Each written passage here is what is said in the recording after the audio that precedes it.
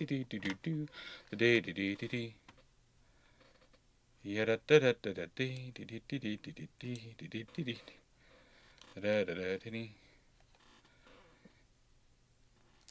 open went in onto both. Out for it worked. So how are we both doing today? Fine, thank you. It was fun to stream you earlier, Ruhnon's been filling me in on what the Ukrainians have just done. Although I did say, let's kind of wait and see. We don't know exactly what's happened. All we know is strikes have been committed. We don't exactly know what the effect of them has been. No, we don't know the effect of them. But there again, in the nicest way, I doubt we'll ever know in publicly what the full effect of them was. I doubt we ever will. I expect my usual metric for these sort of things is half what the claim is, and then a quarter that. Well, so they say they've got 37%, and which means I expect in real terms, once losses have been tallied up, what's repaired can be repaired, and what can't be repaired has been scavenged for parts. You're looking at more likely 5% of the Russian strategic bombing fleet being actually a total write-off, rather than the 37% they're claiming. I'd say slightly higher, but there's a reason I'd say slightly higher. I always like to lowball these. Look at the age of the airframes. Look at how weak they are already. Yeah, that's going to increase that. Yeah, I know. Well, it appears to me at the moment that the app is the bot is actually working. Jolly good. Nice for a change. Yay! Michael Cooch and Steve will both be extremely happy. And yes, I have hopefully opened them up, and it's hopefully is working. So yeah, although Michael Cooch got caught by the 90-second cooldown. Oh dear. It's now a 90-second cooldown, Ruhnon? Oh, and in answer to everyone why I was late. Okay, so I was messaging you all, I was getting Restream working. And then I heard an almighty yell, I mean a visceral, blood-curdling yell come from the lounge. And I went through rapidly, because I thought there must be something disastrous going on. No, it was just my mum has won a, let's put it this way, against her, between her and the arts, for some reason there was about 12 of them somehow playing Space Marine 2 and going all hammer and tongs at each other. And my mum won. And for those wondering if the Amazons were really as scary as the fables and as the mythology in Greek mythology makes out, I can assure you, having just heard that yell and seen the reactions of these particular ladies, or of some of them via computer screen, yes, they were real, and yes, the stories underplayed a factor, a few levels. They seriously do. Indubitably. So, you're now quiet. You were so noisy earlier. You're now quiet, Fleet. It's like I said, because everyone has me set up because they're used to me coming through certain app. The one app that that hasn't been set up for the way I have my bike set up is Twitch, as in the Twitch, direct communications app that you do when you're collabing with people. That's because you can't really set up the app for it. It's very, very basic at the moment. I have to admit. And the problem is they have only recently really got it going, so I can understand why it is so basic. And the problem with that is that I've got my mic settings tweaked for everything else. So if I mess with the Twitch, everyone, Ruhnon's not here yet to tell us that we've taken in too many questions. She's not here at the moment. No, come on, Alex, be fair. So get the questions in quickly. Stop it! Come on now, I will go for hours quite happily. Yes, but some of the rest of us have to not keel over. Speaking of which, tomorrow I may be late. Okay. The reason is I have meetings, and after those meetings I may need to go hit something, so I might go to the gym and be hitting a weight bag. A lot. And I might only return to the meeting when I'm in a better mood, or when I've done a Steve Rogers to it. Understandable. Have a nice day.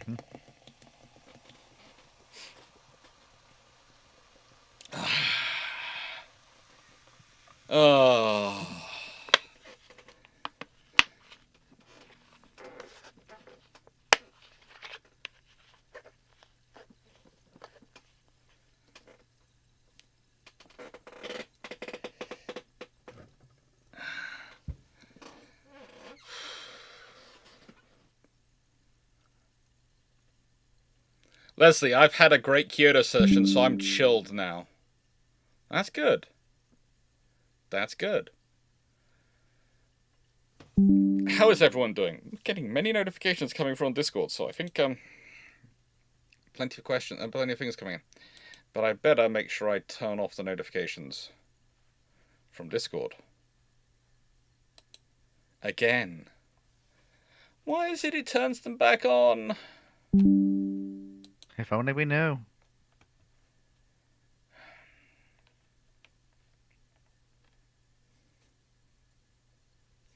I've got on disable all notification sounds.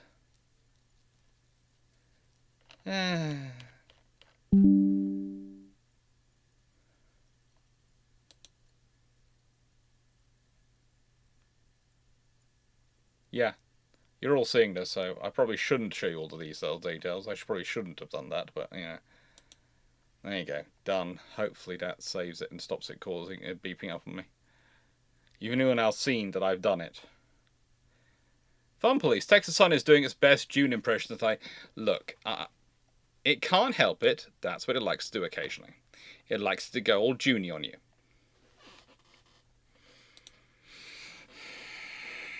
It likes to go all Juney. Yeah. Can anybody find me? Lots of questions coming in. Oh, yeah, Wayne. I've got to send you a game link. There's a game link, which is also a game which, actually, to be fair, Ruhnon is playing. I'm not sure if Fleet has yet signed up to it. I have sent them a link to sign up to the game. Where did you send it to me? WhatsApp group. Burning Pirates. Ah, that would explain why I've not seen it. Well, I can't help it that you're not as technologically savvy as the rest of the more senior and elder gentlemen of Shipshape. We'll get you there. Well, yeah, we can't help it that this younger generation of person coming through is not as tech savvy as we are. Plenty tech savvy. You know.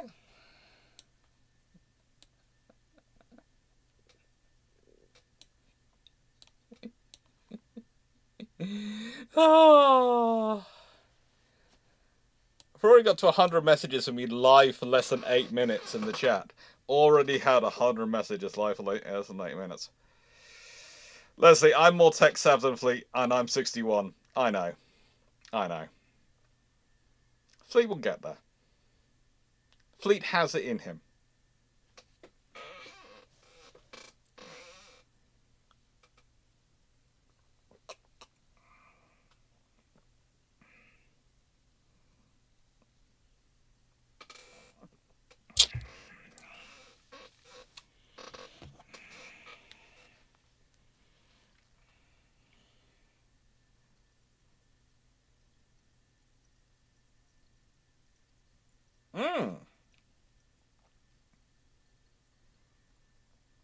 Oh.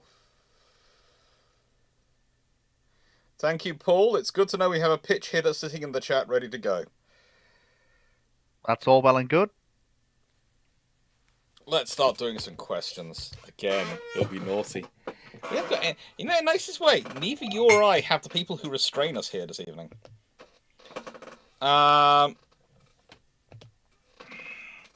Michael Cooch. For each of the major navies of World War II, what ships would you say were their equivalent of fourth rates? Pretty much universally, it is light cruisers. Universally. Because think about it, your third rates are your heavy cruisers. Your first and second rates are your different levels of capital ship, depending on circumstance, whether they fill in as a first rate or a second rate. So your fourth rates, your light cruisers. Would you agree, Fleet?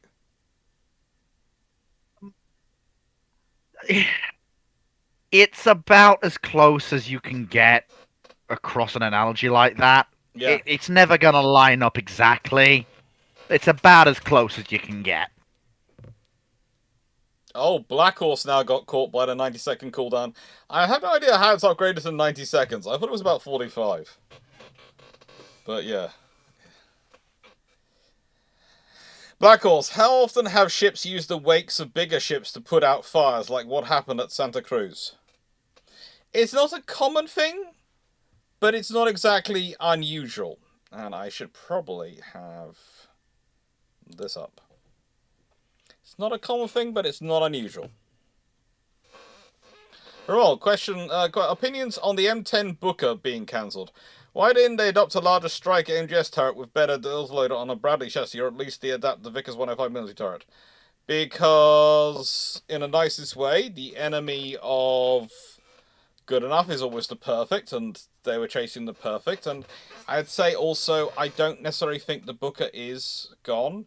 It was an infantry fire support vehicle, and as I see from what they've described it as, basically they've paused funding. They haven't actually cancelled the program, and that makes we to a certain discussed this extent because they are entering in a whole load of extra other programs and trying to set it up. Now, there is a good on the cancelling thing. There is a strong possibility it's going to get cancelled.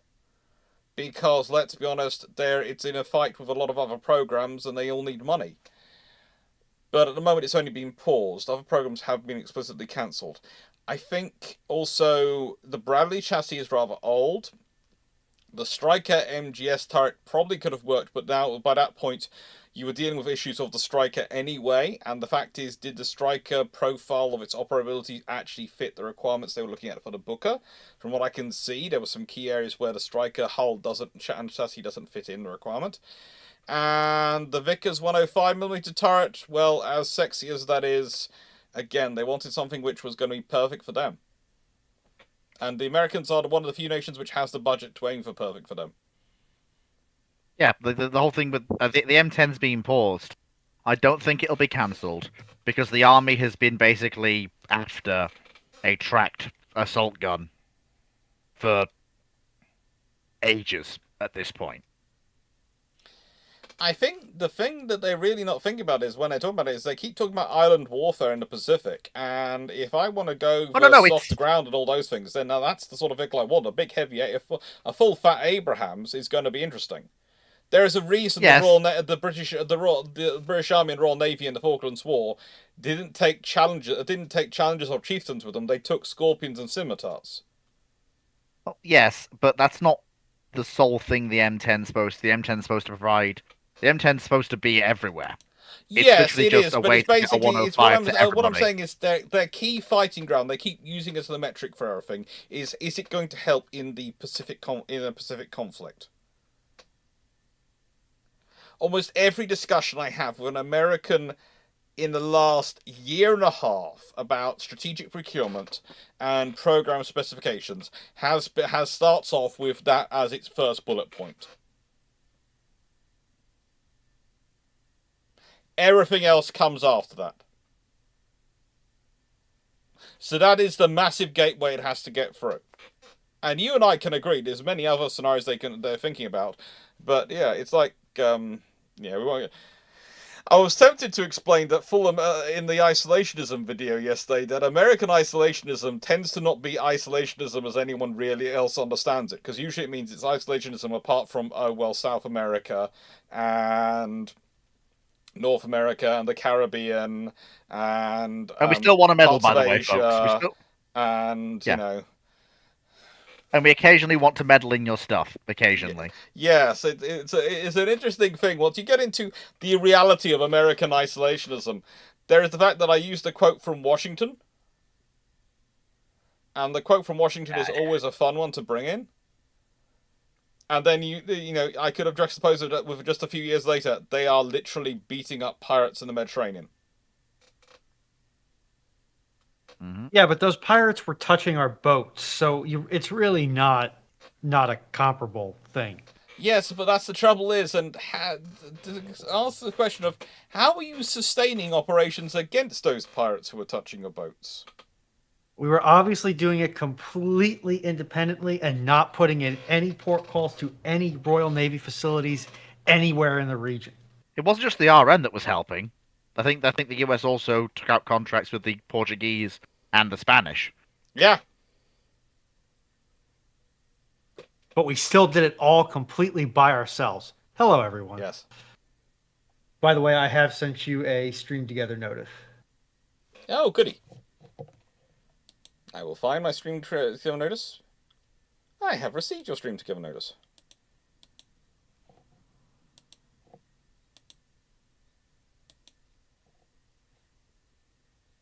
It is... My bitrate on Twitch is showing as white, which I've never seen before. Mine's showing as green. At 6,000 kilobytes a second. Well, I'm pushing out my 4500, which is normal for me. So I don't know what's going on. We'll find out. But I'm probably going to be there is an in option. and out Did you somewhat get tonight. the thing from Twitch about upgrading to 2K video?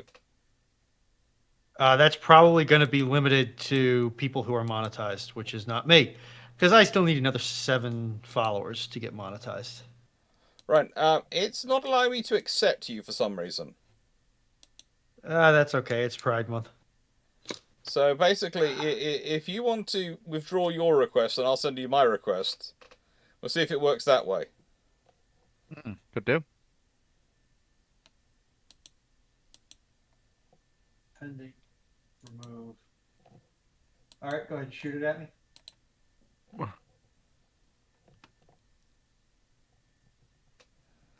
Lovely, thanks. Anyway, while that was working, yeah, I hope that answered your question, Mole.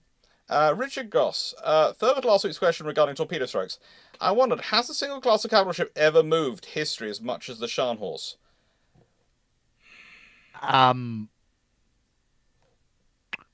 The Scharnhorst did a great deal of work for the Germans during World War II, I'm not going to deny, but they are not the capital ship that had class of capital ships that had the most impact on the movement of history. Ooh, that's actually a tough one to pick. There's about 4 contenders for the job, and they're all at the top. I mean, if we're talking about how much ink has been spilled, I would say you gotta at least acknowledge the existence of Bismarck and the Yamatos. Yes, but that's ink being spilled rather than moving history. And honestly, if we're talking capital ships that moved history, I think shoutouts have to go to a few carriers on either side of the Pacific War. Because by that point, they had made it abundantly clear that, yes, we are capital ships. No, you cannot ignore us. I would say it's, yes, we are primary striking assets. You cannot ignore us and dismiss us to the second rank of the second tier of scouts only kind of deal. Yeah, it is. It's a fun thing. Wow. All right, we should be streaming together now. We are. In peace and harmony across this ocean which separates us.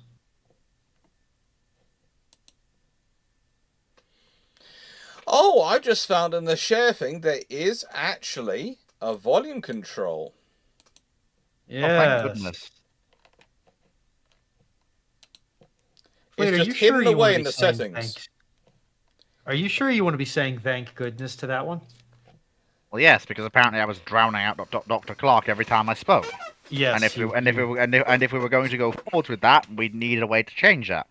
Yeah. If we hadn't it's found called what we did, It's called joining the same Discord call. Oh, good. well, yes, but Yeah. Oh, my mum's gonna be sad. One of the Race Across the World contestants has died. Anyway, leaving that to one side. Michael Cooch is the next question. I'd say especially as for capital ships which have changed the world most, if we're just literally looking at limiting it to battleships, I'd argue HMS Warrior did a fairly good job of changing the world. Warrior and Black Prince. She was a frigate, or is a frigate. She's an ironclad frigate, yeah. But she was a capital ship as well. This is the thing. Once you use the phrase capital ship, this is why it makes it so difficult. You also open up things like first rates, and second rates are capital ships, I would argue, from the Age of Sail. A capital ship is an asset by which a nation makes a statement for its deployment. Deploying a first rate is not something which is not going to make a statement. I'm doing a video this week about a Russian first rate called Rostilov. And, yeah, that thing makes a statement when it shows up. Most of its statement is, I'm not as good as HMS Victory, but I'm still 100 guns and no one else in the Baltic has anything to match me unless the British turn up. But yeah, which is enough. Yep, pretty much. And when the British do turn up, the Russians decide that Harbour is a great place and they really need to inspect that wall. Really need Which to inspect that honestly wall. is. I feel like for most of the latter age of sail, Britain just represents the outside context problem. Yes. It does. because it has captured so many and built so much, it just has so many it can send. It can literally spam wooden walls at you. No one else can realistically do that. Oh.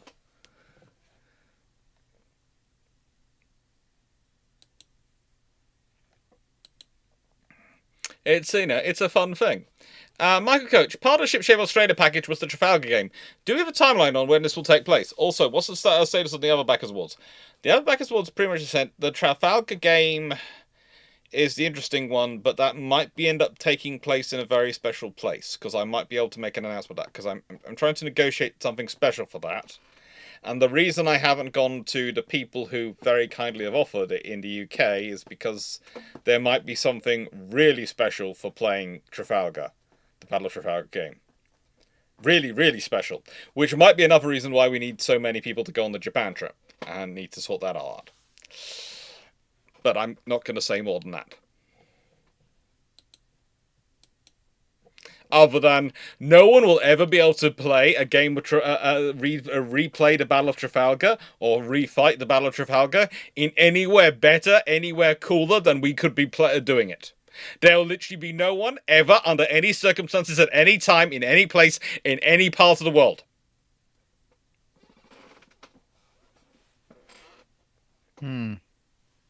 Barring possibly one position in Portsmouth, which I doubt they'd ever allow you to do it on.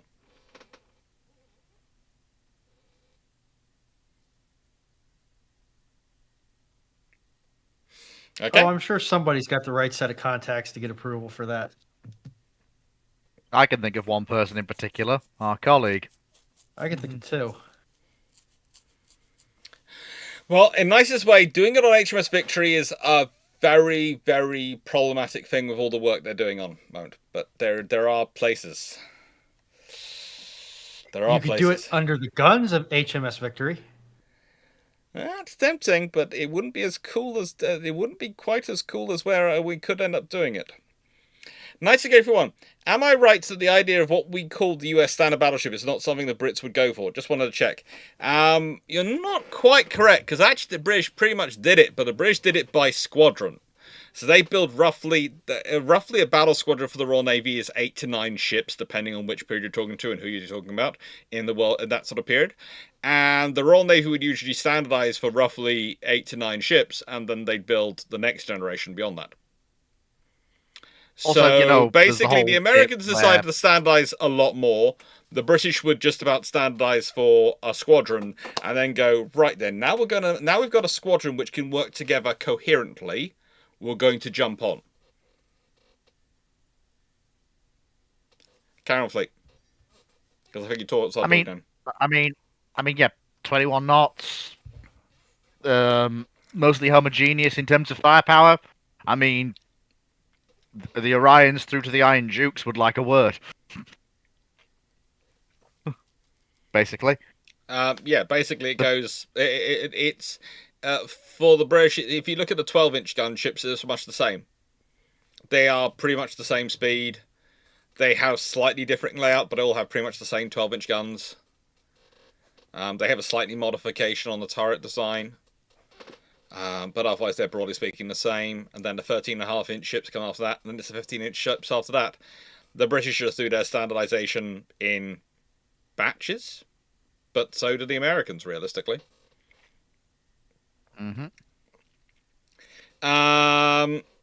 Next question. Team Maloka. Question for Ruhnon. How much YouTube will want for more API calls? You'd have to contact them to ask. I actually have been trying to look into that. Apologies for the sneeze. You their page referencing API calls says that basic developers can get 10,000 calls. Well, when you look at what any given what given actions are worth in calls, because calls are far more like a microtransaction currency than their name would suggest. You could go through those calls very, very quickly. Mm-hmm. 10,000 looks like a lot until you start spending it in increments of 50 and 100.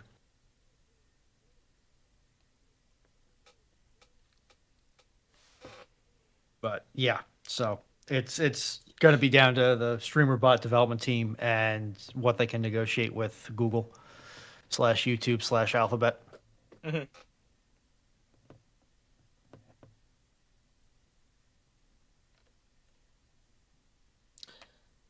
Okay. Has anyone else here been watching the recent season of Clarkson's Farm? Not I. Oh, you're missing out then. It's good. It's very good at the moment. I'm halfway through Yes, and but I think rather enjoying it. as much as I hate to say this, Mm-hmm. for a variety of reasons, I believe my level of Prime does not actually give me access to Prime Video anymore. Because Jeff Bezos, I guess, needed another yacht or something. I don't know. How come? I thought the moment you had Prime, you had Prime Video. That's Or is what that I the thought UK? too, but then I went to go look for something, and it seemed like I didn't have the amount of access that you would think I would have. They've started giving Amazon has started doing stuff where it's like, yes, this is available to you for your Prime membership, but if you want more, you need to spend more. Yeah, I am finding it amazing the level of memberships you can have in Deliveroo. And now they've they've gone from being a member of Deliveroo to a Prime member of Deliveroo to a Platinum Prime member of Deliveroo. And I'm sort of going, do I want to be a Platinum Prime?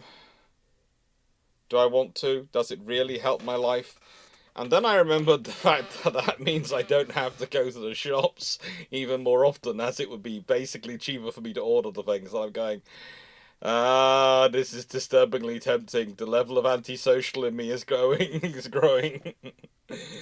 This allows me to ignore these things. And ignore people. There are advantages to this. So yeah, it looks like it could be slightly hit or miss. Alright. Because I feel like saying included with Prime is redundant when you are in the Prime Video page. Right. Then we have another question for Ruhnon from Bomia Boy. When did Ruhnon learn how to be an electrician from Tesla or Edison? I would like to say Tesla, but I'm not that old. Okay.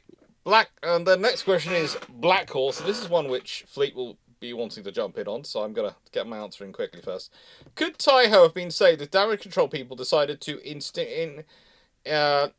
investigate and presume the damage and not just plate over the elevator to continue launching the air raid?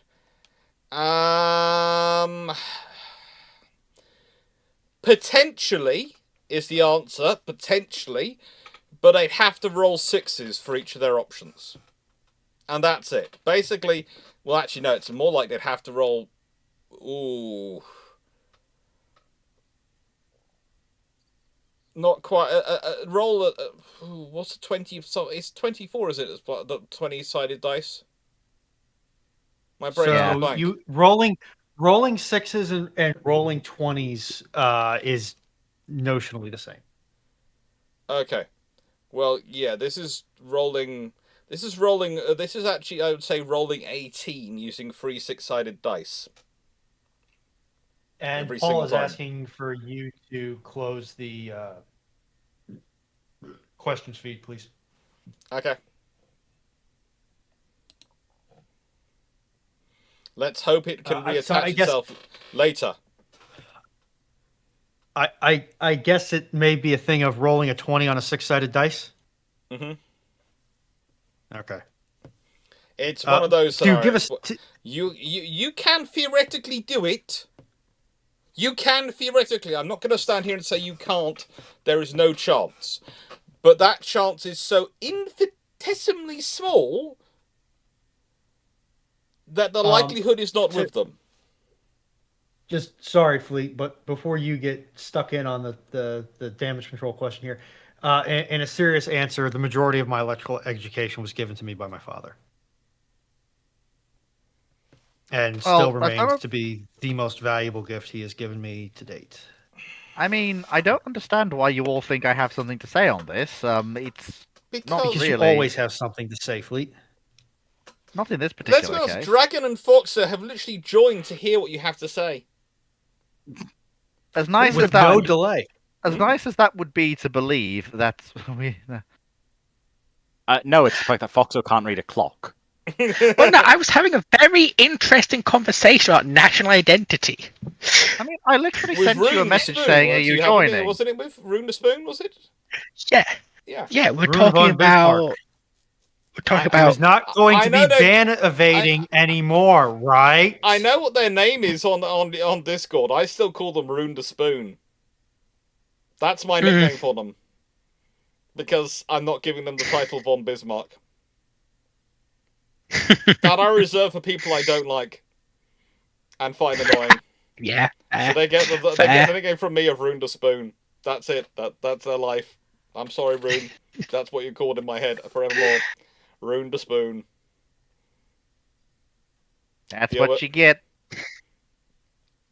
But it's always interesting how a conversation can go from war thunder aircraft to the evolution of national identity in the modern era. Mm. What are you people talking about? Hey. He literally just told you. Yeah, I get This that, way, but- Fleet, would you not agree that the Spitfire is now an integral part of the British national story and therefore is part of the British national identity? Yes. Yeah. So therefore, it's a very easy leap, isn't it? Well, yes. Only that on wasn't Tuesdays. Really, it's not in the budget. Okay. And then we have Andrew Birdsall. During the War of 1812, it seems every few days a merchant ship was captured.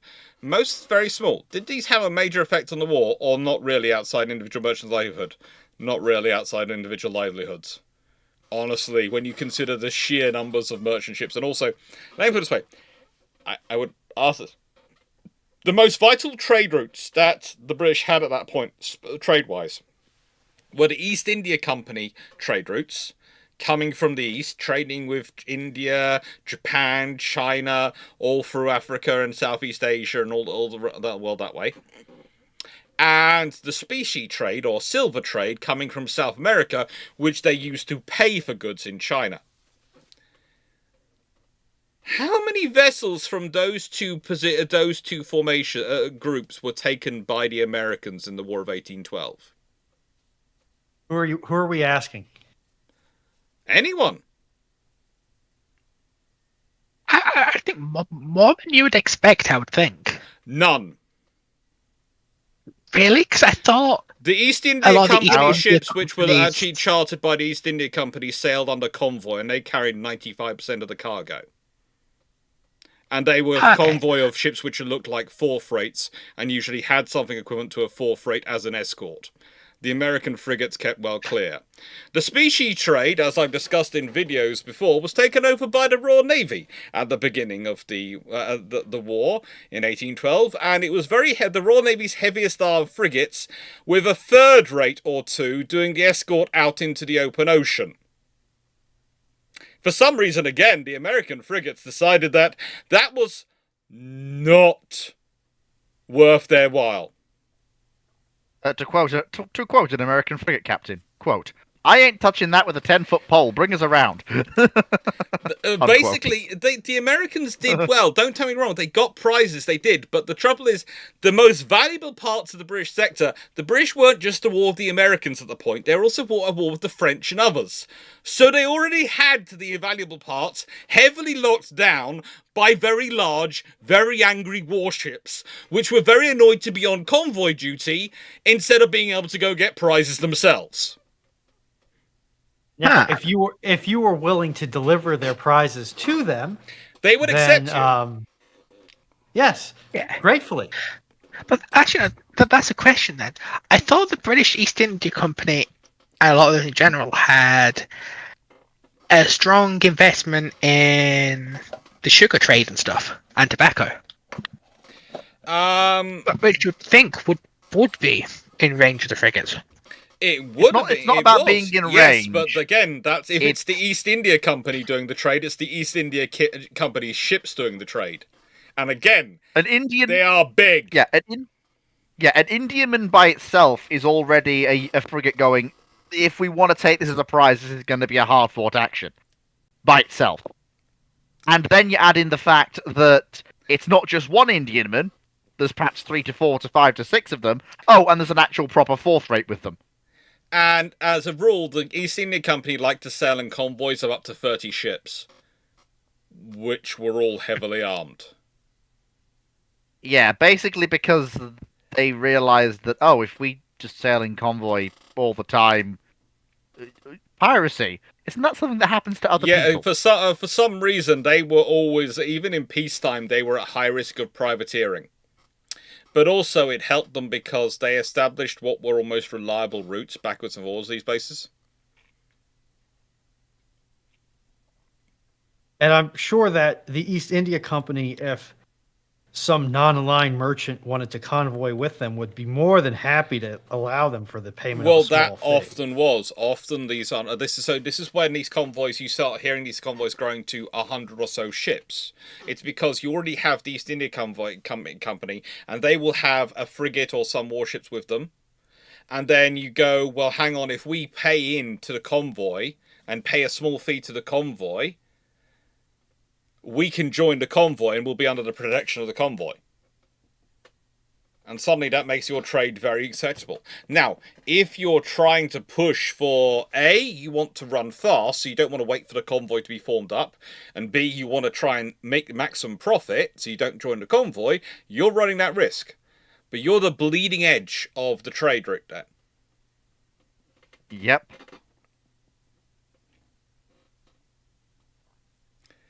But Andrew Burzel, I suppose the follow-up that this doesn't apply to the American merchant vessels running the blockade. No. And the biggest trouble for the American merchant vessels running the blockade wasn't the blockade on the American ports. That was a problem, but that was more to keep the American warships in. The biggest trouble for the American merchants running the blockade was the British ships operating far away from American ports. Have a look at where the American ships are captured. The vast majority of them. Yep. It's usually at the other end of their journey.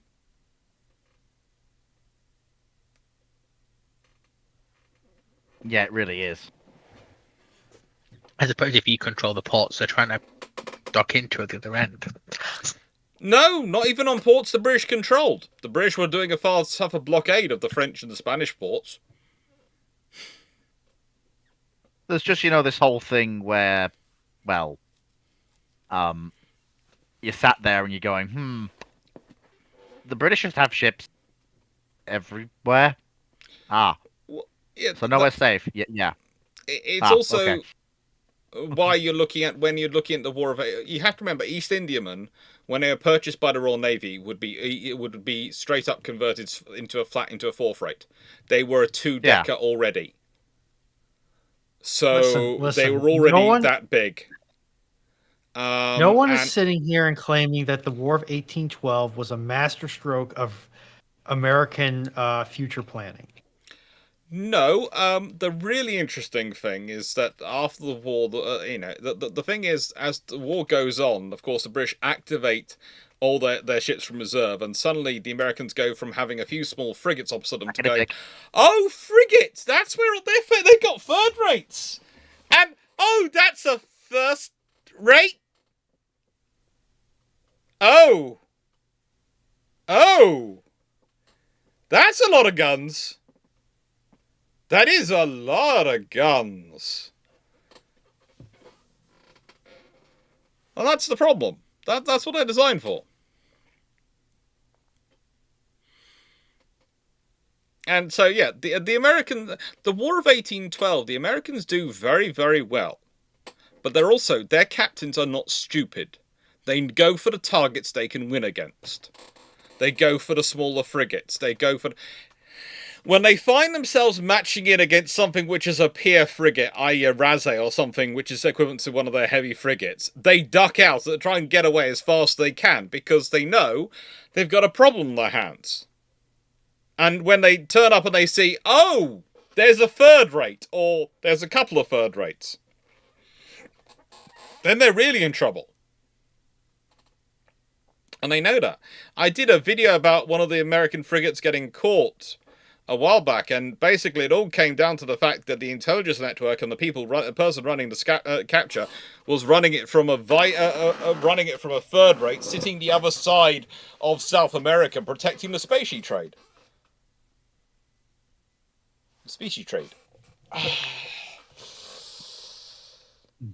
Anyway, it's always fun.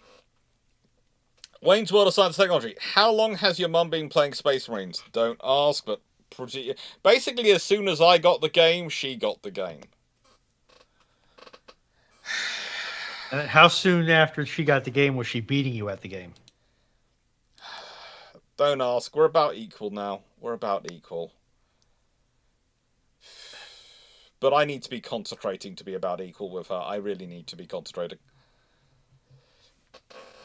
Knight 6831. As the Admiralty W and V, I'm presuming that's V and W class destroyers, and Destroyer Leader Scott class Destroyer Leader, and Shakespeare class Destroyer Leader were up for replacement, what was the RM plan? Build destroyers. That's it, pretty much. That's the Royal Navy's plan is when these vessels are up for replacement, they build more destroyers. That was their plan. That's what they were doing. There's no real great debating. You have to remember the Royal Navy almost builds a different batch of destroyers every year, so they have an ongoing planning department, a planning program, and basically it's, oh, this is the plan we have for this year. Take it and deliver. It's that simple at that time. That's also one of the reasons why the Royal Navy is so annoying, because we know they were going to build something, but unlike quite a few other navies who were doing a long-term advance and were planning these big builds, these plans, the Royal Navy was just doing ongoing procurement, which is also something you can do when you're a big navy.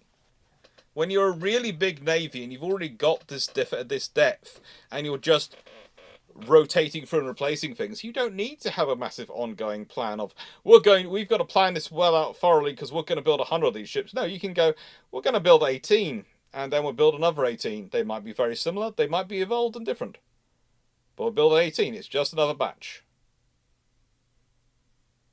That's it. Timu, good luck at the amusement park. Don't play any of the grabbing games. We know you're not good with cranes. Okay? We know. Anyone else? No.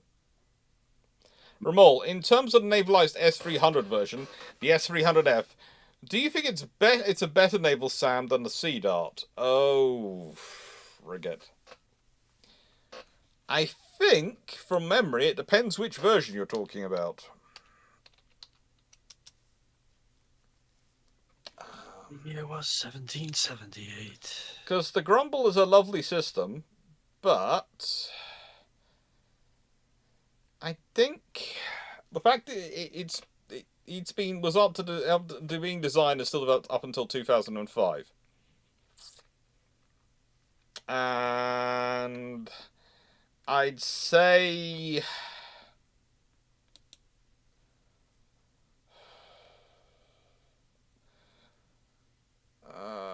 the Fort M, I would argue, was probably better, but the Fort F,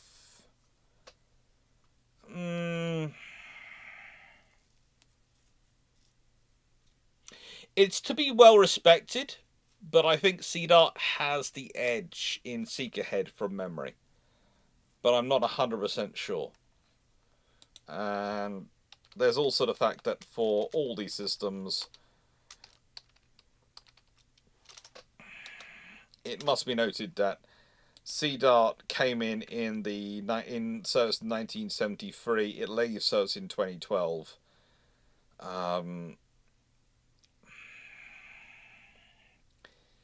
It's a good system,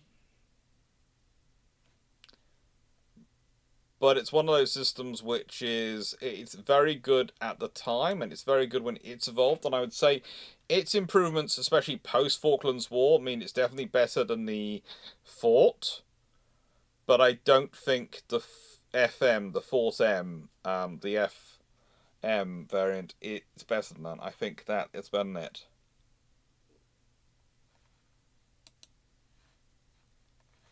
Can I just clarify something? Does Tanefelica said that they won the cat some soft toys with one of those crane machines on the pier? Just checking that came in. Yes, I see that. Good. Just checking I wasn't misreading that. That being said, next question. How many questions do we have in the can, by the way? Because I was telling people you were busy, so they could try and get them in quickly. And I'm trying to find Steve's part 2. Oh, I found it. So, it is 1794, given no other change in outcome in circumstances. If Nelson and Collingwood had swapped circumstances, such that Nelson was flag captain for HMS Barfleur during the 1st of June, and Collingwood was at the siege of Calvi, how would this have changed each officer's future career? Ooh.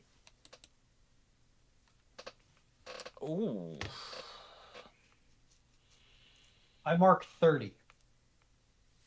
See now, it's an interesting one. That the siege of Calvi is, if I'm not mistaken, because you have to remember which bit of him he lost where. Yes, that's where he lost his eye. So he would have said, so he may lose his eye. Collingwood might not, but then he's at glorious 1st of June. That's interesting, because if you haven't changed anything else, they've still got their slightly different entrance to the dates.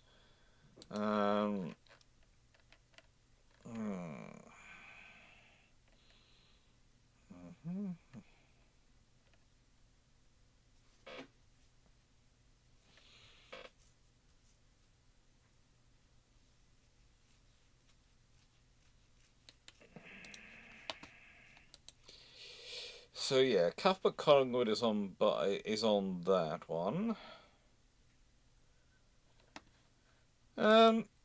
Honestly, what would change? That's a hard one to work out on a question like this, because I have to work out where they go from this.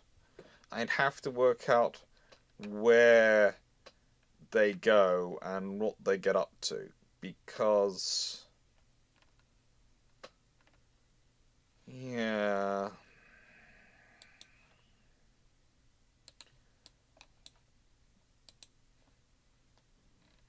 You have to remember.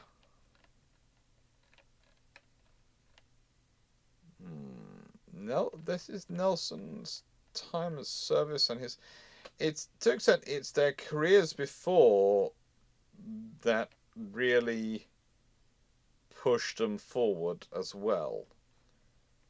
So how much of it does it change is the question, realistically.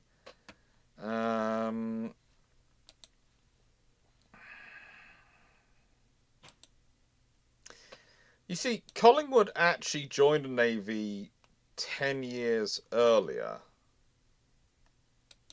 than Nelson, and was actually 10 years older than Nelson. So again, you're changing them around, you're changing around a lot of relationships. I don't really think it would change that much if they were in those different places. I really don't, because Nelson has already skipped so far ahead.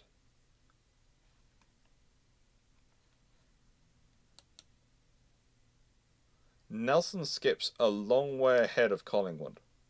It's another reason why when people go, it's all down to time served, your rank in the Royal Navy in this period, and they go, Nelson outranks Collingwood and he was 10 years younger and had served for 10 years less.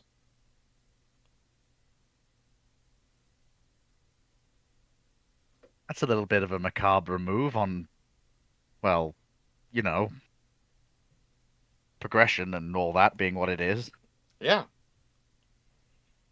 But that's the thing, is it's more complicated than sometimes some books and even some historians make out, let alone some authors who are not historians, who will literally tell you the only way up is, through age and these people dying off, and it's not that way at all.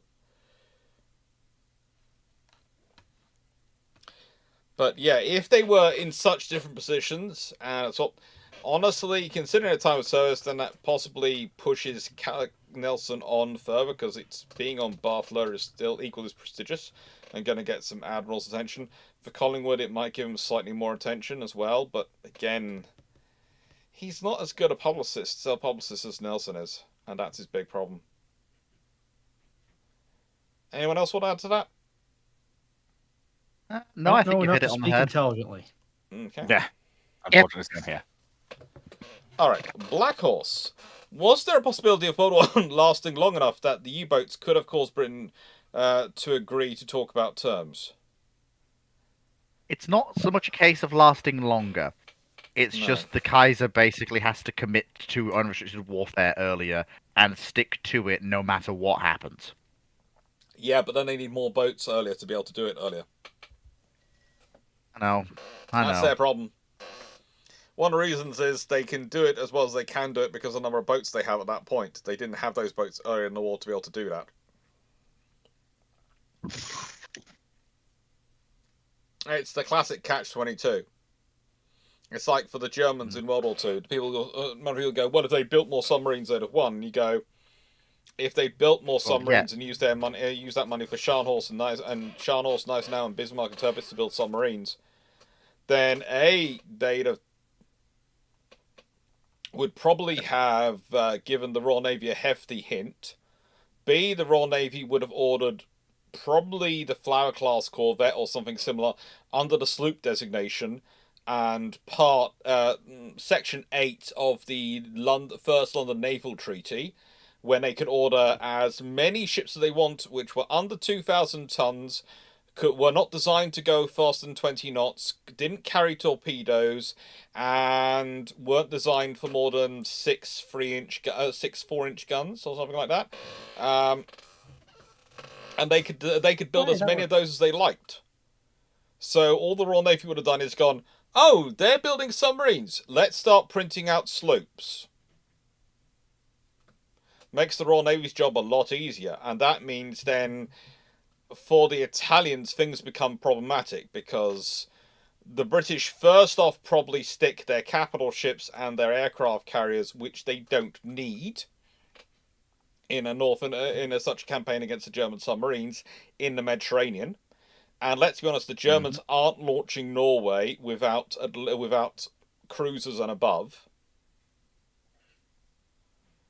They aren't launching it. They might, it doesn't. If the Royal Navy, if they don't have Scharnhorst and Gneisenau, they aren't launching Norway. They just aren't. Yep. And if you haven't got the surface ships, the big surface ships, then honestly, the loss of the Graf Spee becomes even bigger, because that'd be a major loss, because that's one of your 3 heavy cruisers you actually have. And have you built the Hippers if you haven't built Scharnhorst, Gneisenau, and Tirpitz and Bismarck? Probably not. In which case, what ships have you got? And if the Italians do join the war, then that means pretty much every Royal Navy carrier and every Royal Navy capital ship is sitting in the Mediterranean to go, hello!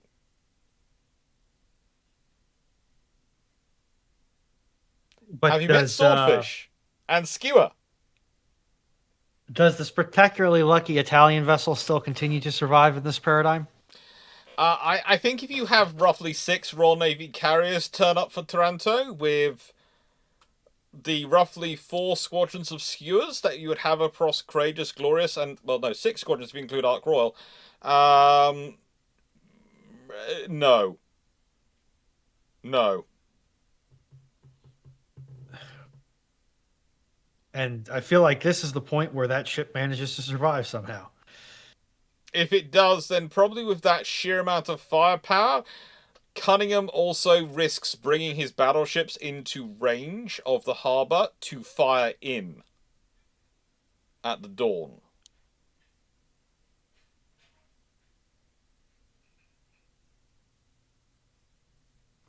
Mm-hmm. And also you've got the scenario that if Norway hasn't fallen, then that's going to make that route very much more protectable for the British in terms of in terms of moving convoys northerly. So they move the convoys up further north, and that means even if France falls, for Britain it's an easier job, really.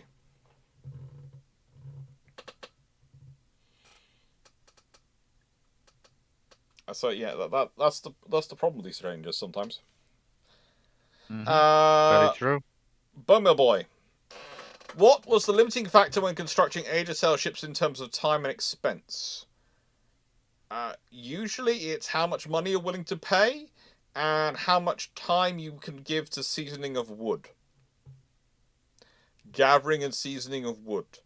Honestly, when you start wandering around Chatham and you start looking at timelines of things in construction, you realise very quickly the growing, the seasoning, and the growing, the gathering, and the seasoning of wood is the overwhelming amount of time taken in construction of an Aegis sail warship. And that's not just because the oaks usually have to be roughly 200 years old before you can harvest them.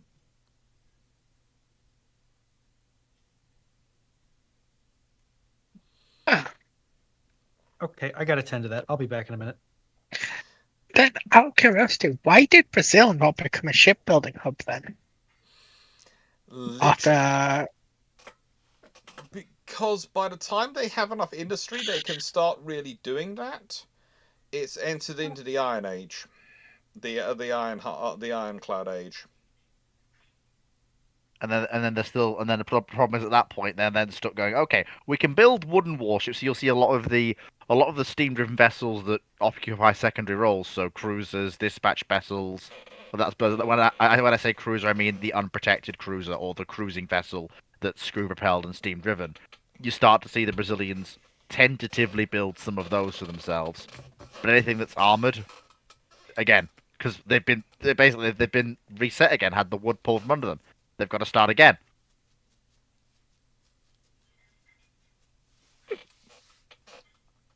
Which is annoying for them.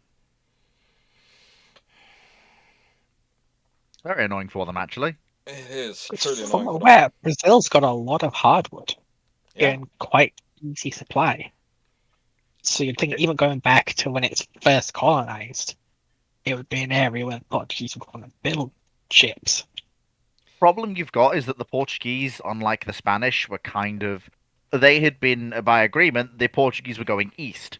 And if you look at where the Portuguese put their infrastructure to build vessels from new, it's their Indian territory, it's their territory in the East Indies, it's their territories that they have in the early part of East Africa, which is where the Portuguese have been set, like, because of the agreement they have with the Spanish at first, that's where our main area of interest is. Brazil is just a resting point. It's a stop-off. Because the Pope decided to divide up the world between the Portuguese and the Spanish. And that's why Portugal ends up speaking Portuguese. Brazil ends up speaking Portuguese, and the rest of South America ends up speaking Spanish.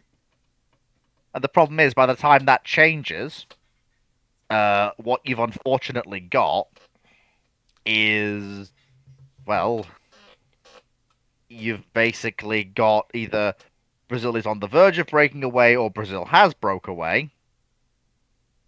And then Brazil spends a good bit of time tearing itself apart. Bearing in mind, Brazil as a united polity doesn't come together truly in terms of full cohesion until the 1870s. Nope. And So that gives them. So at that point, then they've got to. Then of course you're well into the ironclad era. So then Brazil's still industrializing by this point. And given the sort of fleet size they're looking at, it's genuinely not worth them building the infrastructure to build their own assets until basically you get into the Cold War period.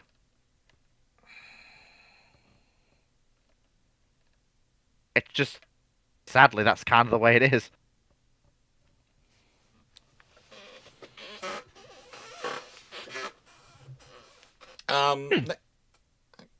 Any more questions, Foxxo? Yeah, so if Brazil had have gotten the attention it needed in the Age of Sail, then with its access to the Amazon rainforest, would it have been a good ship producing area? Or is it just really bad located or something? You could have theoretically done it, and if you consider the rivers you've got floating out from the inside out, also from the rainforest, you've got excellent logistics spaces to move the wood down. So you really could set up a good flow and good construction process. You're still going to need sources of iron and various other things, but you can probably fudge that out. And you just have to look at the example of Bombay and Goa, what the British and the Portuguese produce in India, and the sheer quality of the ships that come out from Bombay. For many years, the Royal Navy basically considers them the finest wooden warships they can get are the teak ones which come from Bombay. Mm-hmm. Indeed. Much to several Royal Dockyards' annoyance. So, with Brazil, it was very much a case of by the time they had the infrastructure, it was too late. Yeah, it's a running meme of Brazilian history. By the time they're in a position to exploit something, it's usually too late, and everyone's moved on. It's only now that has actually changed. If you want the fundamental answer. Ironically, Brazil, of all the things to really nurture and start to take off, Brazil's video game industry is one of the ones that they're investing heavily in. Yeah. Yes. Yes. It's also now, and it's also Yeah. It's worth bearing in mind we're seeing a second South American boom as South America is once again found to have resources in abundance that it's either hard to get elsewhere in terms of financial cost, extraction cost, or just it isn't there, or that I forgot the other half of my set. Anyway, either way, it's the same thing that occurred in the late 1890s to the late 1910s. We're seeing it again. And this time it's becoming a sustainable boom that the South American nations are exploiting, rather than just riding the wave like they did the first time, which led to the crashes of their economies in the late 1910s.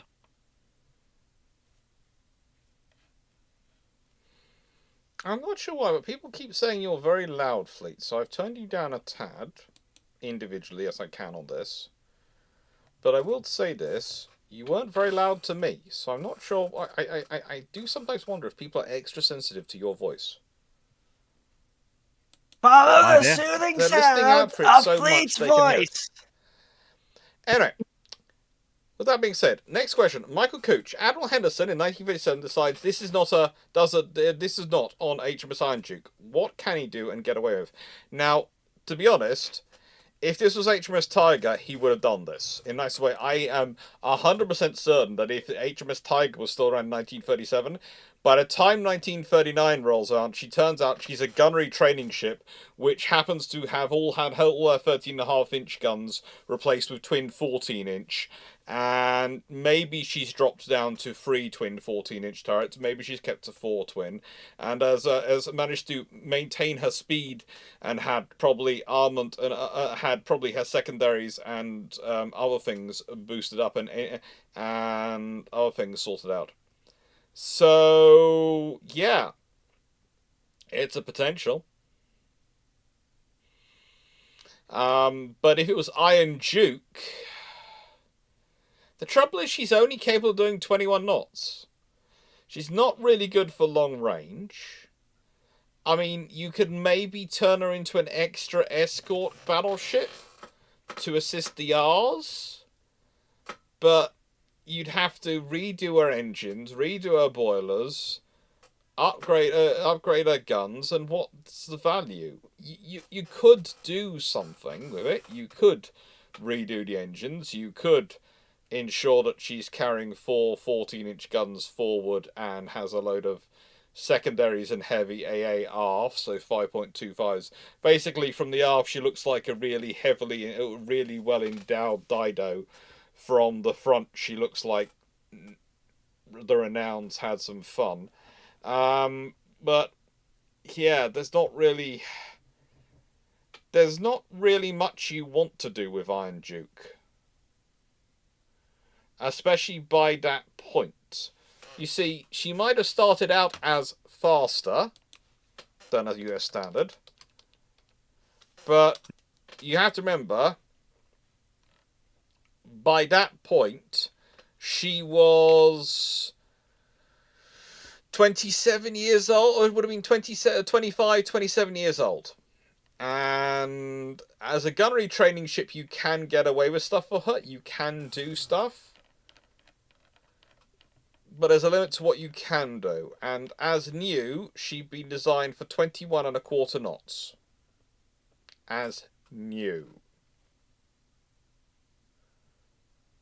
There's a limit to what you can get away with. As I said, this is why I do say HMS Tiger would have been a better option. Anyone else? Yeah, sorry, I had to go deal with something. What was the question?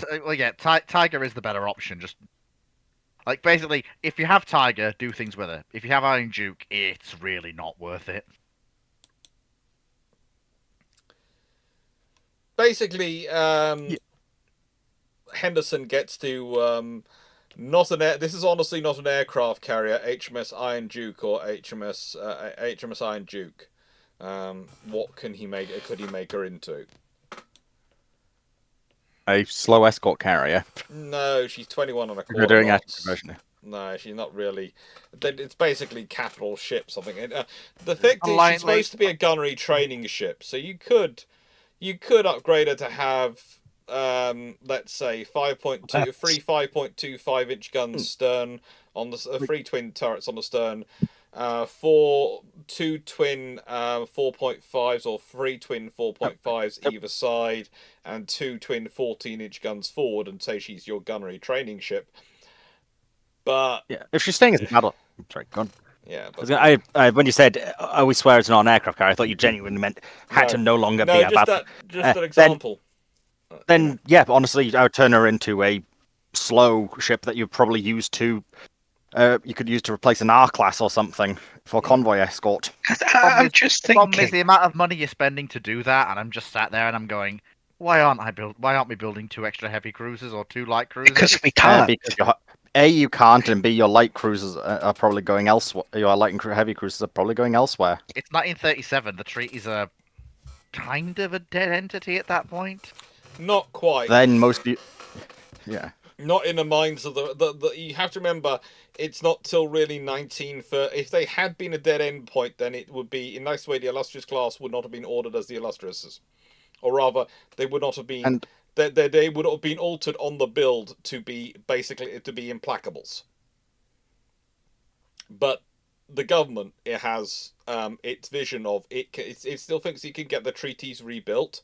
It's still trying in 1938 and only gives up about a quarter way through 1939. Yeah, once war starts, basically. No, it's 6 months before war begins, but it's too late for the Royal Navy to do anything major. Once they realise war is practically inevitable. Yeah, but would be after Munich then. It's March 1939. It's after they've had issues with Japan, Italy, and Germany. They realise war is coming, and those nations aren't signing up to a treaty. So that's the king of. They don't consider war is inevitable this year. They consider war is inevitable, and no one's signing up to the treaties. They still think they have till 1942. In the upcoming years, war is plausible. Mm-hmm.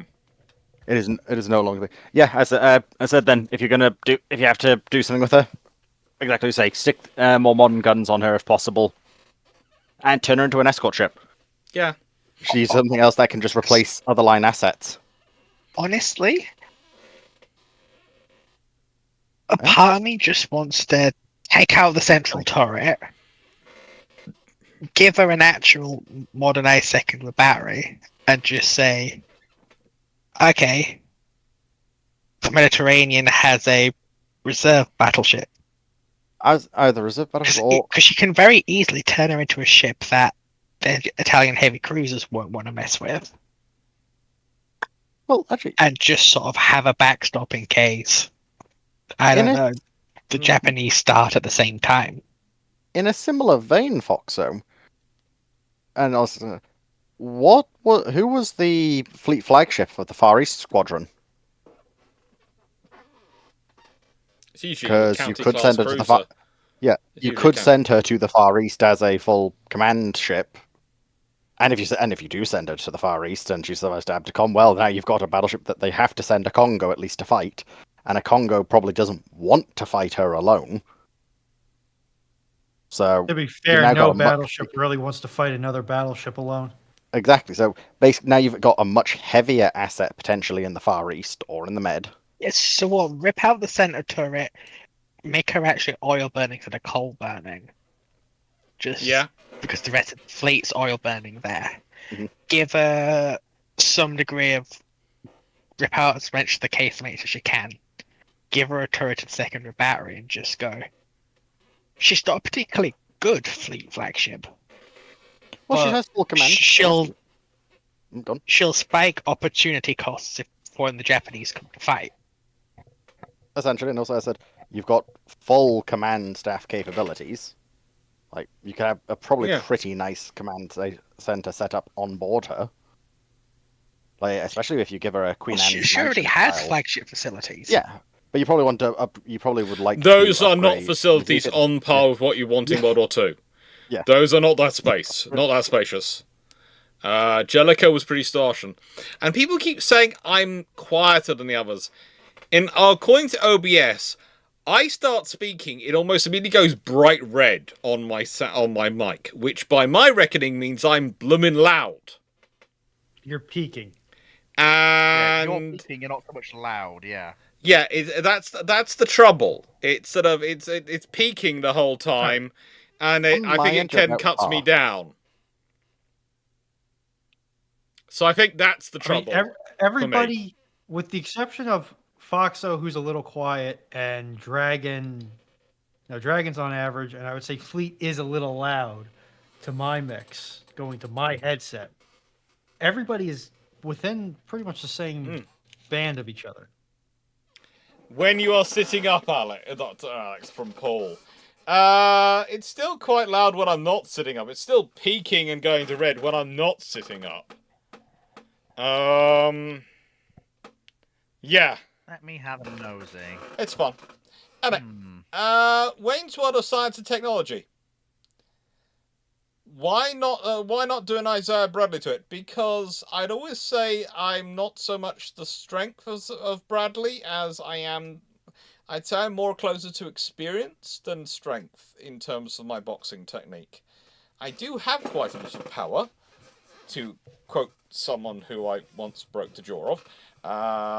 It was only a dear, minor that's not break. It good. didn't require anything too much, and it was in a boxing match at school. We were both 15, and it's what we were doing at school. We're boxing, okay. Nothing wrong with that. And unfortunately for that particular young man, he hadn't told me that he hadn't put in his mouth guard. He didn't think he needed it. I take it that you very vigorously disabused him of that notion. He Boys had will be this boys. idea that because I was bigger, I would be slow. While that is not a completely unfounded concept, it is one which you may test at your own hazard. The point I pointed out to him was I had 4 inches on him in height. I had about 1.5 inches on him in width in terms of our waist at the time, but I more importantly had about 5 inches on him in reach because he had stubby little arms.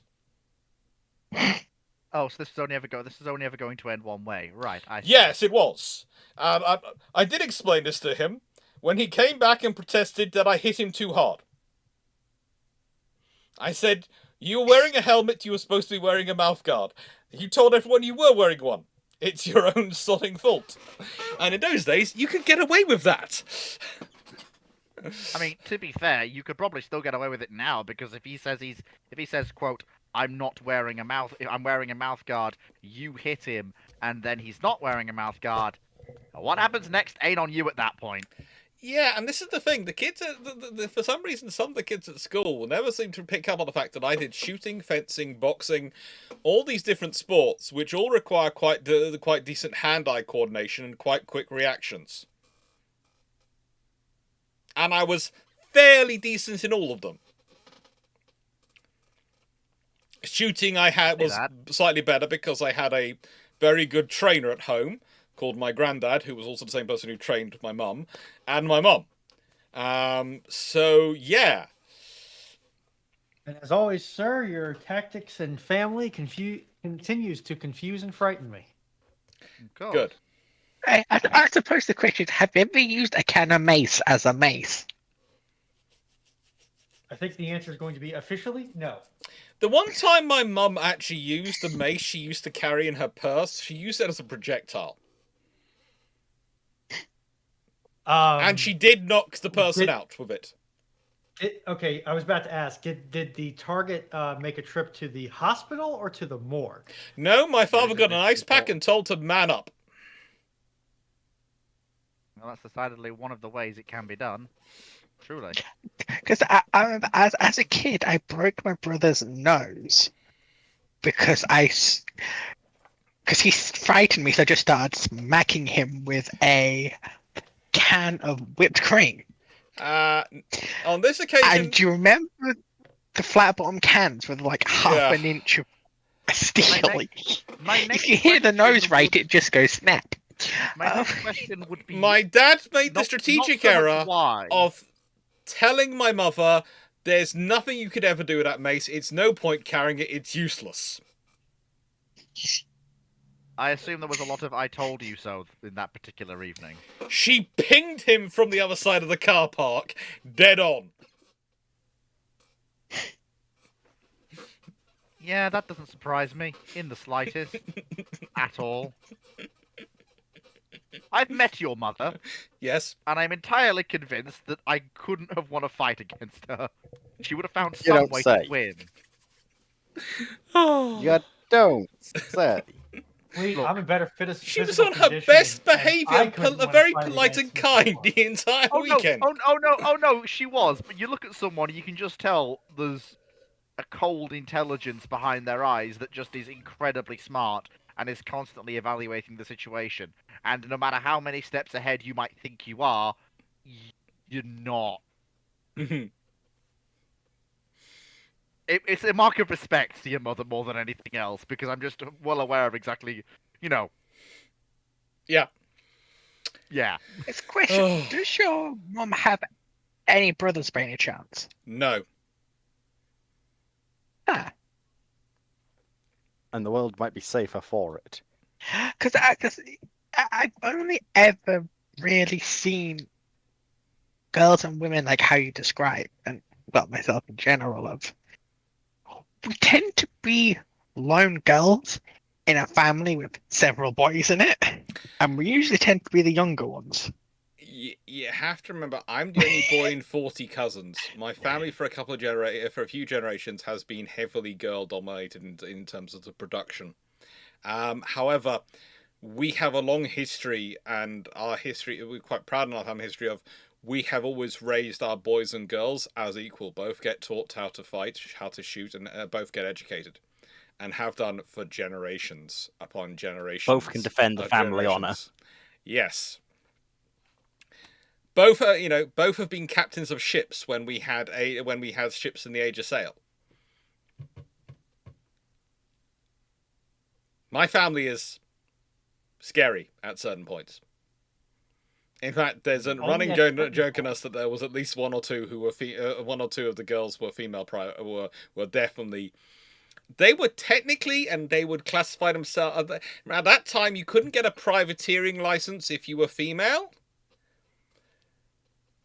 but they would get it so that their first mate would have a privateering license.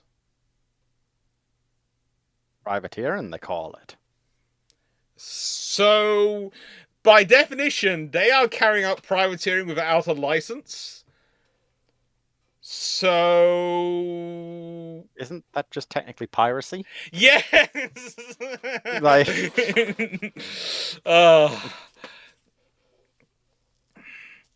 um, I feel that's not something you tell them to their face, but my granddad's favorite trick, Sana Canero, was, and this is something he never passed on to me because the try as I could never get into fishing like he could, but he could do fly fishing, and he could with his fly fishing rod, he could, and his cast out, he could snare a cricket umpire's hat off their head from the other end of the pitch. That is legitimately quite impressive. And the fact he practiced that to the level he could do it without even on first try every single time scared the bejesus out of every umpire in Surrey. That's a one side. Just in Surrey, I'm surprised that wasn't a nationwide. they probably level didn't. threat Well, they event. probably didn't have. The rest of the nation probably didn't have to worry about it. He didn't enjoy cricket that much to go outside of the ones where his friends were playing. Oh, it's one of those moments where I go, yes, humor. It's a wonderful thing. Ramal, do you think the Fleet Aram hated the US Lend-Lease carrier aircraft like Avenger, Hellcat, Wildcat, and Corsair because they can't perform up to British standards? No, they loved them because Oh God, the no, aircraft they absolutely could get loved out them. of Britain constantly had to keep going. They had to keep competing with the Royal Air Force and the Air Ministry controlling production to try and get their aircraft out. You have to remember the entire reason the British aircraft production seems to cease in the mid-war is because the Air Ministry keeps going, no. You can't have that engine. We need that engine for this. So you have to go pick a different engine. Every time the Royal Navy's about to order an aircraft into production, the Air Ministry swipes the engine. Which And causes all politely- the aircraft to keep being redeveloped and redeveloped and redeveloped. And frankly, it drives the Fleet Air Arm on the Royal Navy up the frigging wall. And also, with the deepest possible sympathy to our colleagues in the aviation industry at the time, whilst the US aircraft that we received might not have measured up to British doctrinal needs exactly all the time, politely, in terms of raw performance compared with some of the types that were coming in alongside, they were just better. And the British tend to heavily adapt theirs anyway. Yeah. They did tend to anglify them, as they called it.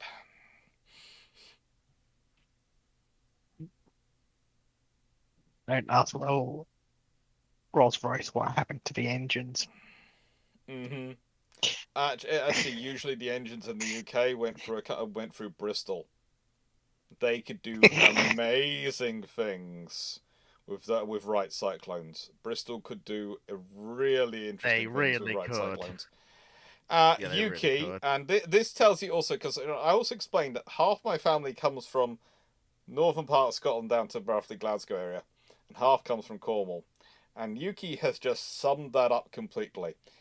She gave her brother a Glasgow kiss by accident, and only came out with a scar, and he was hospitalised for 2 weeks.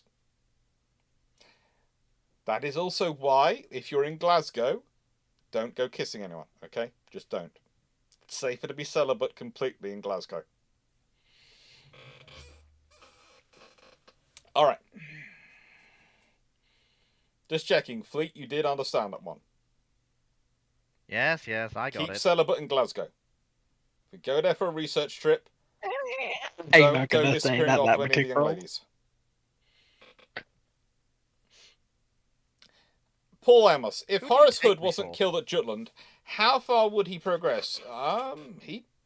Considering his political connections and his capabilities, there is a goodly chance he ends up as First Sea Lord. He's certainly on that track. Mm. I think we can all agree that he's on that track, but the trouble is there's a lot of off-ramps on that track. There aren't, and so you can't be 100% certain, but he could have ended up there. It's not a guaranteed immediate run through to the finish. No.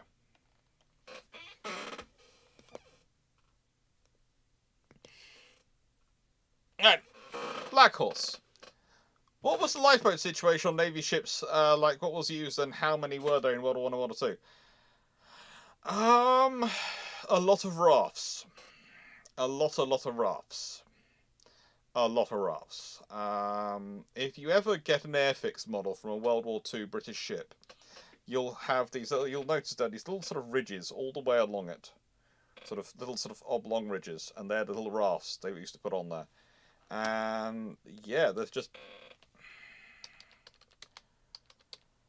lots of them, and it's pretty much the same for most navies. They're called Carley floats, and they were first invented by an American inventor, Horace Carley, in 1838. Not 1838. Sorry.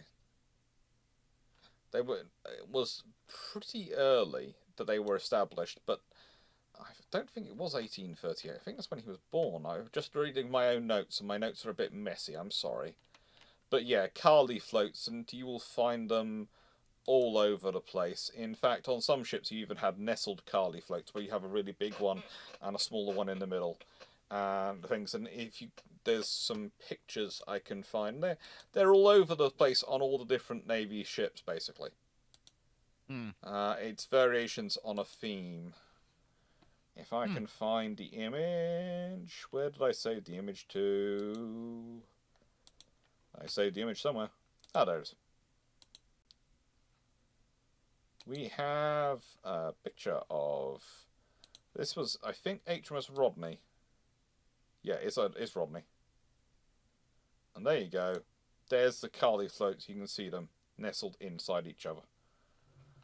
And yeah, they carried lots of those. They'd also have the ship's boats and various other things, which if you can launch, you launched. And but you have to remember there's a small problem with all these things in that the wherever you have the stuff stored, other people are actively trying to destroy your ship, and they're probably going to lose some of it through destruction. Indeed. Anything you guys want to add? No, it's one of those things. It's one of those kind of open and shut questions that come up every now and then. Yeah. Wayne's World of Science and Technology. Quick eval last night's Russian airfield strikes. Nope, not yet. Not until I've seen more pictures and been able to do some independent data analysis on it.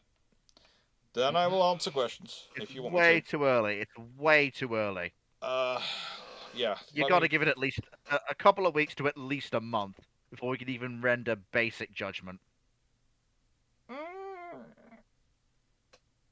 Depends. Depends who I talk to on next Friday.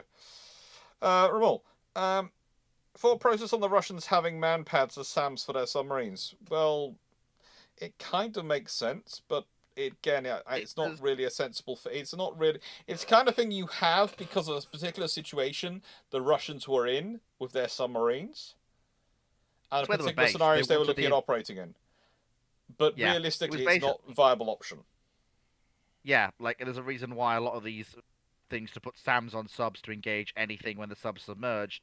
It goes 5 seconds until the sub skipper that they've asked to render advice goes. Why on earth would I want to let an attacking aircraft fix my exact position by firing a missile at him? Basically, the only situation I did talk to a Russian skipper who now lives in the south of France, actually. But he was a Cold War skipper on a boat which had them. And his analysis of the situation was he would only use them if he knew the enemy had him dead.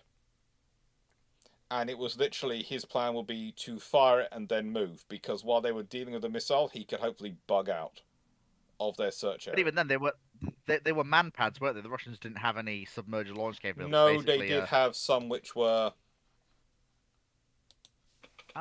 not sure about that, Alex. Hmm? I don't think any navy has ever brought into service a surface-to-air missile that can be launched from a submarine against an aircraft while the submarine is submerged. I am not sure on that one.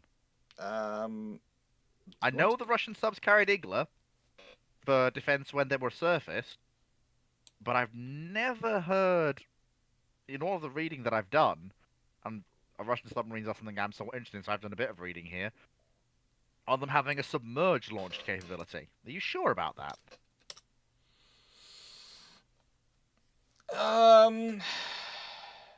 Yes, I am actually. I'm fair. I think it was a very. How do I put this? I'm trying to remember the boats which had it.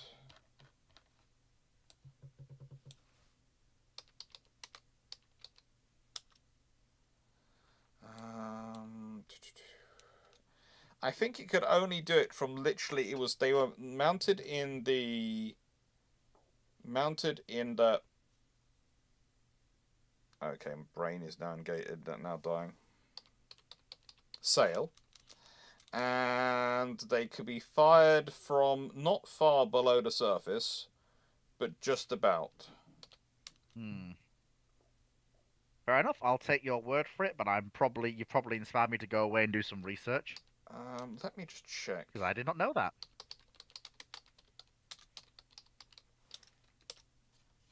All right. So have we let Fleet down from hoisting himself by his own petard?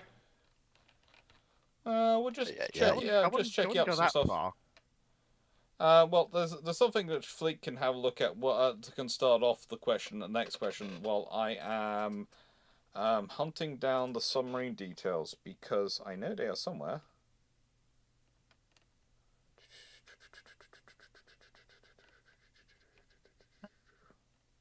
Next question is: were the towers the Spanish built in southern Italy in the 1500s, 1600s success, or were they a waste of money? They are for warning against the Ottoman fleet. Well, judging by the fact the Ottomans made several attempts to try and get a landing in southern Italy, and they failed every single time, I'd argue that, yeah, they probably did their job.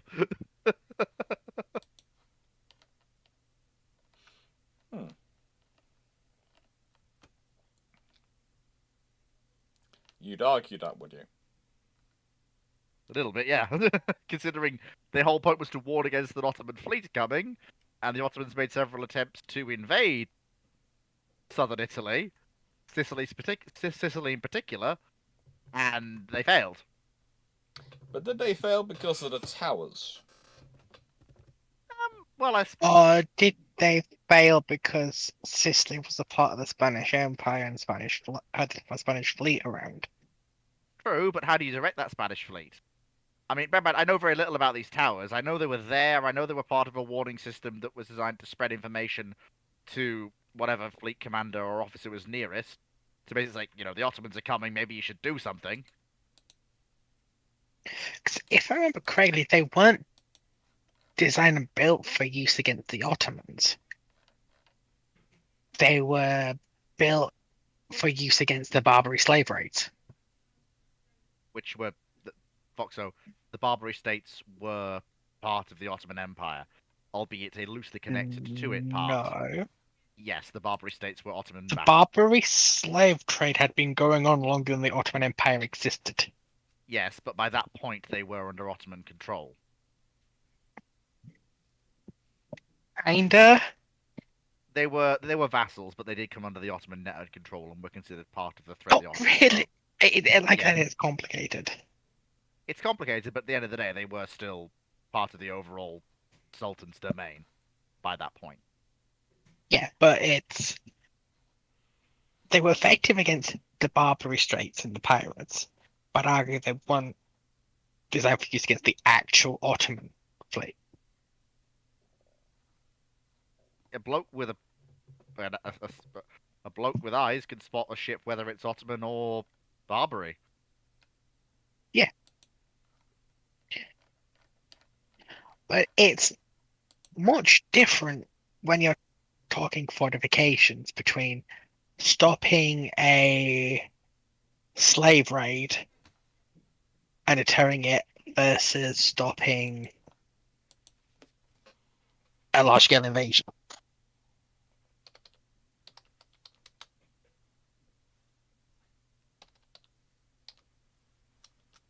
Which, It's one of those things where it's going to depend on whether the towers had an impact. Is going to basically depend entirely on is there anyone nearby who can make use of the information.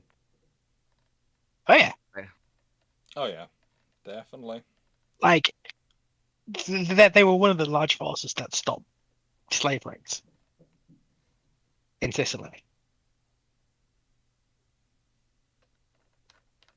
Because even a day or so to react is a day or so to react by local forces. That is the long and the short of it in a nutshell.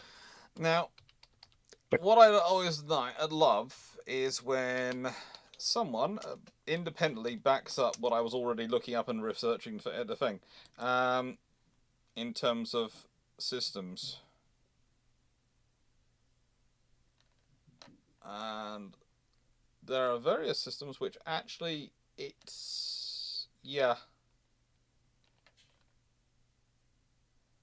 So one you have to think is the systems which tend to have these things mounted on them it was very early on, and it seems to be mostly around about the Yankee boats.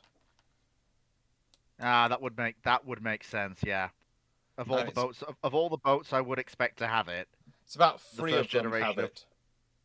Yeah, the first generation of proper Soviet boom is when the Soviets are very cagey about them being jumped before they can dive, or just after they've dived, and when their firing depth is quite shallow. Yeah, no, I can absolutely believe that. And not even all of them seem to have had it. It's a whole debate. That would explain why. That would explain why I've never heard of it, because I mean, how many? I didn't really know the Yankees existed until, well, I started really getting into naval history proper. And, well, you know. What's interesting is, to be fair, I'll just name check the person who said it. Leslie sent me this stuff. I was sort of going, oh, good. I'd already gone to my Yankee file sheet and got that up, and then Leslie sent me a message and check your Discord. Went. He's also gone for the Yankees. I went, oh, good. Project 667A's. Yeah. Yeah, of all the boats I could see, yeah. I suppose they're built in the 60s, aren't they? Yeah, they're fun. I mean, think which about means the that context, though. Because the reason why you'd want it on boats like the Yankees is, their firing depth for their missiles is fairly shallow. So, and they have to be fairly close to the US. So, in the event of a war gone hot, if the Yankees are trying to release their missiles, the ability to shoot down that aircraft on its attack run might make the difference between the missiles being released and the missiles not being released. And same thing, if that boat is on its way out to the continental shelf where it's going to dive, the Soviets at that point, given they had only just got SLBM and boomers to operate them from, as in proper, because the Soviets had ballistic missile submarines prior to that, but they weren't submerged launch capable. And also, it's really. It's also, I would say, Matthew Malecki has sent me back. Has also put a message in chat about the Kilo class, and again, I seem to remember there being some kilos which they played around with it on, but I'm never quite sure if it made it into service. But I know there were some kilos they played around with it on because of similar reasons for their SSKs, because of where they'd be operating and how they'd be operating. Yeah, it's one of those things that you sit there and you go, I can see it. But I cannot remember which ones, because if I remember correctly, it was literally individual ones were adapted with the kilos. I don't think it was actually a variant. And just thinking about the Yankees, they come in the very early days of helicopter ASW, don't they? Yeah. Yeah. Where helicopters essentially have to fly very low and very slow too. They're still dropping depth charges at this point, if I remember correctly. Well, it's not some. Remember, it's not the prosecution of the attack that's the real. Well, there is that, but the problem is the anti-submarine torpedo for helicopters comes in. Well, bear in mind it's around. The SW torpedo comes in World War II, which is dropped from an Avenger. Hmm. So Yeah. whether a helicopter uses charges or a very lightweight ASW torpedo depended entirely on which nation it was, what they had in inventory, and what they were doing.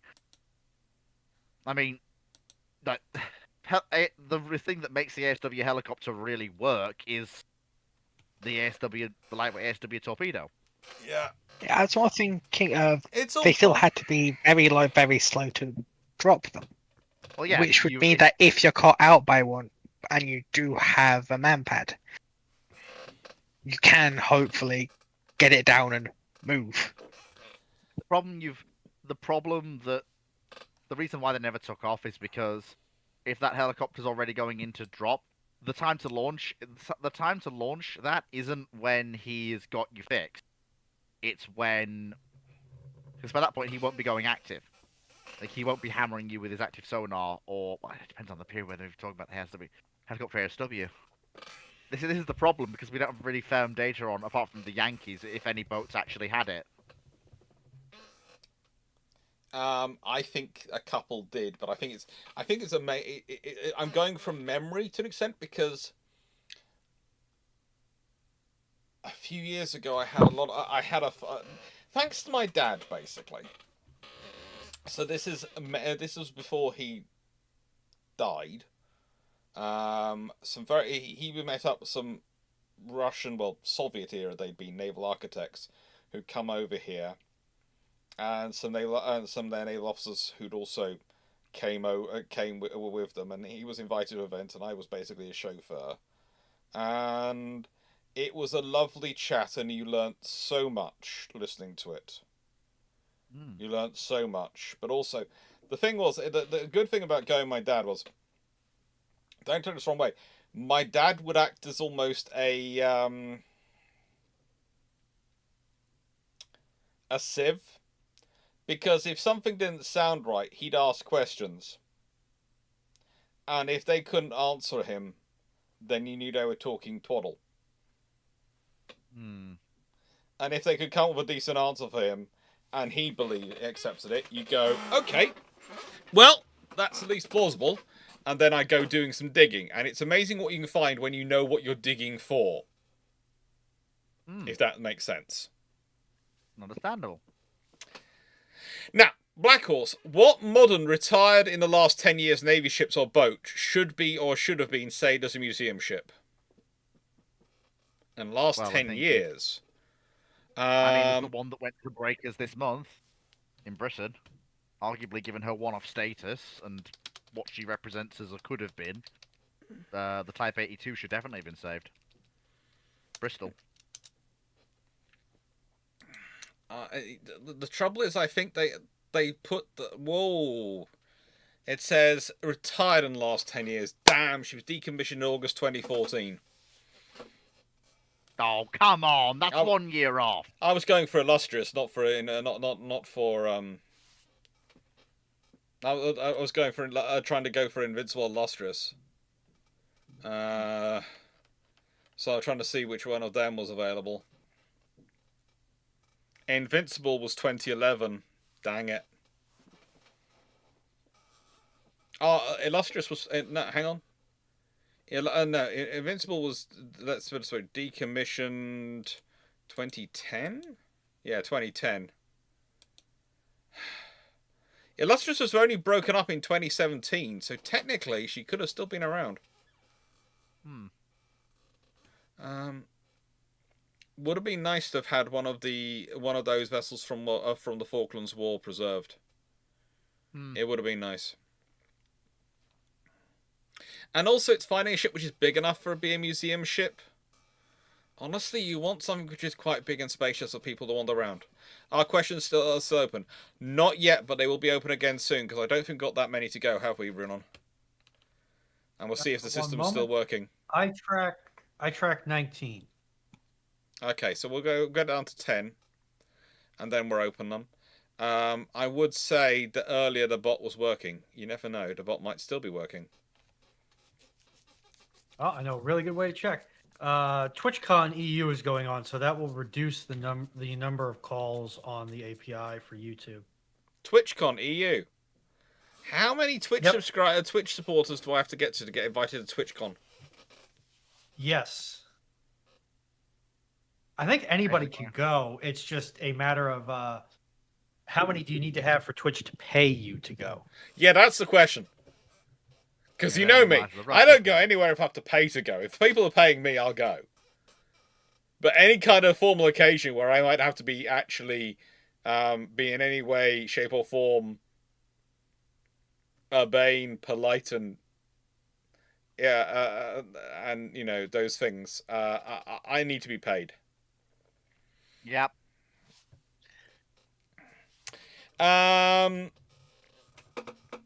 Also, it Hermes? seems like Team U may have. I just would like to point out to chat that it looks like Team U might have attempted to contract me for shipping things for him. Good. I'm not certain that's how the streaming thing works, but if it gets me more followers, I'll take it. Okay. Black Horse. What's the type? Okay, carry on. I was about to say. Never mind. Go on. Sure, Foxxo? I'm just gonna make a quip. Don't worry about it. Also, Foxxo Dragon, have you got the invites from? I'm guessing Fleet hasn't passed on the invites for Burning Pirates yet to join the Shipshape crew on the Burning Pirates game.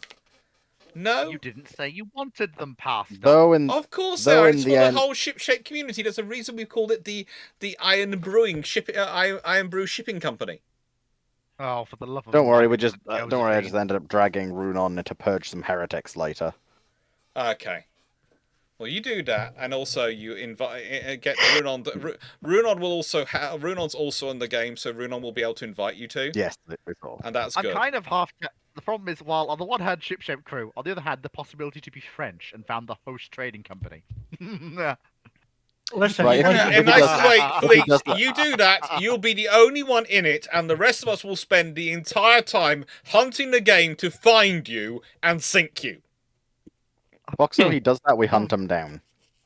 Yes. You hunted down. I must admit, Garius has got a great big frigate now. That still technically plays in the same class as the beginners.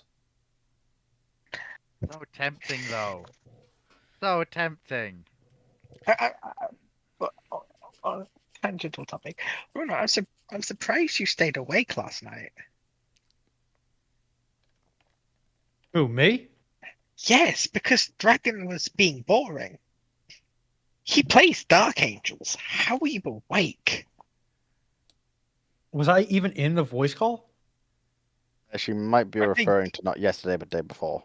It's a Friday, the day before yesterday. Yeah. How did you even stay awake? Like, I gotta give you credit. Listen, Because not everyone's like you. I found the waist-deep pile of termagants. I had a storm shield, and I had a sword.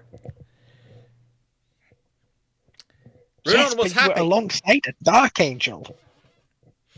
Like, the singular most boring chapter of Space Marines. And I include Matt Wardy and all Foxxo, to be quite brutally honest, this is getting beyond boring at this point. Yeah, we'll get on. I know. We'll get on. Just like the Dark Angels. We'll get on now to Black Horse's question, and I should warn you that Fleet, that Leslie has said if you join the game as Hosh, he will join the game and hunt you down if you do. All right. I'll compromise. I will join the British with the shipping going, but I am naming every single one of my ships Hosh plus number. Exterminate this heretic. We'll sink him. Black Horse, was the Type 21 U-boat a revolution instead of an evolution? If so, why? No, it was an evolution.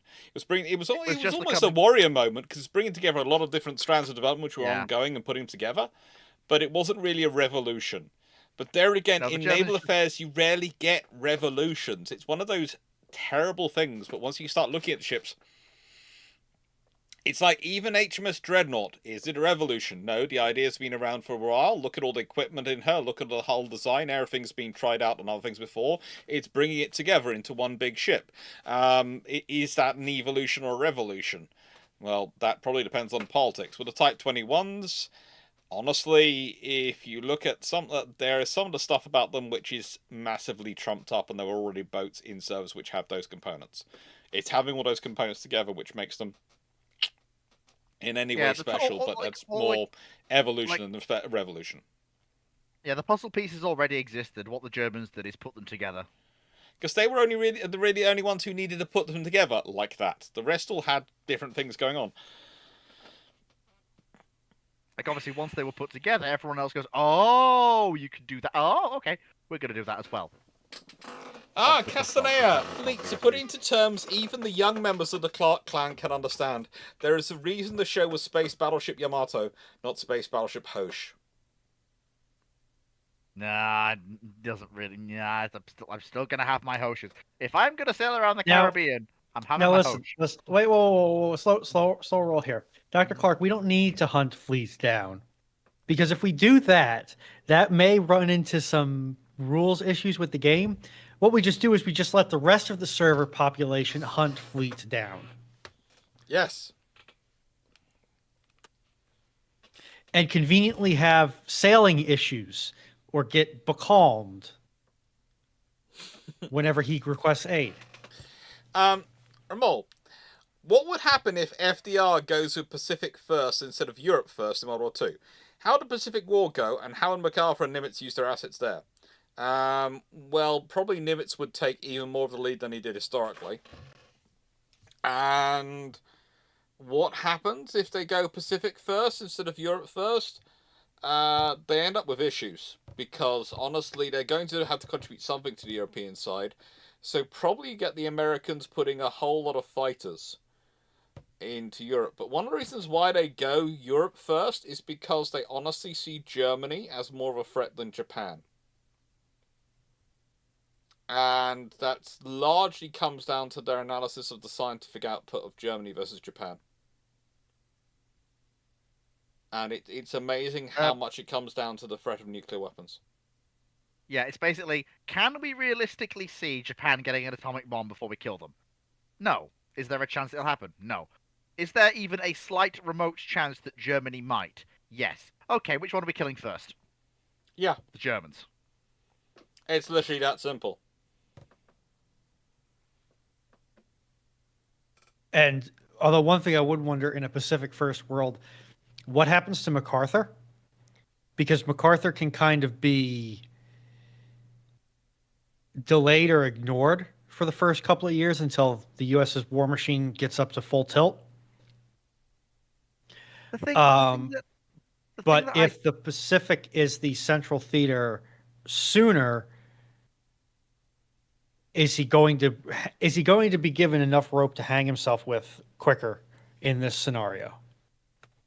There is that, but what I would also point out is while there was a choice between Pacific and Germany, what I would point out is that if we look at what the US commits to the Pacific, it's usually fairly separate assets, and usually assets that are more than up to the task of dealing with Japan.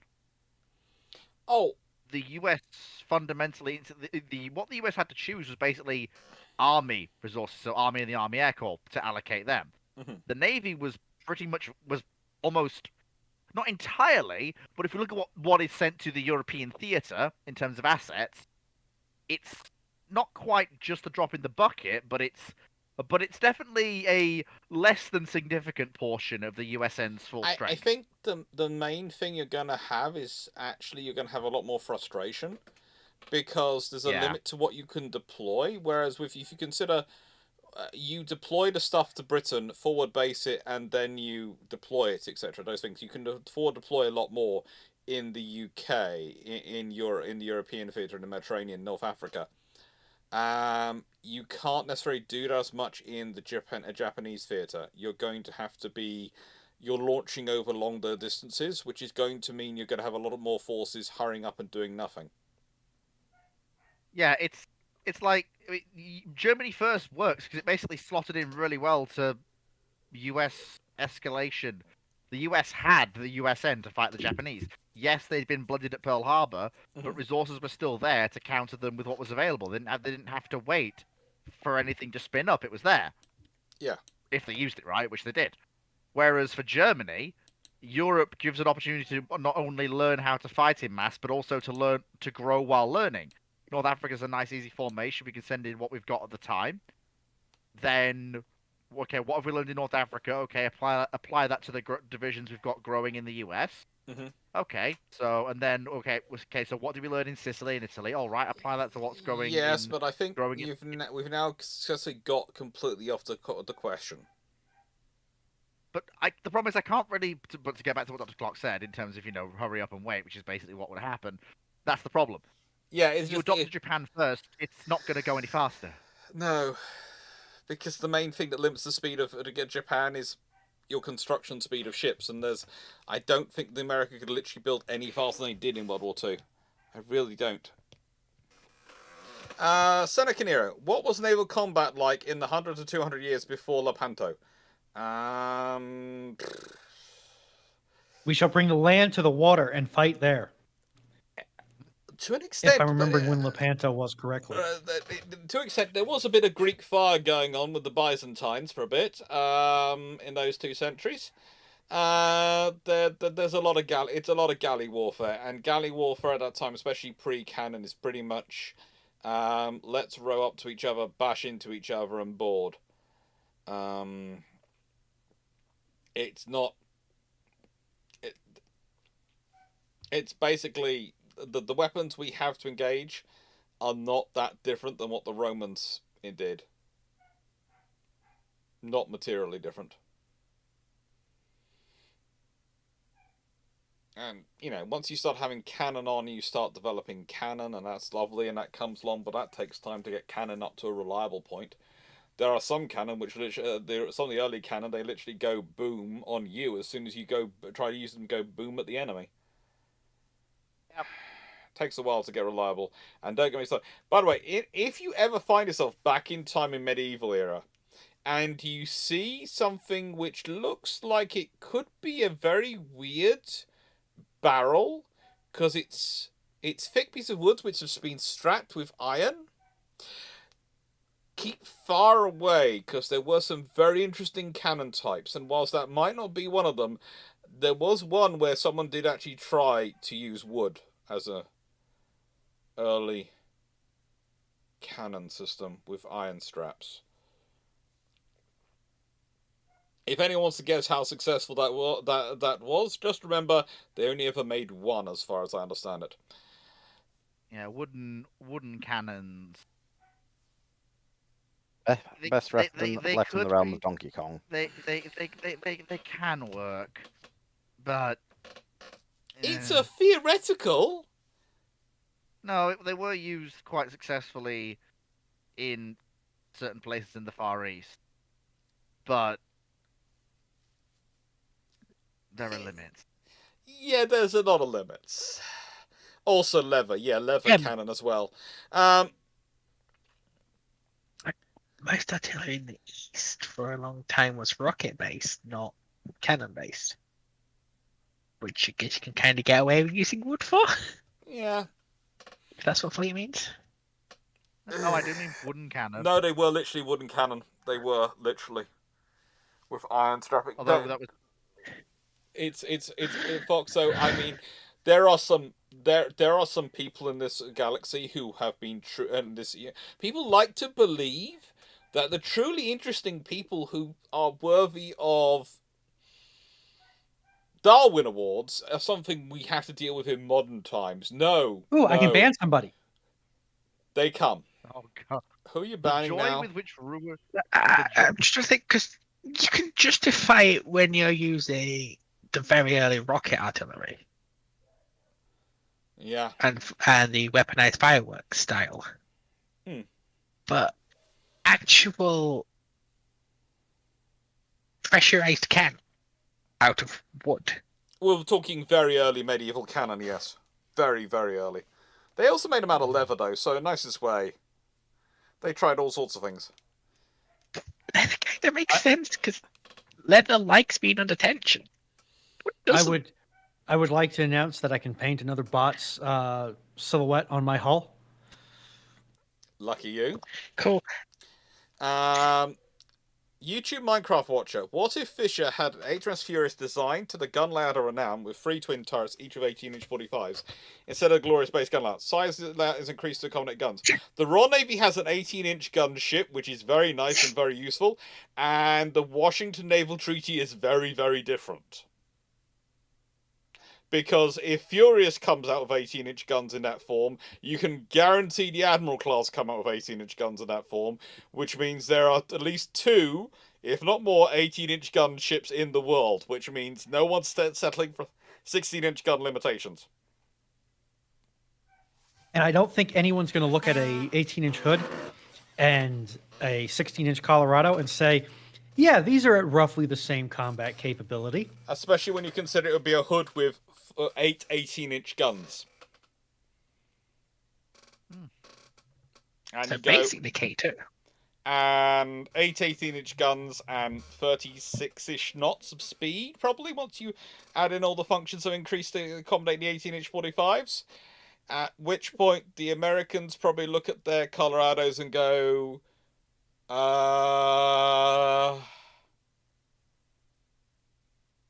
this is not good.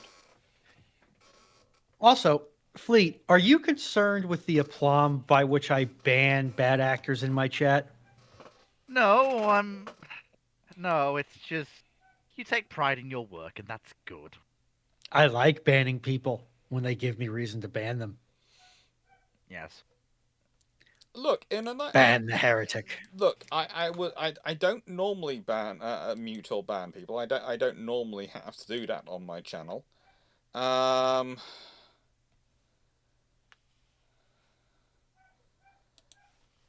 Oh, but there are some people Who ask for the old Rabid Razorback. We will be reopening questions in about 3 questions. It's like there's someone who look at that. Someone has literally just suggested in the chat, and if in the comments on the latest video, the Isolationist America one, that the Canadians should buy the Gotland class because that would meet their needs for patrolling the Arctic region. No. Can someone please? If I go, it's going to be cruel, but the response would be something on lines of, and this is to James Mitchell, who might be watching this. I don't know if you are. The problem is it's similar as the Australians. Can you go from base A to base B on 1 tank of fuel? If you can't, then you have a problem. You can't go under the Arctic ice all that way from base A to base B on the Gotland class ranges of fuel. The Gotland class only has a range of, and this is me just checking, but making sure I'm 100%. They have a. Oh, good lord. Yeah. Not very good range. No. And why are they going for a design which is 40 years old? 30 years old, I mean. Well, nearly 40 years old, but yeah.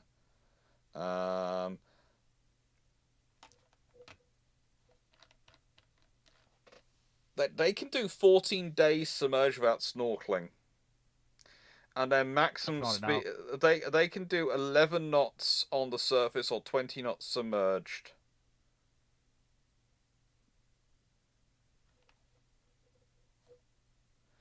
Yeah, I'm sorry, James. I understand where you're coming from, but you're about 20 years out of date.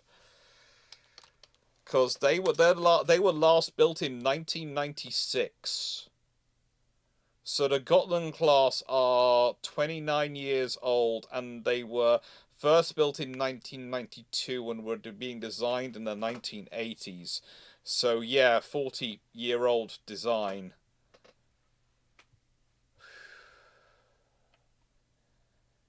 No.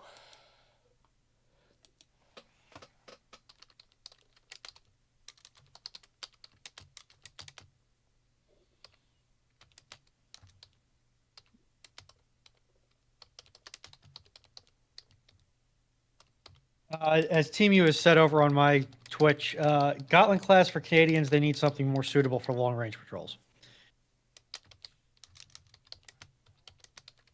Also, and in being fed the back end for that comment thread,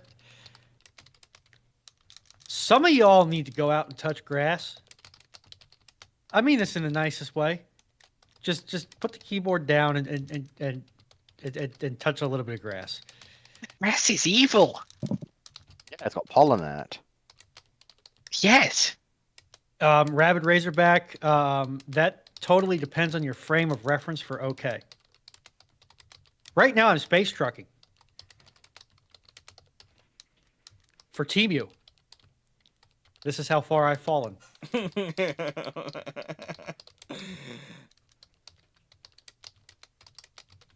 And I need like another 6, 7 followers. I will offer my left kidney. You considered Hood- playing Euro Truck Simulator. Hood and Bismarck, worse, Elite. Hood and Bismarck will be reopening them shortly here. Yeah.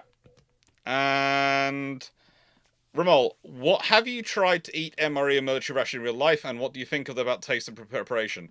I have many times. I've lived off them for a couple of for weeks at a time on occasions, and them on other equivalents from other nations.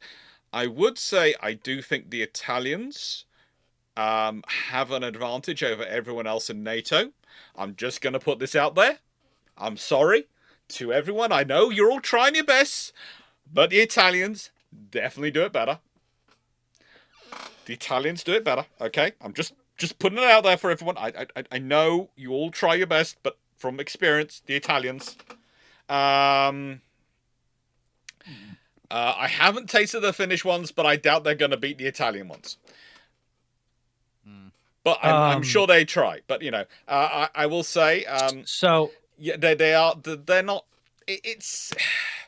They're okay. They're what they are. They're meals ready to eat. They're better than they are something warm, palatably tasty in the middle of a place which is bare bones. They are fine.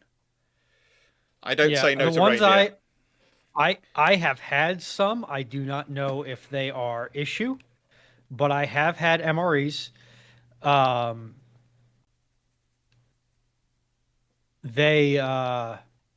They weren't bad. I'm not certain I would want to eat them cold.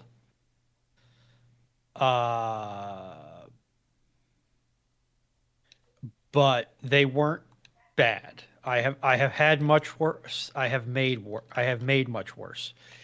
So, Rabid Razorback, YouTube will not relax until they have extracted every single dime from your pocket. And unfortunately, there is not much that the broadcaster can do on YouTube to throttle ads.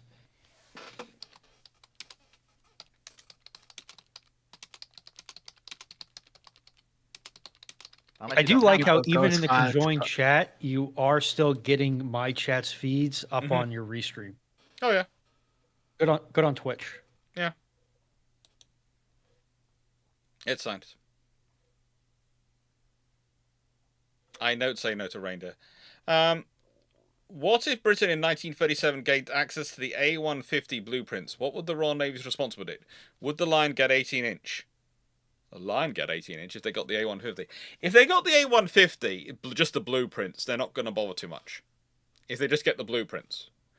But if they get the blueprints and some idea that the Japanese are building it in 1937, or that in some way the Yamato class are it, then in the nicest way you probably get a crash build going on. Because again, at that time, whilst aircraft carriers may be able to strike and kill a battleship, battleships definitely can. So probably, if it comes through in 1937, the Illustrious becomes the implacable variant of the design series, which is roughly 27,000 tons, and has everything in it. B, they're going to have to probably Anson and Howe, because they are the two. Let me answer. It depends in 1937 when it happens. King George V's. I'm just gonna have to check the exact months. They are laid down.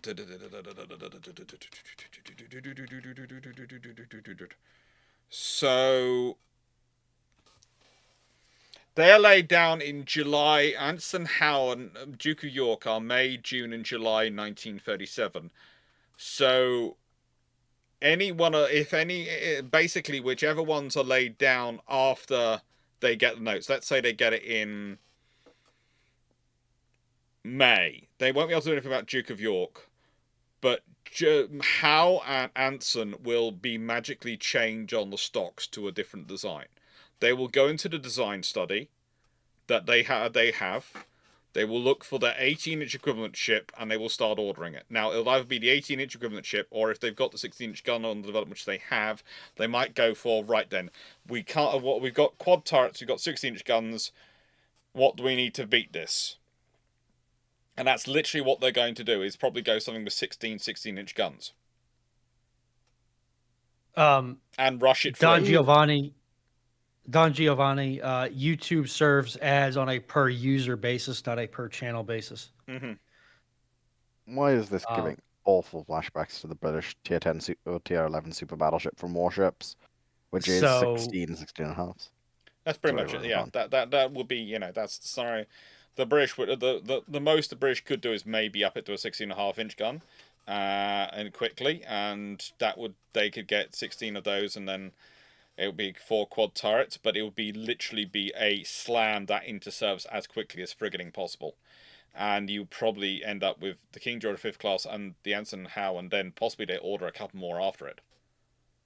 And literally, they will be the emphasis on building those ships and the new Illustrious class, the Illustrious Implacables, to get them ready to deal with that threat, will be obscene, because you have to remember that whilst, yes, Germany's a rising threat, the Royal Navy, and Britain's considered Japan a threat for roughly 20 years at this point, and the Royal Navy has been physically pointing guns and having guns pointed back at them, at the Japanese for about the last 5-6 years at this point. On regular occasions. In fact, it's almost like clockwork. Every January event happens. The events happen otherwise for a year, but almost every single January something happens to start welcome the new year.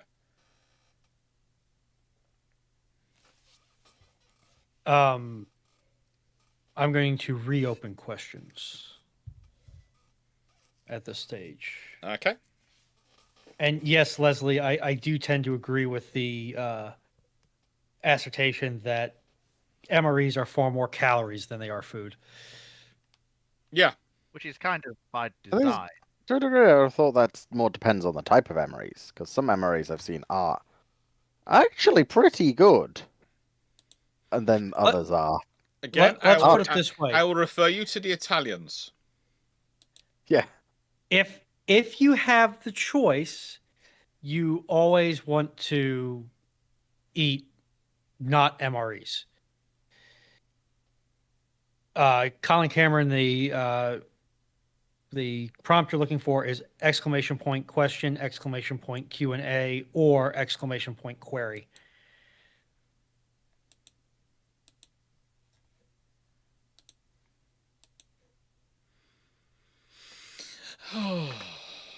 I wish there was a thing I could make for comments, which was a note which come when you're doing comment of, if you swear or are insulting people, my comment system won't allow you through, because my little cousins watch this site, and so I keep it little cousin friendly. Anyway. So, 1981. Who is not happy if the RN had 3 E-class, 12 D-class, 31 C-class, and 9 1910 towns with 1 Canadian E and 1 1930 refuser, and all these things basically with the around in the 20s. Basically, if the British have that many crews around in the 20s, then there are lots of people who are going to be perturbed, but no one's going to be particularly not happy about it, because the 1920s was all about the capital ship. That's it. Timu, do you want anything other than steel? John Hegstead, I have literally got a question through from you, which is just if. I'm not sure what an if is about. If you know what an if is about, if you're here, please put it in again. Well, is it if the famous is a poem? poetry? If. Yeah. If. Yeah, there's a poem literally called If. I have no idea. Night 6 everyone. If the Russians had managed to get all 12 Project 23-560 leader class guided missile destroyers built in service, how does the West respond? Project 25. That's the nuclear powered destroyer, well, isn't it? Hang on. Let me have a look. Yeah, that's the could you read nuclear it out powered again, ones. please? Do that again. That's Project what? 23-560 lidars. They're the nuclear powered destroyers. They were planning them in roughly 2017, so if they got them in service... Oh, the LIDAR class! Yeah. Leaders, yes, leaders. Well... Yeah, if they got all 12 in the nicest way, if the Russians have got all 12 in service in the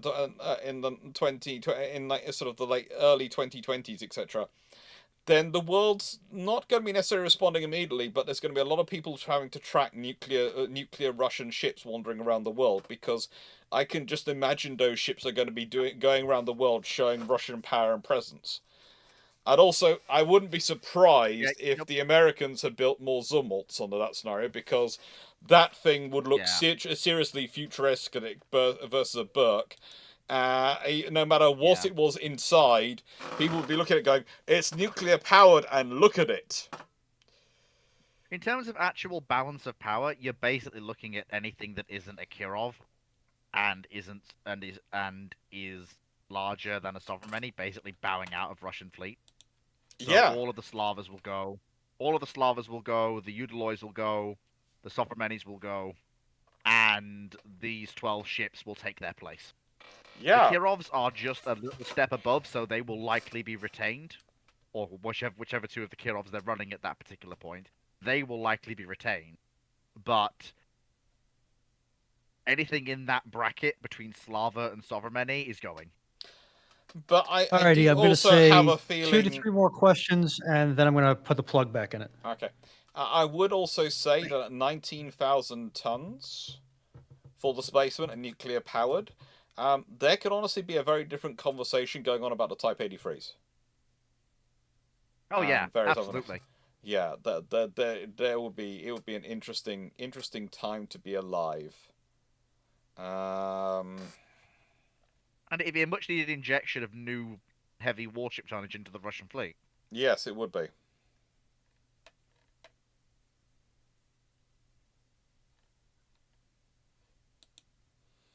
And they would be very interesting vessels, but we will wait their construction with. I don't think they. I'm not going to hold my breath and to see what they emerge as, because we'll see what happens. Things could be different. Whatever form a new Russian large surface combatant, probably a destroyer, or some form of whatever large DDG the Russian Navy ends up building. Yeah. I don't think will look like the LiDAR. It'll be a capable warship. I mean, we know for a fact the Russians can build capable warships. The Super Gorshkovs, for example, the Project 22350s. They're capable general-purpose frigates, so we know the Russians can do it. It's just what they're going to end up like remains entirely up in the air. Ruhnon. Oh, good lord. This is... Yes? You know we have a 90-second delay on the questions now. Yes. Do you think we should drop it down to about 60 seconds to make it easier for people to work it out? Because 60 seconds is a minute. And people can do the maths in their heads. Earlier on. Whereas 90 seconds is just a bit... They're trying to work out a minute and a half.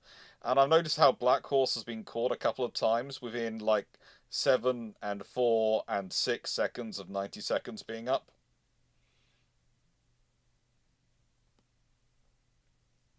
Yeah, I can push you a patch for that, or I can just tell you how to do it. Either way. Yeah. No, the second Kirov isn't coming back to service. They alternate them, and the one that's going to be in service, odds are they're really worried about is when the Kirovs will go out of service. That's going to cause some real trouble. That is basically what you're looking at. Let's figure out how quickly did the Royal Navy spot that the Brewster F3A Corsairs were no good? Well, the Brewster... Hang on. Brewster F3A? Yeah. Do you mean... That's their adaptation of the vaults, wasn't it? Yeah. Yeah. It's basically the F3A had structural weaknesses in its wings, so they would probably.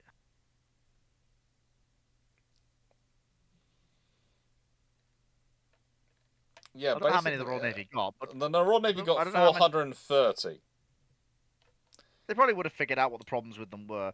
Now, the thing with the Brewster Corsair is that, yes, it seems did to have be... its problems, but it's usable. The Royal Navy would have found a use for them, and probably did. Fleet? Yes. Okay. I was going to answer the question, because I actually have the details in front of me.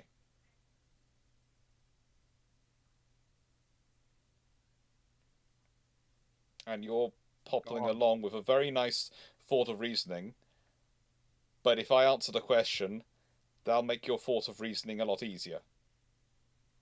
Go on then. Okay. Every time the Royal Navy took in the aircraft, they took the aircraft into service with the British, etc. They went through some flying test issues with the various testing systems that went on, and they were already making changes to the Corsairs anyway when they arrived to work from Royal Navy carriers. So really, it didn't affect the Royal Navy as much as it did affect the Americans who were operating them. Mostly the problem for the British with the Corsair, with the stuff coming from Brewster, is like for the US, it was late. That was the bigger issue. But as a whole, the Royal Navy was kind of able to work it out. They had poor quality wing fittings, and they were theoretically prohibited from aerobatics and speed issues. There is an argument that none of them reach front-line units, but they do seem the ones which were delivered to the Fleet Air Arm. There is more of a debate about whether that they possibly did reach front-line units with modifications, but they had various things done with them. But that's because the Royal Navy was already, to extent, altering its aircraft because of fitting on Royal Navy carriers versus US carriers. Because the US aircraft came out designed for US aircraft carriers, and then the Royal Navy needed to make changes anyway. Plus, if you consider what the Royal Navy was doing with the Seafire, frankly, a Corsair which was not quite up to snuff was not that much of a problem to deal with. Carry on, Fleet. No, you've pretty much I just wanted to lay the groundwork, and you've pretty much delivered the No, rest of it. I felt you were going on for a whole discussion of how they would manage it and all these things, and I just thought, well, I actually have the details, so I'll give them the details, and then you could go off with it. No. I was literally just leaving, just doing an opening preamble, and you literally did what I hoped you were going to do. Okay. Sorry, I thought you were going to do the thing which came after. No. Because it sounded like you were going off, and I was going, "Oh, good." No. That'll give me time to prep for. That would have given me time for prep for the next question. So I thought I'll get my bit in now, then I can prep for the next question while Fleet's talking. No, Alex, So, we failed. I think now I'm going to risk putting my own foot in my own mouth, but mainly because I've heard this explanation before and therefore believe I can give it to Rabid Razorback over on YouTube. The reason, to my knowledge, that Dr. Clarke has not instituted a dry dock-esque system for his platforms is that he doesn't want to feel obligated to make 6 and 7 and 8 hour videos. Whereas here, he's not really obligated to answer any and all questions. He just answers as many as he possibly can. I try and answer all of them. But I would say the other reason I don't do dry dock is literally Drax's my best friend, and I specifically set my system up to not copy him. So we were different. Because I didn't want people going, well, I part this question's asked in yours, and this question's asked in yours, sort of thing. I wanted it to be different. So I basically said, well, my videos are going to be, you're giving a topic, and it's going to be a whole video about that topic. It's not going to be a question quickly answered, sort of a quick sort of question like Drax set up his dry docks. It's going to be a whole question answered. It's going to be a whole video on that topic. And that's sort of the different differential we've always done. So this is the thing. With my the Patreon system, less questions get answered, but those are questions that get answered get done in whole videos. So it's a difference in system, and people get to vote they not only get to submit the questions, but they also get to vote for them. And speaking of votes, there is actually one which has been live for this last week, and the result should be in. And meanwhile, I just shamelessly steal from anything, which I think is a good idea. Yeah. And as for me, I don't know. I'm just doing my own thing. Yeah, but that's the thing. We still don't quite understand what you're doing. I will say this: if you go to my Spreadshirt shop, there is, due to popular demand for a very short time, going to be a new design you can select for mugs and T-shirts, which has a certain senior fluffy research assistant on.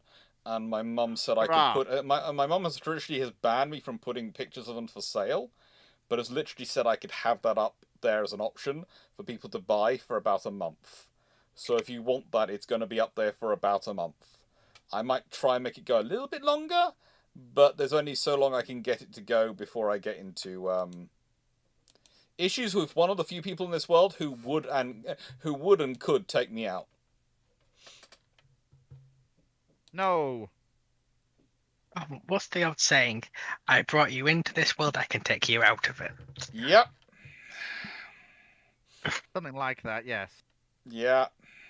Oh, 4Z question got 19 votes, so that came first. Wayne Boreans, what does Alec think we haven't covered that we really need to cover because of current events? Has got to 14. Thank you for giving me one, which means I can talk whatever I want. 2 have got to 10 for the premieres. So that's Tankadromus' 4.5 equipped tribals.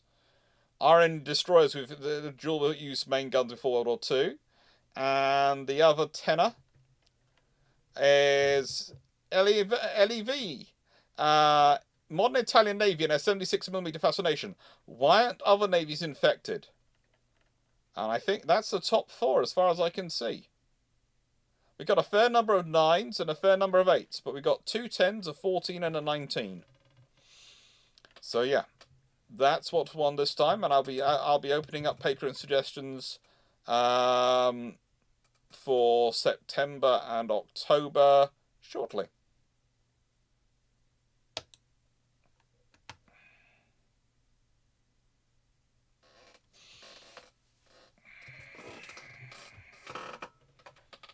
Now, do we want to reopen questions? Have we run out? We've already gotten another 30 in the queue. Yeah, questions. That was done. Oh boy. That was done, Fleet. That was done ages ago. Ramol, how would the fate of 4C would have changed if the Australian New Zealand Air Force Bruce the Buffaloes in Malaya to provide... they were in Malaya. How would the fate of 4C fate of 4C would have changed if there's Australian New Zealand Air Force Brewster Buffaloes in Malaya to provide cap? They are in Malaya. They are designated to provide cap. It's just the Royal Navy's been told there's no aircraft, there's no cap available, or rather, there were no strike aircraft available. So when the Royal Navy asked if there was air support, the RAF officer who didn't realise what they were asking about said there's no aircraft available. So the Royal Navy told the Tom Phillips and his staff there's no aircraft available. And it was only afterwards it was found out that when the Royal Navy had been asking about aircraft, they'd meant air cover as in fighter protection, and the Royal Air Force had thought that meant strike support. And it's a case of, I'm sorry, but what about an enemy amphibious force does HMS Repulse and HMS Prince of Wales need strike support from bombers to help them with? They have 10 14-inch guns, 6 15-inch guns. There isn't many amphibious forces of landing ships. They're going to need help from bombers in dispatching. But that didn't go through. Because for the RAF, the important thing they were detailing off to the army at this point and everyone else was strike support and combat air support. So, for them, that's what the Navy must have been asking for. This is why you need to set up standards of communication, and you need to make sure the other side understands what you're talking about. Now, Richard Goss. Oh no, Steve Clarke, we've answered that one on the Siberian Ukraine operation in Siberia. Would a Tiger conversion be a proto-Ark Royal or a better Courageous? If it depends when it happens. If it happens after Courageous and Glorious, then it's going to be a very interesting conversion. If, let's say, they decide to add in later in the the first London Naval Treaty, they say, oh, you can actually retain an older battlecruiser or older ship if you convert it to an aircraft carrier. Another conversions allowed as extra tonnage, so you get this as bonus tonnage to your carriers. Then the Royal Navy probably would look at Tiger and go, hello, sexy, let's convert you. But if they're converting her in 1930s, A, she gets new engines, and B, she's a bigger ship anyway. If I'm not mistaken, let's see, HMS Tiger was 214 meters overall and 27.6 meters beam, displayed 29,000 tons in normal.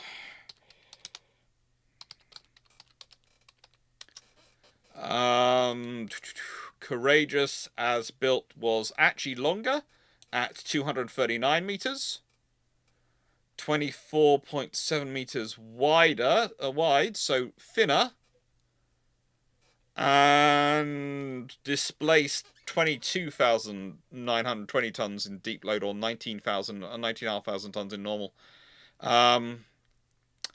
Theoretically, also the Courageous class are faster because they're 32 knots versus 28 knots for Tiger. But Tiger had 39 water tube boilers to get to her at 85,000 shaft horsepower. Of course, the Courageous class had small tube boilers, only 18, and that got them to 90,000 shaft horsepower. So you could probably do some interesting things. But yeah, you could probably turn her into a fairly decent Courageous Glorious style conversion.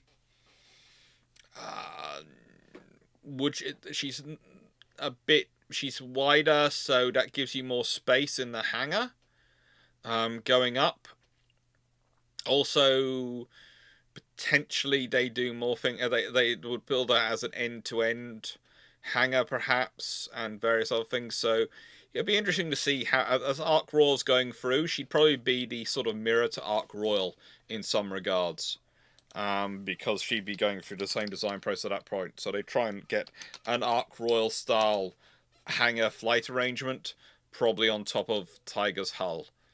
And Ark Royal is 219 meters long at the waterline, so if you're building up, Tiger wouldn't be that far, but shorter than Ark Royal, and you could probably do some chopping and changing if you were smart. Broadly speaking, agreed? Yeah, pretty much. Yeah.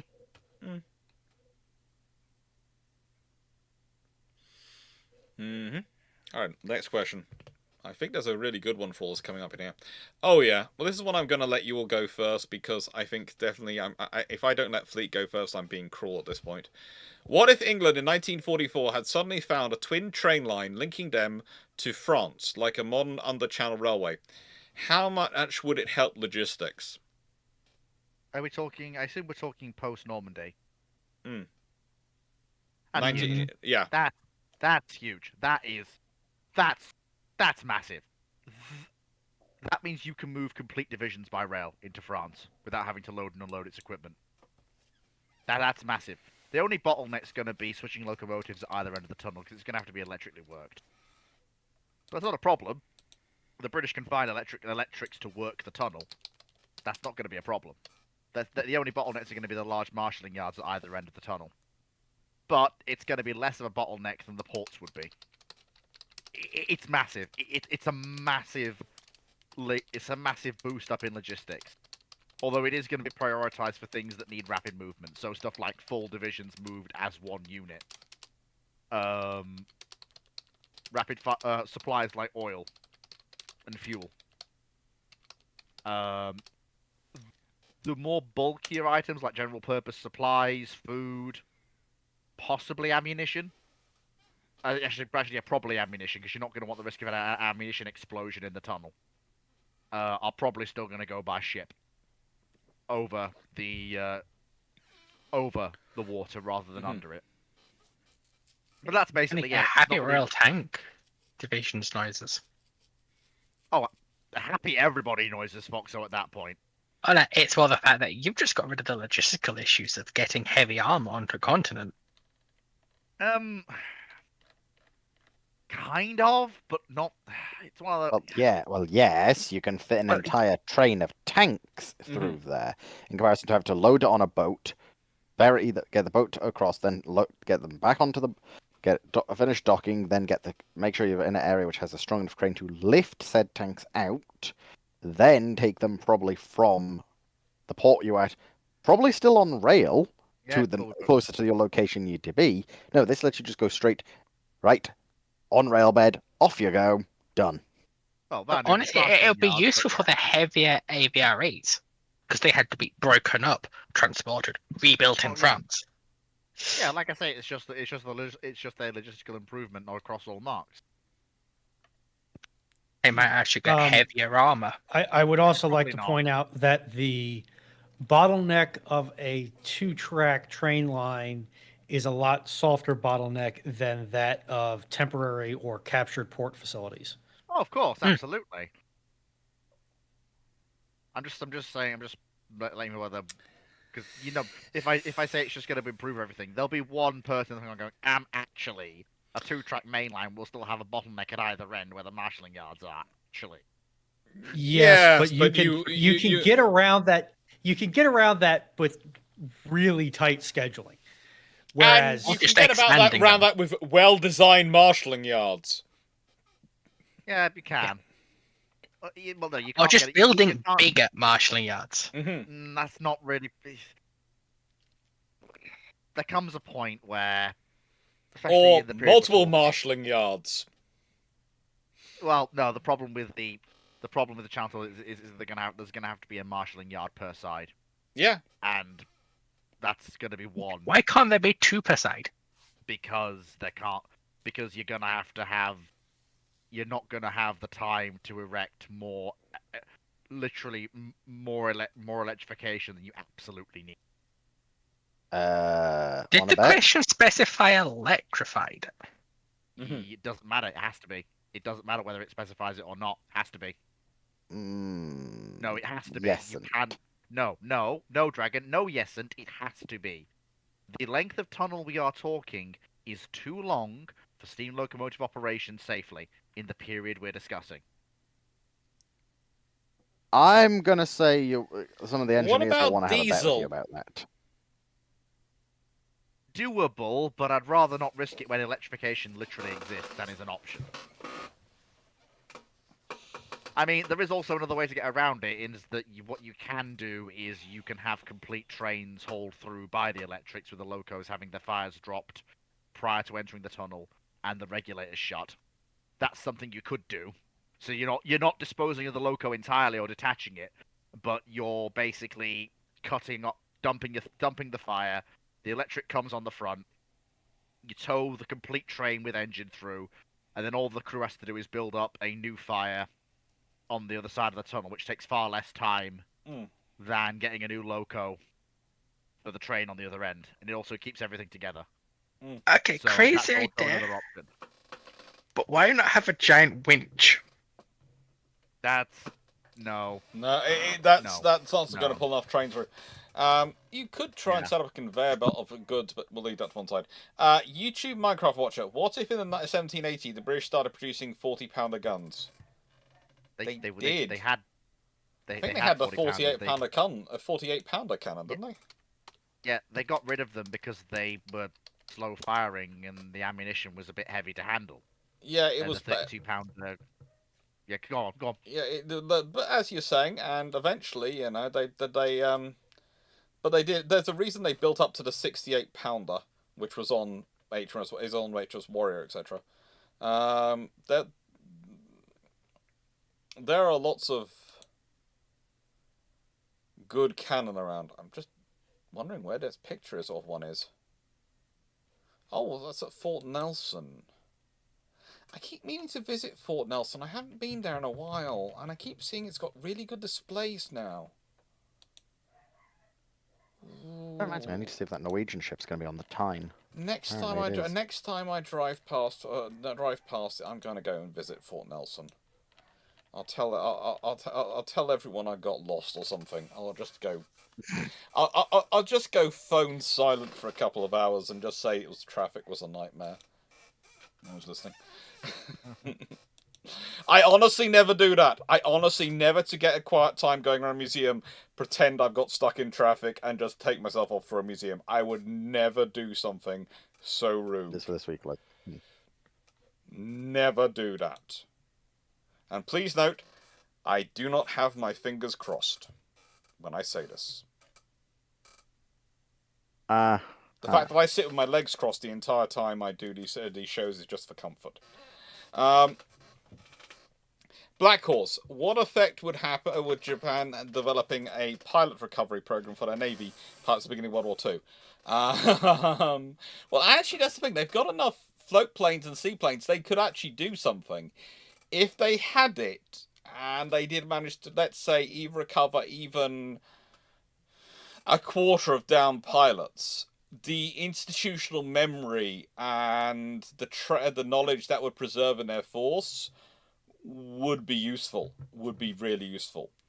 But it's but the real problem is it's not just recovering the pilots; it's how you use them. If you're not sending them back to train up new pilots and get them up to better standards, you you're not really going to receive a benefit because you're just going to be chucking them back in to die again.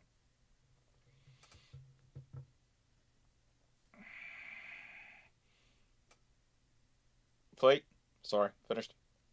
No, it's fine. You've basically said what I wanted to say. Oh. If only Lee Mallory had learnt that lesson. The Battle of Britain. Oh, yeah. Sorry, that was a bit off topic. Steve Clarke, that suggests I ever have phone tracking turned on. Unfortunately, I've got Huawei. My phone tracking's always on. Yeah. Even when it's off.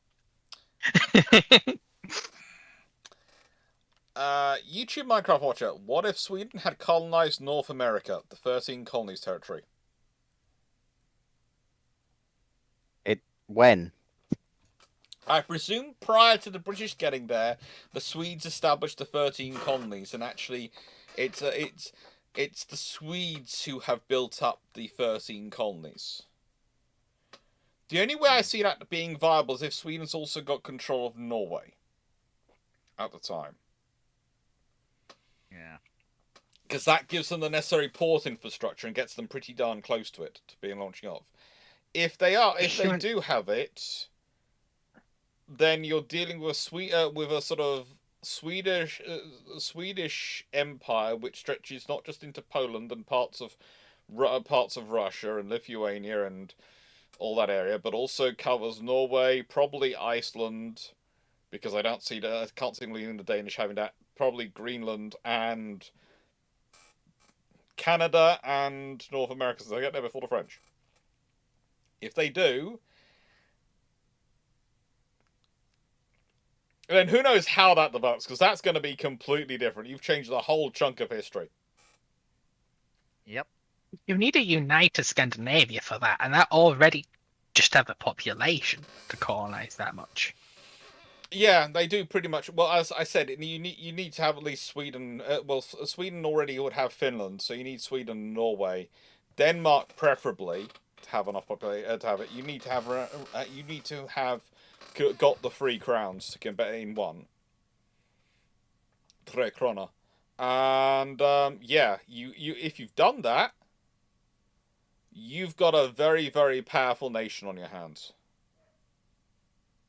And this would have to happen before the 30 Years' War. Yes. Yes, it would. Because they would have had to get there first before the British. So they'd have had to been doing their colonizing about the early 16th century.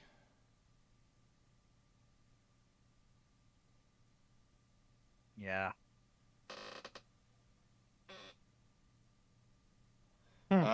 It would be an interesting America, which is Swedish, would be interesting. Swedish America will be very interesting. Although, I'd be more actually, worried about the ability to hold it. I'd be, in nicest way, I'd be more worried about Europe at that point, because if you've got that stretch of power spreading out that economic power they'd have, they're going to push further. They are going to push. Russia may be remembered as a short-lived entity, because Well, Right. it would only be ever be the Tsardom of Russia, and in nicest way, the first time it picks a fight with Sweden, it would get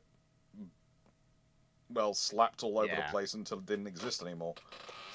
Yeah. But the Rus is still going to exist in some form. Oh no! There will be a nation in Russia, or nations in the area we know as Russia. But the Tsardom of Russia will be remembered as a short-lived entity that tried to unite the area and pick a fight with Sweden, who the Swedes then crushed.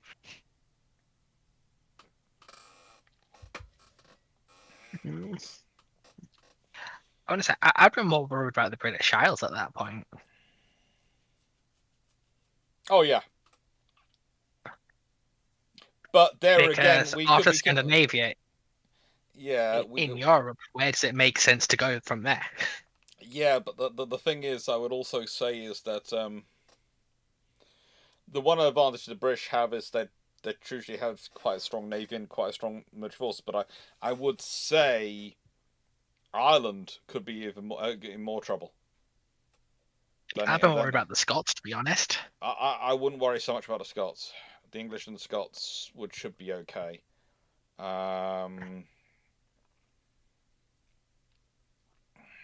Because the Scots at this point, well, it's a bit earlier than this, but they are already quite heavily intertwined with the Danish monarchy. Like Margaret of Denmark. Yeah. And the wedding gift of the Shetland Islands. Yeah, it changes all sorts. It has all sorts of fun things. Honestly, that is a scenario, of course, though, where it's basically where instead of us going the route we did, if it's 1066 turns into the Vikings winning, or Hardrada winning, or Godwinson even, maybe Harold Godwinson wins, and forges closer links with the Vikings, and as a way to deal with the Hardrada fallout and to counterbalance some of the others, there is a possibility, and there is quite a scenario where you end up with a nation ending up being formed, which includes not just Sweden, Finland, and Norway and Denmark, but also the whole of the British Isles, including Ireland, under one thing. And what you have to remember, what I would say though in that scenario is have a look at the places where Vikings did take over. The local population has a habit of not still being around, and we can usually tell that because of the names of places. So where there is actually a wipeout of population, the names change. Where there isn't, the names adapt. That's how you trace it through history. That's the root methodology we use. It's not a 100 fast rule, but it's not 100% accurate, but it's a 90% rule.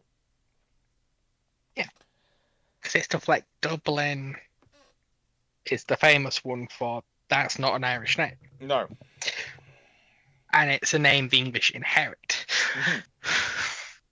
Yeah. But it's a lot of Northern England. But then again, how does that work with Northern England then? And because there's a lot of Viking trace names, even York itself. But we know the Vikings largely subjugated and integrated with the Northern English and Northumbrians. You have to remember there was a lot of fighting and settling in Northern England, so it wasn't a simple takeover, and there was a lot of interesting alliances in each place, and it was over a sort of time. It was an interesting scenario, and also quite a lot of it's going to sound strange again. a lot of the people who lived there fled away, and then when it was peace, might move back and set themselves up again. And there you have that level of integration when there's peace, when there's trading going on. So it gets complicated in that part, but there are other parts of the world where the Vikings turn up and basically the names completely change. And that happens in Ireland a lot. It happens in Ireland a lot. I mean, it happens in Ireland, but it only really happens in Northern Ireland. Yes, because they didn't go further south. If they'd gone further south... Well, they did, because you've got cities like Cork, which were Yeah, they don't Viking. They don't go... let's put it this way. They go south, but they don't go south in... They're not going south to set themselves up a kingdom. They're setting up themselves entrepôts and trading ports. If that makes sense.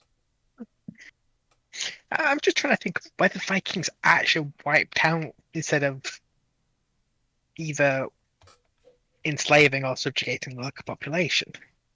Because if you go through the Rus, their colonies like Novgorod largely subjugate but rule over the Slavic tribes. It's what they do in Kiev as well. Yeah, look, it's a case of... I think... Again, you have to... It's... Can I say?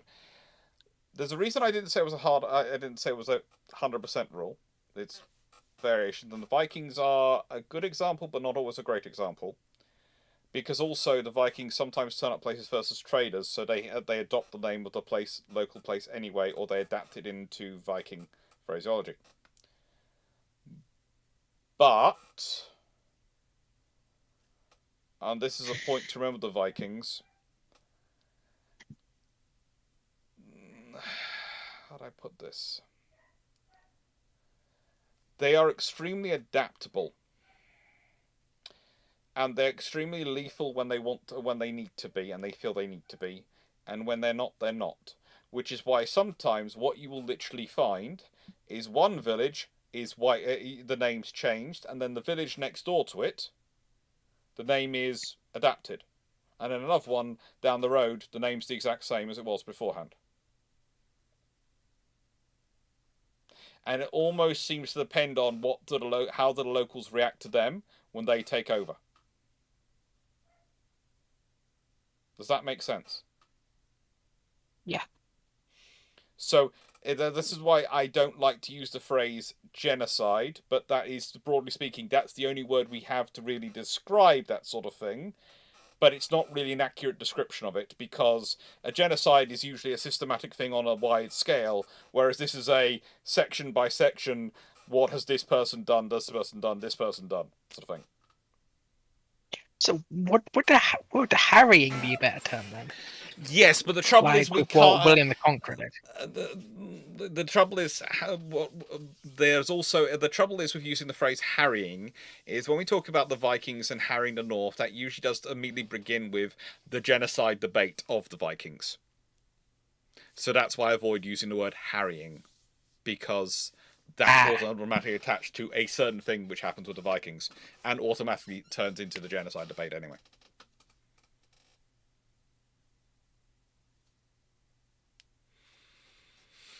I have made a slightly small outfitting error on this cargo ship of mine. Okay. Oh my. I Shocking. don't have any auto dock, Shocking. as in like docking, not doctor. Engaging shocking. strategy is having a fun discussion about nuclear weapons, and that's 9601. Yeah, we've somehow gotten onto that. I was just kind of watching it like I don't know why we're talking about this when the topic on the table right now is Vikings. But yes. yeah, if that's I'll leave that to you, Steve, and Paul Ruhnon to decide if that should come up and be in a question added in, and in which case add it in and we'll get to it. But there are some interesting things coming up, but I would say it's an interesting discussion point, but it's a long way down the road from being an actual certainty.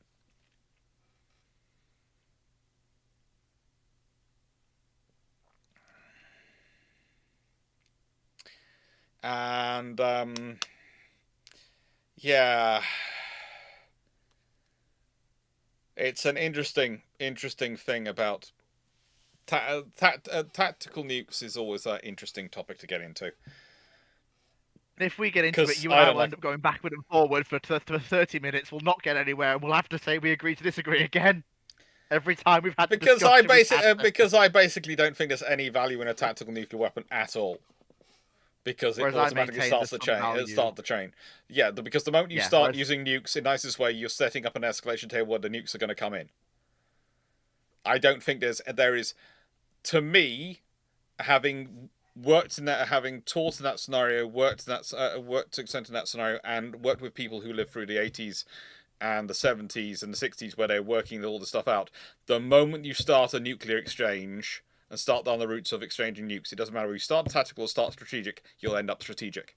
There is almost no way to stop it. And the only way to stop it is for one side to give in. And usually, the lessons of 2 world wars has been that nations don't tend to react to bombing the way we think they should do. And people then use Japan as an example, and then you go, well, hang on, Japan had been under de facto blockade for years by that point, had suffered all sorts of other issues going on, and all sorts of other internal issues, and there was a large faction which already was convinced they couldn't win the war. That's a very different scenario than you might be dealing with. Team U, it's only a Type 9. It'll be easy. Anyway.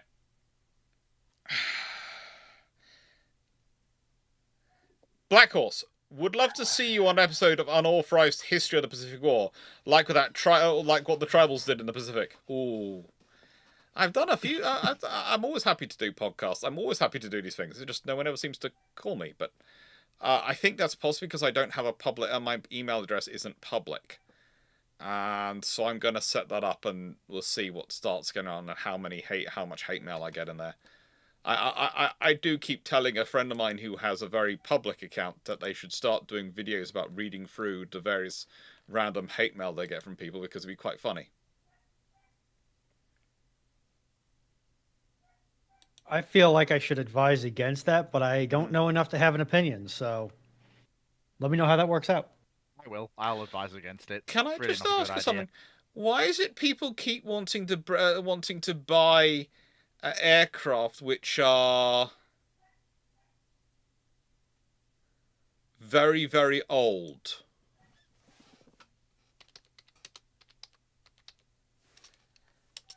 It's like the de Havilland -8. People keep bringing up, going, "Oh, we could convert this to a maritime patrol aircraft," and I know it was produced in Canada up until 2022 when they suspended it pending a new facility, but they haven't got a new facility yet. They haven't got a new facility yet, and yeah. That's just fun.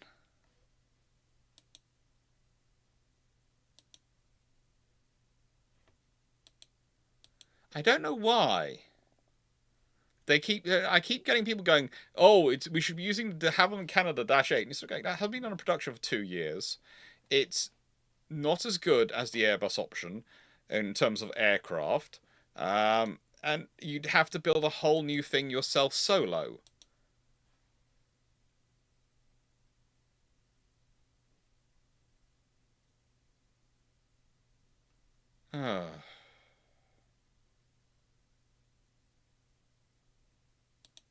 Also, they want Britain to buy water bombers for the Royal Air Force to go and help up with fires. How many? Canuckled, if you're watching, I am in nicest way. That's not really something Britain. That's a kind of level of expense, and for diplomacy reasons, Britain would prefer to just send aid. That's a lot cheaper. Why would it be not a bad idea? If you look at the amount of large-scale fires we have had in the country over the last half a decade, they How are growing in many- intensity. How many large-scale fires have we had in the I can last think of them. decade? I think there was. can't remember off the top of my head. I think it's about 5 or 6, which is 5 or 6 more than there were in the. I last think you'll decade. find I think you'll find we've had 0 that have warranted to have an airborne firefighting plane. No, Dragon, remember, during COVID, we did have that massive wheat field fire. Even consumed, then, like, though, 4 fields of wheat. and that's not that bad, nor would that be something you call in a Okay. firefighting All right. aircraft for. And All right, wait a considering minute. the Whoa, vast, whoa. okay, Pump the brakes here. Yeah. Pump the brakes here. You say that consumed 4 fields of wheat. Yes. The problem is there are fields, and then there are fields. You are the UK. Your fields are not that big. We're talking. It was in the same. It was in the same area I lived, and it consumed 2 acres of wheat. Oh no! I'll get Look. my garden hose.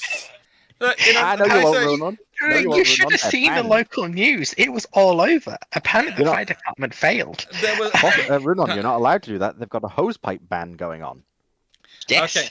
Also, I should point out there was a grass fire in Wellington, East London, which destroyed 20 houses, which was terrible for the people involved. But when you call that a large-scale fire, and Yes. California would like a word with you. yeah, that's the trouble. What the UK classifies as large-scale fires, other nations do not. There is It's large-scale by our no standards. There is absolutely no reason for the UK to need large-scale airborne firefighting vehicle. In the nicest way, and I understand that this is going to quickly devolve into an apparatus measuring contest. So I'm going to try and keep my contribution limited. We probably have field networks in the Midwest that are comparable in scale to the rural, air quotes, portion of the UK. Probably. No joke. Like- A pen pal I've got in America.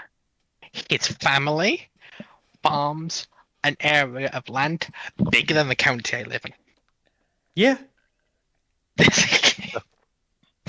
I'm just genuinely curious, like, why apparently a firefighting plane would be needed. Yeah. To be honest, a few heavy lift aircraft with sling tanks would fit your needs, or a few heavy lift Pretty sure we've still helos. got Chinooks. Yeah, Yeah, we've got I mean, a lot as of long as you've Chinooks. got the sling tanks maintained in a warehouse somewheres, and you're British, so you've got the sling tanks maintained in a warehouse somewheres because you're British.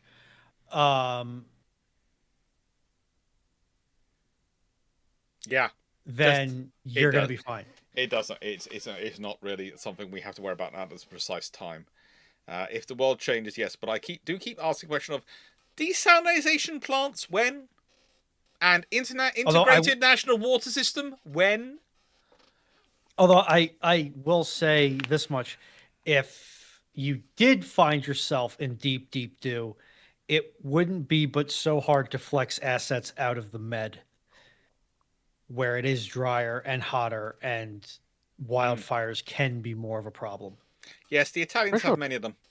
That's the other Yeah, problem. anything Is the in nice way Turkey boxes. anything we could supply versus what the Italians can supply would be just look pitiful. Because we never fund it well enough. Carl goes, have you managed to look up the space above, and I think it's beyond, not beyond series, because when I looked for it, it was above and beyond. I have looked it up.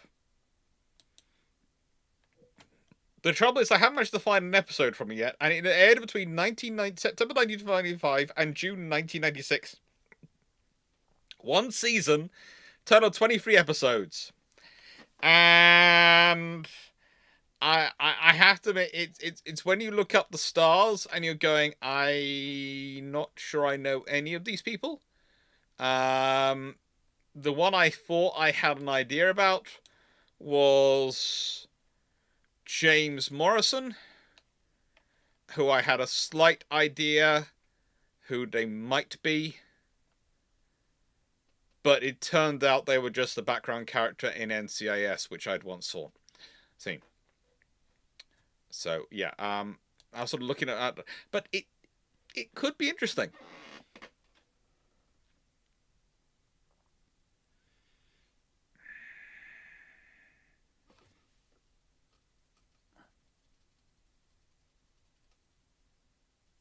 My approach is not good. My approach is very much not good. Not good. Stop moving the.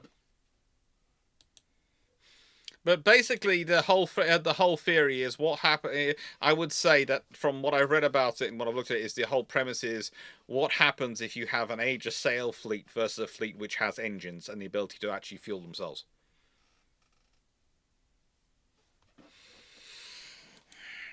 Because one side has faster light travel and one side has wormholes they can predict and use. So basically, that's Age of Sail fleet versus Age of Sail fleet directed by wind and currents having to flow between those points, and one side has the FDL, so they have engines, so they can go where they want. I like Firefly. Wayne's World of Science and Technology. Do you know which Portuguese warships were in Marmagar Harbour when the Calcutta Lighthorse raided the place? Not off the top of my head.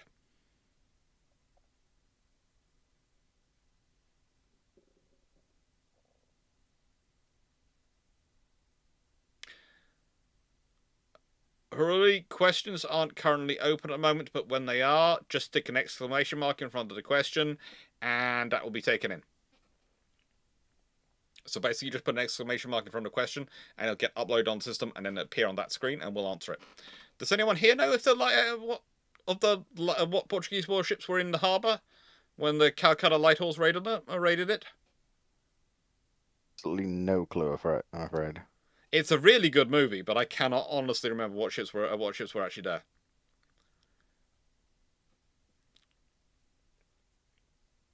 It is a really good movie. If you haven't seen it, it's it's the Seawolves.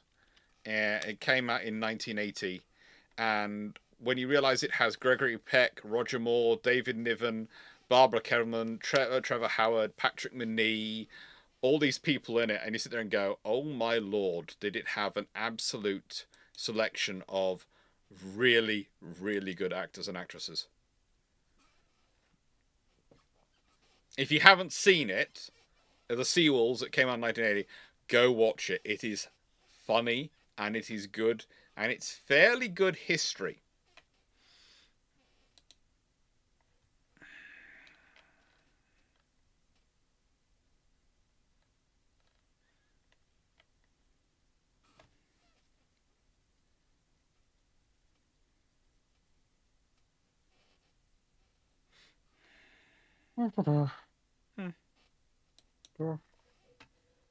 Did we answer Black Horse's question about Britain has to take over the Navy fight in the Pacific?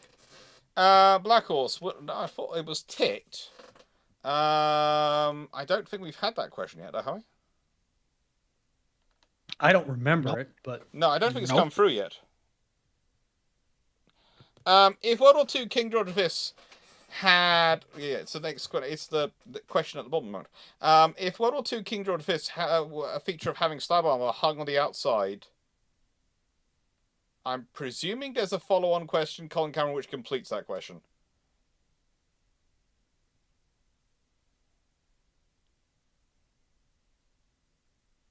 I'm presuming. Not in the queue. So all we've got is if the World War II King George V feature of having stab armor hung on the outside. Colin Cameron, if you're in the chat, just come. You are in the chat. You were there. Set on. You're in the chat. I know. Just put the question in the chat. Put the rest of the question in the chat, because I'm sure it goes on beyond that. And while doing that, while we're waiting for you to do that, Colin, I'll answer Black Horse's question. Actually, I'm going to pass over to my colleagues. What would happen if Britain had to take over the Navy fight in the Pacific War after Pearl Harbor, as Enterprise was not lucky enough to be delayed? So Enterprise was sunk, so therefore they are left with with only 2 carriers. What happens if Britain has to take over the war? What happens? What do we think? So, well, here's the thing. It's a new headache. If Robin? Enterprise is not delayed and she is at Pearl and gets clobbered, which is likely, Mhm. That doesn't so much mean the the Britain has to take over the Navy fight. It just means that the USN is down 1 Yorktown class at the start of the war. So it's not it's not ruining their plans. It just means they have to be more conservative than they already were going to have to be. I would that just suggest leaves them then let's take it to the point of where Britain would have to take over the final Pacific. If the Americans the lost all Japanese their get everything if the they want. Americans got lost all their carriers and everything were actually in harbour, if Richmond really was as bad as the politicians tried to make him out to be, and not just a scapegoat for them not giving him the information and them trying to hide that one. It's no conspiracy theory. It's literally just the politicians trying to cover their behinds. There's not some Problem mad is- plan to get Pearl Harbor hit. It's just literally the politicians were fed up with a Navy guy telling them they were being stupid. So they didn't give the information to his successor, so he wouldn't be able to call them stupid. And then everything goes wrong, and so they blamed the successor because otherwise everyone would blame them and they'd lose elections. So Fun the times. thing with this is fundamentally the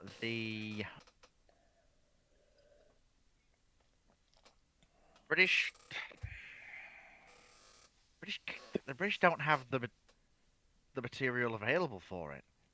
It's the Eastern Fleet. That's what they'd have to deploy. But even then, it's not enough. Well, It's another yeah, headache. There Yeah, are balance. operations they would have to not do to supply it. So the thing is, you'd have to look at what operations do you cut that you would have that you did otherwise you did. This is where I fall down. I'm not.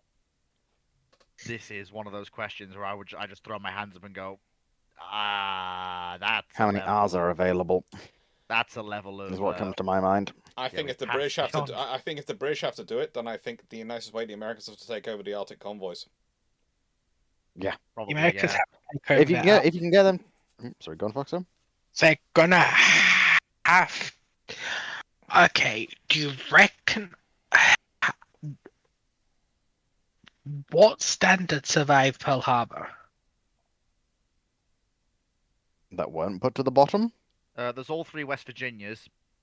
They're the intact and ready 14-inch to go. ones, aren't they? They are the best of the 14-inch ones, yes. They're the triple four. No, I know. Alright, West Virginias. So Well, all I Even can by West Virginia. think of I don't know. is There's 3 14-inch. One of the Colorados, I think, is ready to go. So that's 4 battleships already.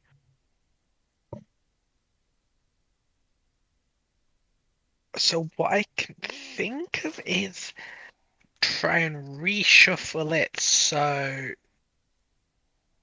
the 14-inch standards that still float try and swap out for any modern asset they can get out of the Met. It's not so much the Med they've got to replace; it's the No. Atlantic. It's the Atlantic. The Med is already drained for the Eastern Fleet. Yeah. That's one of the And I reasons mean, why the Med, politely- the Med has the issues I'm it just does. thinking is the 14-inch standards, if you were to transfer them into the Med, could you free up some of the more modernized dreadnoughts? No, They've you already don't want gone. to use. You don't want to use the 14-inch standards in the Med. They're too slow. It's like, what you're gonna have to do. But they're essentially the same speed as the R class, aren't they? No. Functionally, You're not Yeah. using the R's. You're not using the R's. You're not using the R's. What you have to do is swap the R's. Basically tell the US, right, fine, but if we're doing this, if you want us to cover for you, you're going to have to send your standards to escort these convoys while we send probably wait, the no, I R's. thought those the Far R East. class were the Met with the fleet based out of Alexandria, No, the R's. By because this there point, was the R's by this point are all in the Eastern Indian Ocean. They are all there as part of deterrence. Yeah. They're all They're all operating on Trim Comma Lee. That's why I say the Force Z should have been at Trim Comma Lee to have the R's, because then it's a force of 6 capital ships, not 2. And add in Hermes, 6 capital ships and a carrier, which on paper sounds a lot more dangerous, doesn't it? because the R's are going to have to return to the Med, aren't they? No, Do they not? no. The Royal If Navy Japan's doesn't. not such a major problem, Because I thought there was R's at Metapan. No, you're thinking QEs. they're QEs. Am I? Yes. Yes. Because I was thinking, in the Mediterranean, you won't be able to. Then again, the unmodernized QE's down to 21 knots at this point. No, not more like it's 23. remember the QEs in there are Warspite, Queen Elizabeth, and Valiant. All the three modernized QEs. So here's a thought. Bugger. I'm thinking wording, but B. HMS Furious is jumping to mind of.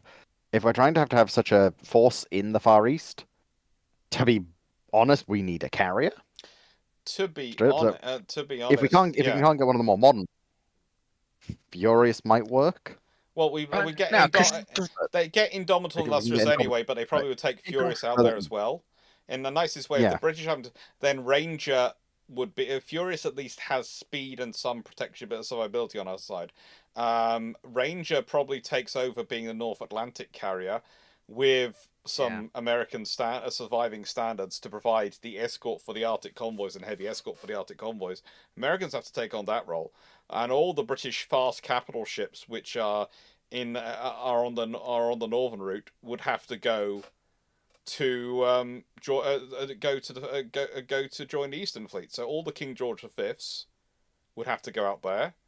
And also, the Americans are going to basically be told by the RN, if you want us to do this, you've got to keep the pressure up. Also, And so it's basically, can I? yeah, Karen. I'm just thinking something through. And also, like, because basically you're going to need the American cruisers with destroyer escort with as much oiling as they can actually handle. You basically have to have them doing constant nuisance raids on whatever they can reach. Just constantly keeping the IGN dealing with as many threats as they can manage. And all that has to happen is politely the British basically have to hold the line until such a time as the Americans can come back in with carriers and capital ships. 4C probably gets withdrawn. Instead of it sorting, it's going to be withdrawn some point, and it's probably going to be pulled out. In nicest way, Ruhnon will be sent out there. Warspite and all. Warspite will definitely be sent because she originally does end up in there. Probably all the King George V's that are available. So that's going to be King George V and Duke of York. So you end up with a fast capital ship for probably Warspite becomes your flagship for your formation because that makes sense. She's fast enough that she can keep touch with the fast wing, but she's also not going to be at the front. So you have a fast battle wing, which is going to be your King George V's and probably Renown and Repulse. Backing up, so they have 5 ships in there, which is going to be enough, which no one's going to want to run into them with Congos. Because 3 King George V's and 2 Renown and Repulse equals 4 dead Congos, even if you bring all 4 of you. I'm sorry, it does. With Warspite coming up behind, backed up by the 4Rs, that means that the British have 2 squadrons of roughly 5 capital ships out there that they would call as their mobile heavy force to keep the Japanese from being able to get heavy cruiser happy. You would probably want the Royal Navy would want to take out. They did take out Illustrious and Indomitable. They would probably bring over Victorious and Furious as well. So that's at least 4 carriers. And then if there's any survive, the Americans have Saratoga. So probably that gets combined into it. So the British are leading, but they have Saratoga, and Furious probably acts as, and Unicorn as soon as she's in service. And Furious and Unicorn probably act as their supply carriers, making sure they're kept stocked with aircraft. But the core 4 aircraft, and the British will operate as a task force based on those 4 aircraft carriers. And the really interesting thing is what happens about Singapore and Malaya. Because if you've got to keep this forward force as bases and you've got to support it, then you can't afford for Singapore to fall. So expect a rapid reinforcement, a massive, overwhelming reinforcement to take place as quickly as they can of everything they can get. Well, so I've just got to. Wouldn't it make more sense in that case to try and get Renown and Repulse integrated with the American heavy cruisers? That might be what you do long term, but short term you can't do that because they don't have any of the things operating together. So the thing is, when you're starting out, it's quite easy to slot a carrier into a task force. It's not easy to get interoperability, especially for night operations, between the British and American forces of cruisers and gunships. So that's not going to happen. Also, to be fair, as nice as the American heavy cruisers are, the British might well go, we'd rather deploy counties. Can your heavy cruisers cover X, Y, and Z? Because I was just thinking, if you had Renown and Repulse working with the American 8-inch cruisers, you've effectively got a force that can take on anything that's not the Japanese battle line, if it's got, say, a carrier with it. That's definitely true in theory. In practice, it's going to take a couple of years of conversations and talks to get that to the point at which it actually works. So the thing is, yes, that would be something you'd be aiming for, but that's longer term. Okay.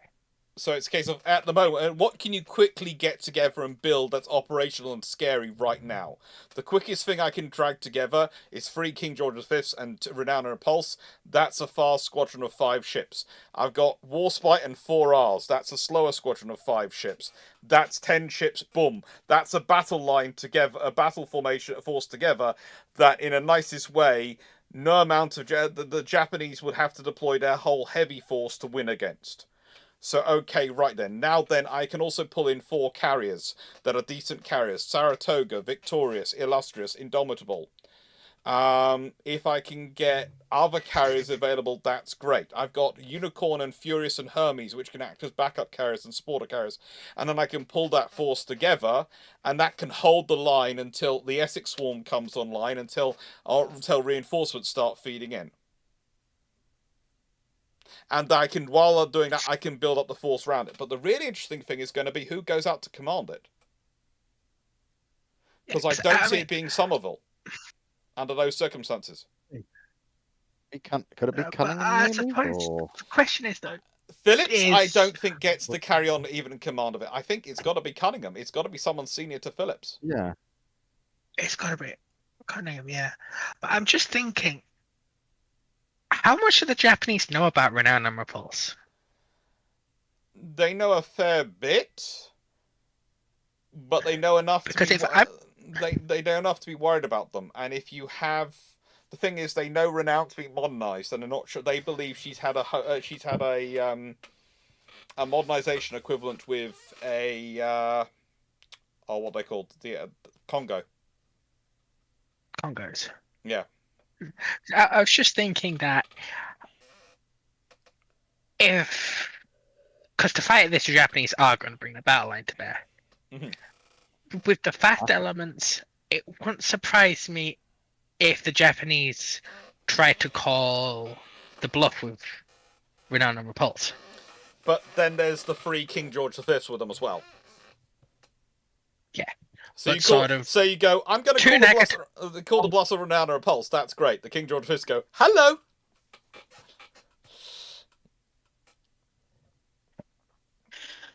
And it's, as you can go on with Nagatos, but will at what point will the Japanese actually let the Nagatos go that far out of range?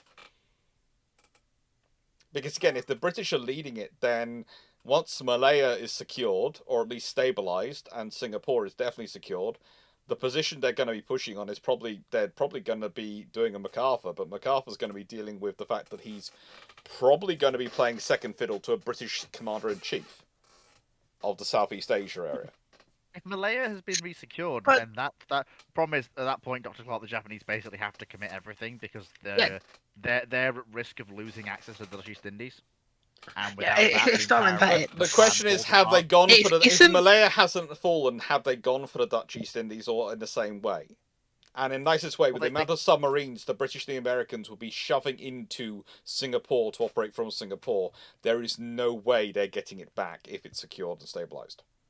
I mean, the problem is, Dr. Clarke, they basically have no choice. Either they go for the Dutch East Indies and keep trying, or they capitulate. Because Yep. otherwise they don't have the oil. They don't have the oil. Yeah, but isn't a large part of the defense of British Malaya the fact that Japan goes through Thailand and they come down the strait, not the strait? Then Yes and no. Yes, it is a bit of a problem, but also one of the problems for the British is that, how do I put this? You definitely don't have, as I've sort of discussed before in Malaya, you definitely don't have the A-team there, but also the reinforcements and getting the forces out there. It was all kind of delayed and in shock and being sorted out. There is a real... one of the things often said is that, okay, Churchill's reluctant to let divisions be let go from North Africa, etc., while there's war fighting, to replace to go and reinforce Australia, etc., Australian divisions. And that I do agree is a bit of an issue, but I can understand both sides of the argument. It's very good in hindsight to say it was the terribly wrong decision, but Churchill was always a case of a person of fighting the war that he had, not the war that might come in the future. I would say the scenario you probably get is a lot of reinforcements heading to Malaya. A lot of reinforcements being rushed to Malaya. Basically everything a lot of Indian troops. So essentially the Indian Army then. The Indian Army, and also functionally probably some troops stripped out of North Africa. And rushed across the Indian Ocean to stabilize it.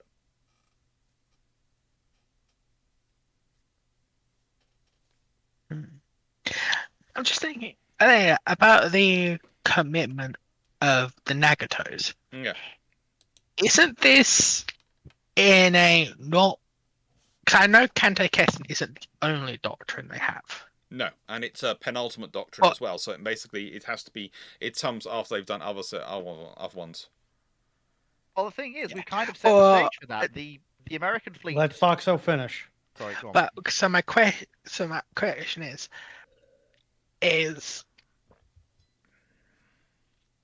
as far as they're concerned with, wouldn't this be a opportunity for that decisive battle? Because if they can sink this fleet, they've effectively kicked the British out of the Indian Ocean, out of the Far East entirely. Yeah, I mean, the Americans are already out of the war to the point where the Americans are out. I wasn't asking you. I was talking to Clarke. Okay, fine. Yeah. Okay, I know where Fleet's going to come. Authority over everybody but Dr. Clarke. I know where. Reminder. I know where Fleet's coming from. Fleet's going to say, well, they've got the Americans out of the way, so it does make sense to go for us. But the trouble is, if they got the Americans out of the way, that's a bit of a shock to them, because because Pearl Harbor was never planned as a Kantai-Kessen.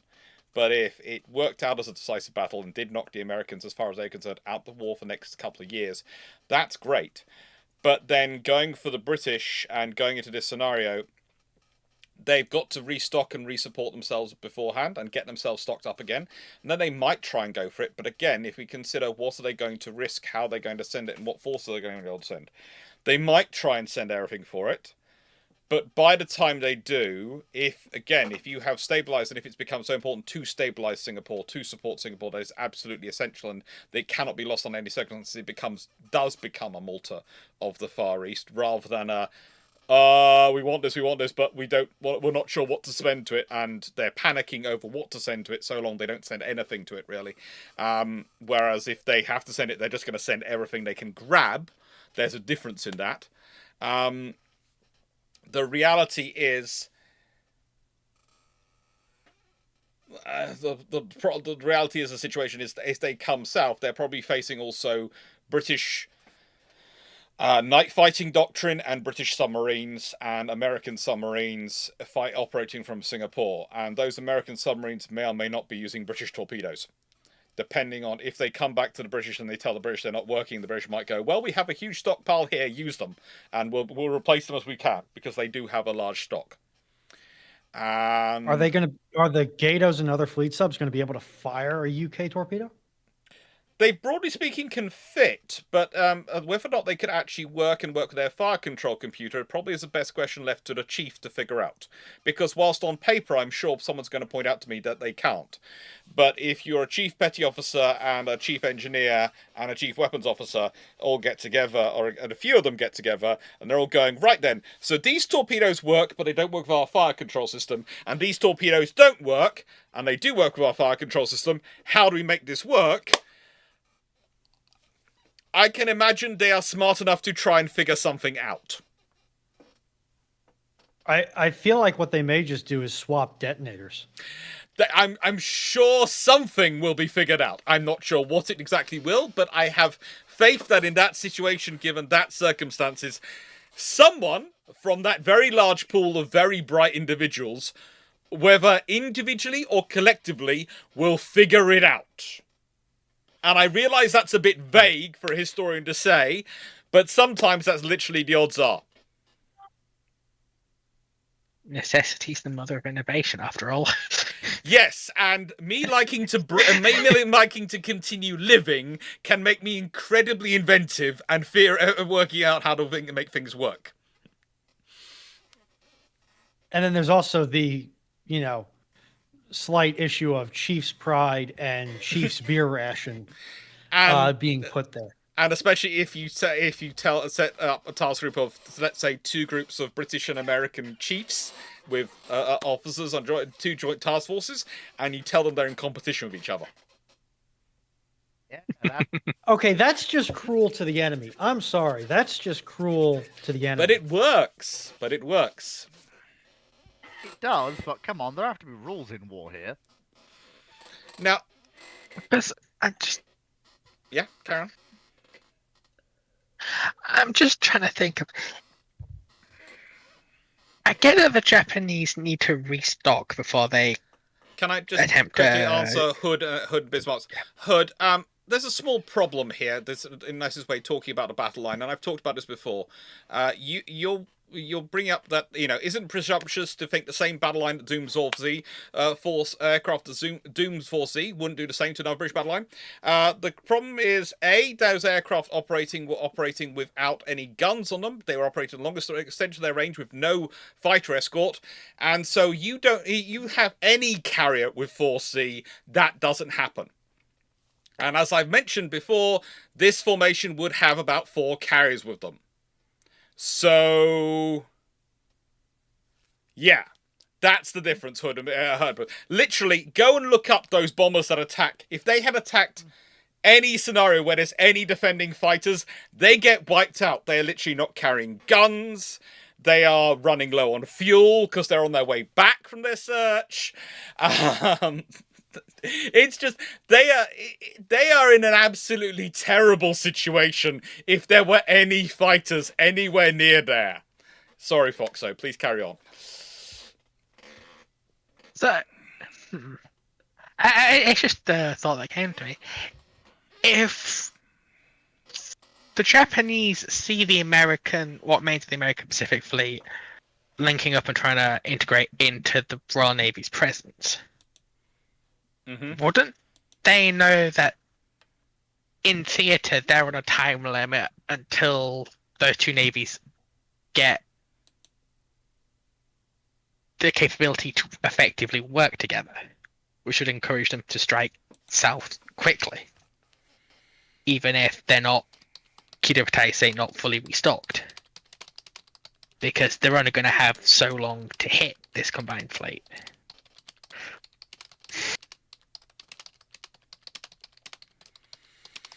They're like that down nervous. Yeah. Look, it's going to take them a while to restock and arm their forces and refocus them, plus they're doing other operations. And then once they get ready to go and try and hit this combined fleet, where is it positioning itself? Because are the British positioning it... It's going to sound strange. Are the British positioning it in the South China Sea side of Singapore? Or are they keeping it the Indian Ocean side of Singapore? Or are they keeping it in the islands? Where are they positioning and operating this fleet from? They're operating the submarines as a forward alert strategy and a forward system from Singapore, definitely. But where would they actually be operating the fleet from? And how would the fleet be operating and maneuvering? And it could well be part of the force going forward and engaging things like the amphibious landings. But expect it's going to be formed up over the month of December. Probably into January, some of the forces are going to take to get there, and that's going to be the bigger thing. But also, historically, the Japanese main fleets, the carriers, etc., don't really start doing operations again till then anyway. And that's not because they don't have lack of targets. It's because it takes a while to restock and reorganize everything after they've put their ships through that much strain, going through that long a journey in the way they had to across the Pacific to do Pearl Harbor.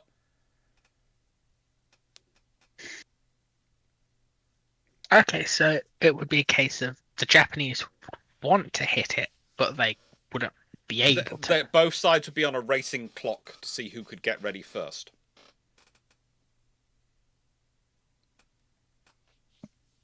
And that would be the thing. It would be a racing clock.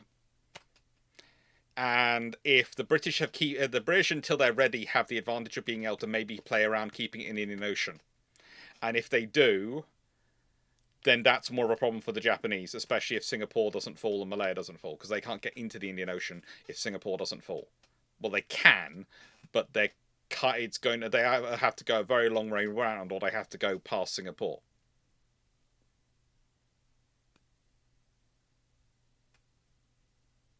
So they either cut down on their range dramatically in their ability to operate, or they go into range of 15-inch guns firing from Singapore, and they need to deal with that. And that means they're also going right by a sub-base, which is loaded with submarines.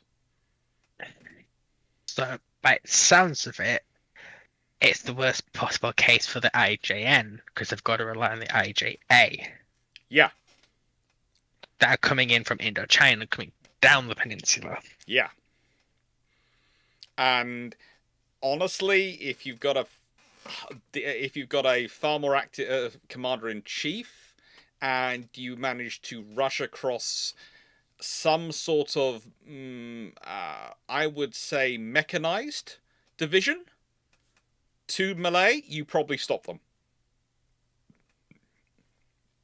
It's possible, but...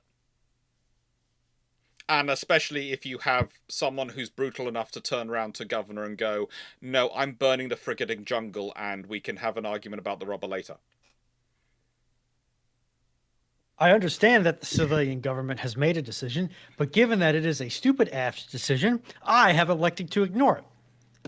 No, more likely, okay, I burnt the jungle. You weren't supposed to! Oh. Take it up with Churchill. I wasn't? Yeah. Just call it asset denial. The city's being under siege soon. Yes.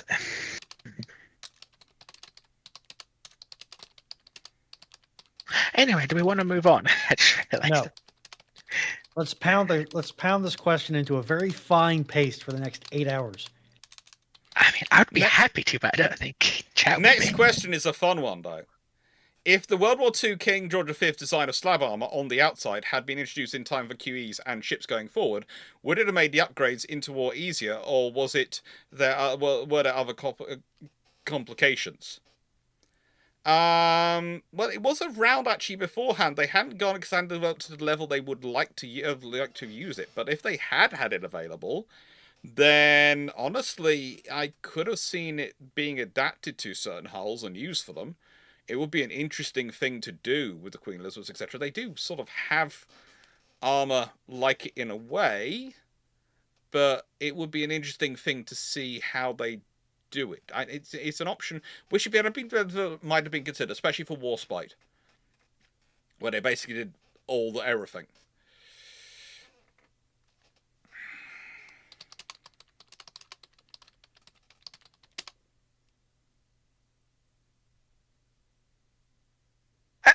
Okay, this is gonna sound plebeian, but what was so special about the KGV slab-sided armor that you wouldn't have been able to do it earlier? It's its thickness. its thickness and its particular form. It's the KGV armor is possibly, depending on which sources you read, and I would say that the debate is mainly between the American and the British armor and shipping armor rather than anyone else, believe it or not. Once you start doing the testing, the debate is between the two, and it often depends of 6 of one and half a dozen of the other in the comparison stage. Is whether or not is some of the best armor produced in World War II, and it was very, very, very good. Especially that put on Vanguard, Anson, and Howe.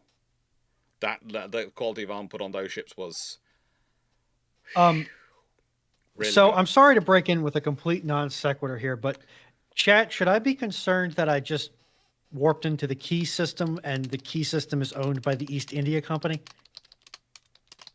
Oh dear. Good luck. I feel like I might need to be concerned. Good night, Vienna. You're off to the rubber plantations of Bengal.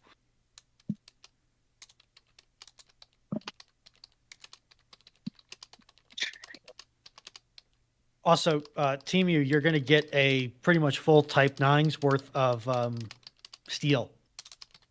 Wait. So I hope you want it because you're going to get it. Wait. So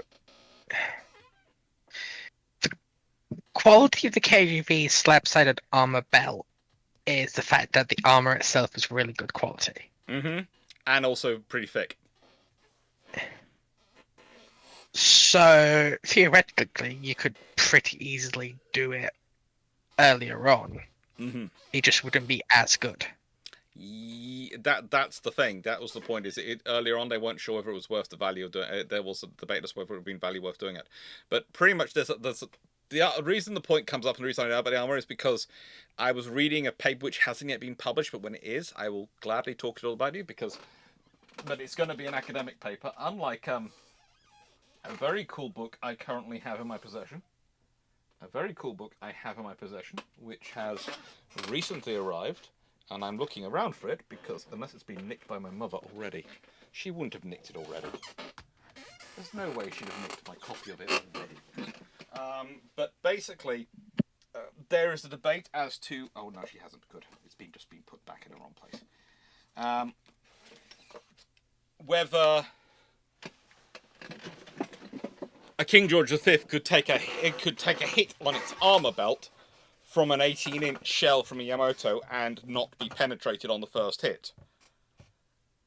And which battleships could do that? And pretty much the King George V's are probably the only ones which could hit on their main belt, could tank the first hit.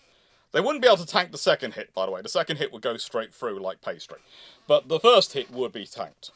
But that's basically what most armor's designed to do anyway. It's just can it actually tank a first round hit. This has arrived. And has been read. HMS Belfast by an Alexander Pocklington, who you might not know who they are, but they are an exceptionally good historian, and I really enjoyed reading their account of Belfast. They really do know a lot about Belfast, and I feel we can all expect big things from him in coming years. Really of course, big things. Absolutely. Tip-top historian, good man. Yeah, Met him myself. How has the slugging match for him to be able to attach a couple of letters to the end of his name gone? There are things working on that one. Don't get me started on that one.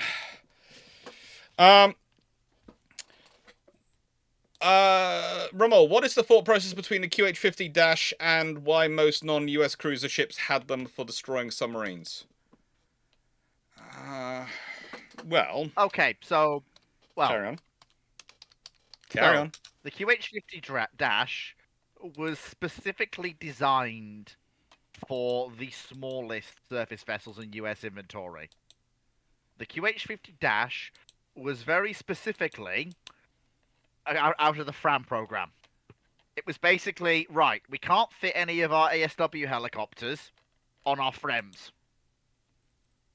So, how do we give them something they can use against submarines, an airborne asset they can use carrying either depth charges or torpedoes?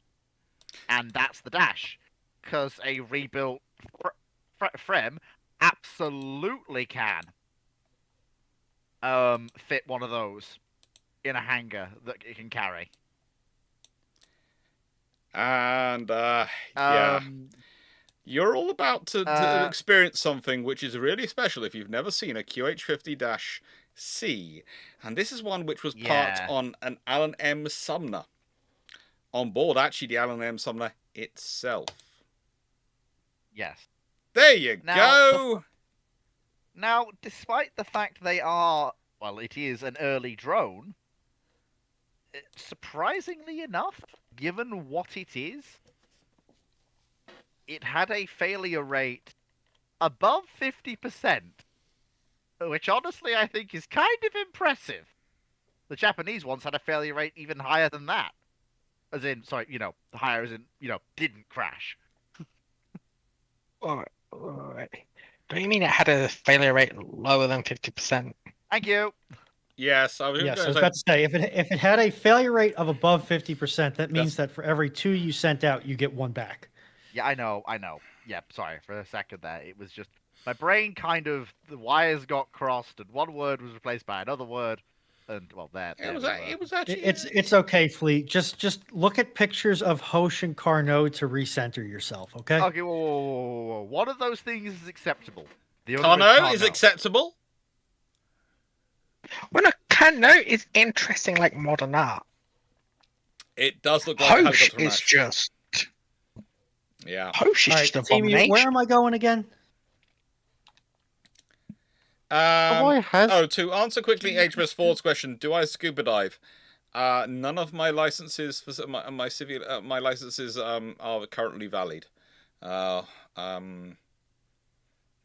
of them are currently valid. None of the certificates I have are currently valid. So I would say I've done all sorts of fun things in the past. Currently not valid. We'll probably go through training again and do them all again, because I need to do them. And I like to do them. I now live in Cornwall where I can do them on a regular basis.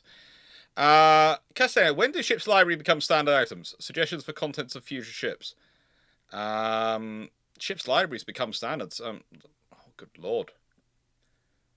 In a nice way, in the age of sail, ships often had quite a large book collection aboard. Captains often had them on because it was a good way for the training the midshipmen and even NCOs and petty officers who needed to learn how to read and write. You often had a library, you often had a schoolie aboard. So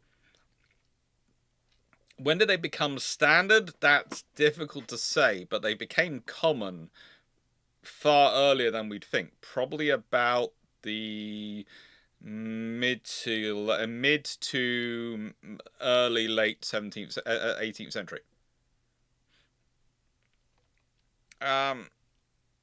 Follow-up question to 84. Would it be accurate to think that if the British were building US battleships, they'd have had 12-inch, then 30.5-inch, then 15-inch, then 16.5-inch, or 18-inch? Well, that would follow the British practice of going a 1.5-inch jump, but that's partially because the British are doing that because of wanting to not jump too fast, so that they don't apply even more pressure onto the tech race. Nyankibi 4472. So this is for everyone on this chat, definitely. What is your assessment of Japanese atomic bomb programs of World War II? Definitely not for me because I have no idea where they were at in their bomb program. They were still in the basic phase of it. They weren't even as far along as the Germans were. Well, if you're it's talking worse about, than that. yeah, if you're talking, if you're talking about getting a workable Japanese bomb, you're basically looking at first of all, they somehow have to win the war, then give them another 10 years. It's worse than that, Fleet. I'm being optimistic here, but please go right ahead. I want you to be the brutally honest one. You're better at it than I am. Well, from what I've read about it, because I do love my nukes, they had the basic fission calculations wrong. Oh no, they didn't. They got that bit wrong as well. Yep, from what we found Oh. is they were thinking it was possible, but their version of the maths was saying it wasn't possible. Because essentially remember correctly, and I haven't read it in a long time, it's thing like the British had pre-war. They had this idea of if you had a critical mass or a barely subcritical mass, you could theoretically detonate it. The issue is whereas the British in the late 30s kind of get the right amount of material you need for that subcritical mass, the Japanese had it off by a magnitude of 3 to 4. So while they sort of had the maths for a nuclear reactor, they didn't have a maths for the bomb. Which, yeah. And then again, we're talking the British don't get this fully down until the Maud Committee. And the Americans don't either.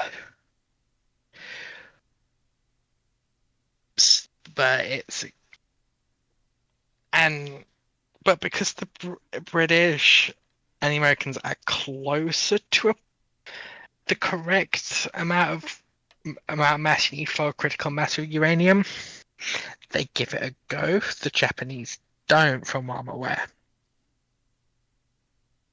Then again, this was like one buck. So don't take what I said out. I don't like the fact Clarke's quiet. Clarke can just be quiet in general at times. You need to stop getting so nervous. Basically, Clarke is the person you're looking for that you need to result to really track in Japan, and there's really one person who's key for it, is a guy called Yoshio Nishina, who is extremely capable physicist, but honestly doesn't believe Japan will ever have enough material, etc., all things to get this sort of thing done before the war finishes. So a lot of the programs, because they don't have access to the materials, various things, a lot of the programs which are running are actually doing his research for him rather than developing nuclear weapons. And as he runs pretty much 2 of the cyclotrons anyway, in his own personal institute, the Ruhnon Institute, he pretty much has dominance over this. And there are various projects. There's all sorts of fun things going on. But one of the things you have to remember about Japan is that they have probably one of the finest nuclear industries in the world today. And I would argue that possibly some of the reasons why the maths was off was a collective agreement that the maths would be off to stop their military side necessarily getting the weapon amongst some of the senior scientists. Because once you look, it's going to sound strange. Once you're dealing with a group of scientists that small, they can develop their own opinions about things. And whether or not they trust you to have those weapons. It's also easier to do when you don't have a lot of cross-pollination with allied nations. Yeah. Because there's very few people from the outside that are going to be able to say, you screwed up a calculation here, right? Basically, to deal with Nishiyama, you would need to call in someone of Einstein's character or caliber, or the various people involved in the actual Manhattan Project, because he's that senior and that important. It also helps that Japan is slightly racist and slightly insular, and therefore is going to look at any Western, i.e. German or Italian, input with a little bit of a grain of salt. It's funny how all 3 powers in the fascist, both the fascist powers and Japan, not one of them rated any other one's support or assistance. Not one of them rated the minds of the other power.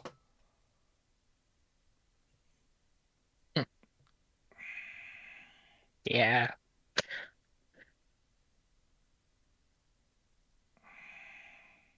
I just want you to know, Team U, that when this thing is fully loaded, I think it has a 5 light-year jump range. So I hope you're paying well. Frank Brownwell, what are you talking about? The whole of Canada or something? There's an interesting thing going on in the chat, but I'm not sure. I can't really follow it at the moment. Uranium mines in Canada, if I had to guess. Yes, Uranium City is a big one. It's uranium. Also, if I remember correctly, Australia's actually got some pretty like yellow cake is a notable insight, a notable export for Australia, which is all the more ironic given that Australia does not have an internal nuclear industry to speak of, other than some radio medicine and scientific isotope stuff. Canada... Yes, Team U, I know I should engineer the engines, but that's a grind, and currently my autism has not been of the elite dangerous flavor. Yeah, basically, if you want uranium in the UK, I'm sorry to say this, but you have to come to a place called South Terrace Mine in the UK, in Cornwall, which to date has produced 736 tons of uranium ore between 1873 to 1930. But, and I will what in point God's out, green earth were they doing with it in 1873? don't ask. Glass. Don't ask. It's glass. Yeah, mostly it's glass. Glass. Uranium glass is fun. I drink wine. Well, correction. I drink spirits out of a beautiful green uranium glass that I was given for my 18th. Yeah. Look, I have actually visited South Terrace Mine, and the interesting thing there is it's been designated as a site of special scientific interest, and because of its special scientific interest for its unusual and rare materials. And a triple SI, if you don't know in the UK, means it has more planning protection than God. Okay? In the nicest way, if something's designated a triple SI, not even the government itself can really overrule itself. The South Terrace Mine, the interesting thing in discussing it was shut down, and it was shut down arguably because they didn't want the company that was running it to retain control of it because it was producing what was coming out of it, not because it had run out of resources. And there were actually surveys done in 1953 by the Atomic Energy Division of the British Geological Survey, and the results are intriguing if you look into them, and the fact that a lot of the details are still not necessarily have not necessarily been publicized, and possibly won't be for a very long time. So essentially, in the finest traditions of the British people, they didn't just get rid of something that they didn't think they were going to use. They, quote unquote, shoved it in a warehouse. Yeah. But interestingly, Sorry, Foxxo, we are the national equivalent of the old person who sticks it in a cupboard just in case. Yes. We have many cupboards. I'll be back in a second. Carry on, Foxxo, sorry. There's a game called Atomfall, if you've heard of it. Yes. Uranium from this mine is a plot point. Well, it's a tiny subplot point of why weird things start happening there. Because in that timeline, they didn't shut the mine down and used a nuclear reactor, and that reactor started doing funny stuff. Well, the entire British Atomic Agency was doing funny stuff.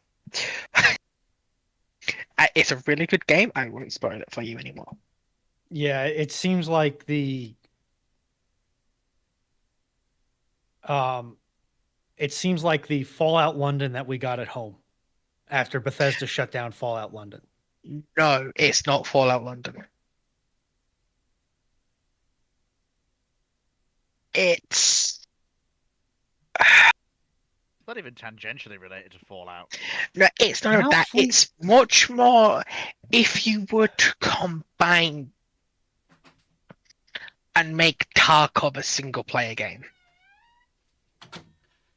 Having never played Tarkov, I'll take your word for it. It's got, for its type of game, very realistic gunplay.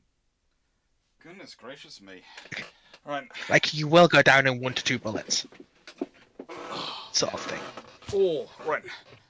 Yeah, Right, uranium. Let's carry on. If MacArthur was sent to a different competent command that isn't in the Pacific, in your opinion, would the war against Japan have ended fast or slow without him? It doesn't make much difference because, honestly, it's logistics and shipbuilding which dictates the pace of that war. It's literally logistics. And almost And a lot of the pressure... The people below him are more important than the people than him. And a lot of the pressure on Japan comes from Nimitz's command, not MacArthur's command. Or at least a lot of the stepping stones which allow a strategic bombing command against Japan come from MacArthur's command, come from Nimitz's command, not MacArthur's command. Yeah. And then we have Black Horse. What happens if Italy is able to get a large stockpile near shells or to fix their shells at the beginning of the entry to World War II? Okay, for starters, it's not 100% the shell issue. There's all sorts of different things which compile to make the problem they have sometimes with their targeting, because sometimes they are dead on and sometimes they are missing by miles. And it's a bit cruel, really, to them in some regards. I would say if they get all those fixed, then the British are dealing with a lot more problems in World War II. A lot more problems in World War II. And Churchill's decision to pause carriers and capital ship construction is terrible. Now, in that scenario, would be looked back as one of the most horrific and stupid decisions ever made, not just by naval historians but by everyone else. And now it is Fleetwood probably wants to go off to bed because he's worried about tomorrow, where he is leading the chat. I'm not worried about leading my own show. I started it solo. I can still technically do it solo, but I do like having people on to talk to. I'll see you all tomorrow. Good night. Okay. Good night. Okay. Frightening. Now, with that being said, Bugger 29, do you see any new cruise or aircraft carriers being saved as a museum? Nope.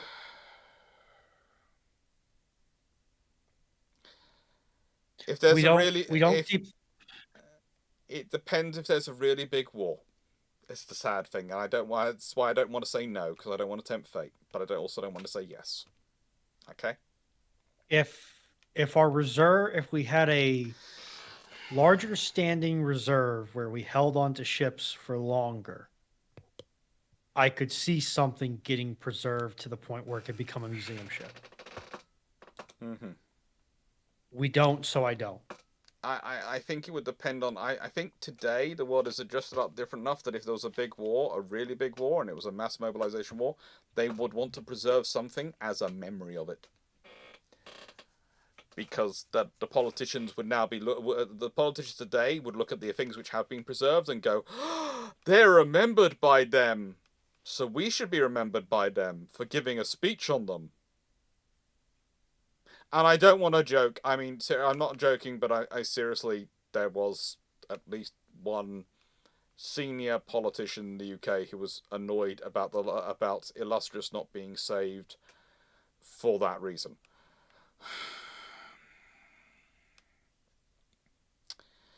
Hood, Bismarck, wet powder bags. Had the bomb dropped into West Virginia's turret had detonated, would it have been a second Arizona at Pearl Harbor? If the flash penetrates the magazine, yes. If it doesn't, no. But there's a chance. And thank you to Foxxo and Dragon for staying after Fleet has to go off to bed. What it must be to be so constrained by a bedtime. I don't get a thank you? You always get a thank you, Ruhnon.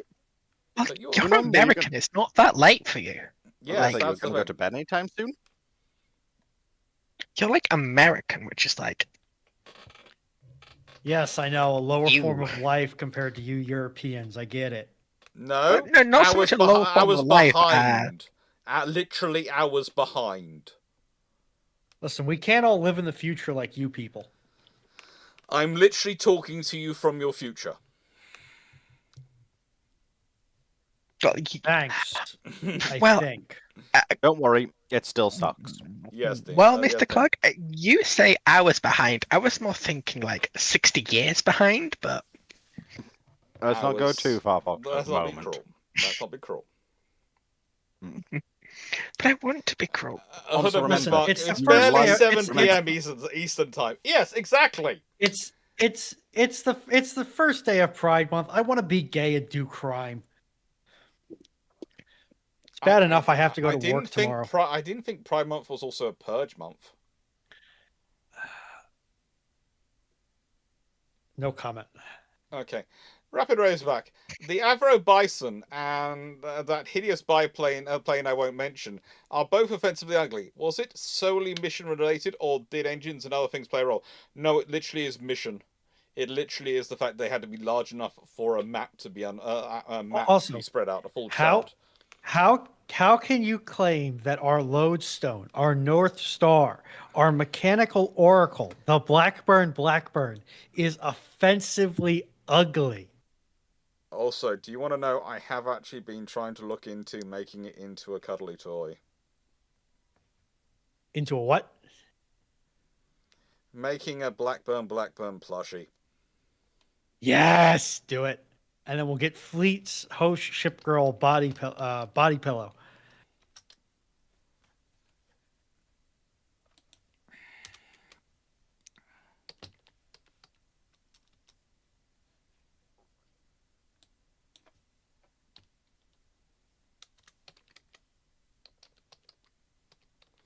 That's right, Minecraft watcher. The Blackburn will live as a plush. Unfortunately, I missed. The thing is, Unfortunately, I missed the boat on the emotional support. Do I think it would actually sell? It's kind of like Mum said. Yes. Mum's criteria for the mug and the things with the poodle face was: would anyone actually buy it? I went, I don't know. I don't know if anyone actually visits my Spreadshirt store, let alone buys any stuff. But I'll put it up for a month, and if people want it, they can have it. But because some people said they were interested, so we'll see if it goes. But it's a case of.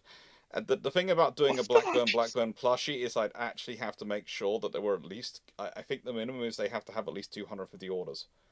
So I have to make sure at least 250 people would buy a Blackburn plushie. Thank you, Timu. I think I did remember you had a hoodie. I would. What's the biggest you make our t-shirts? Huh? Uh-oh.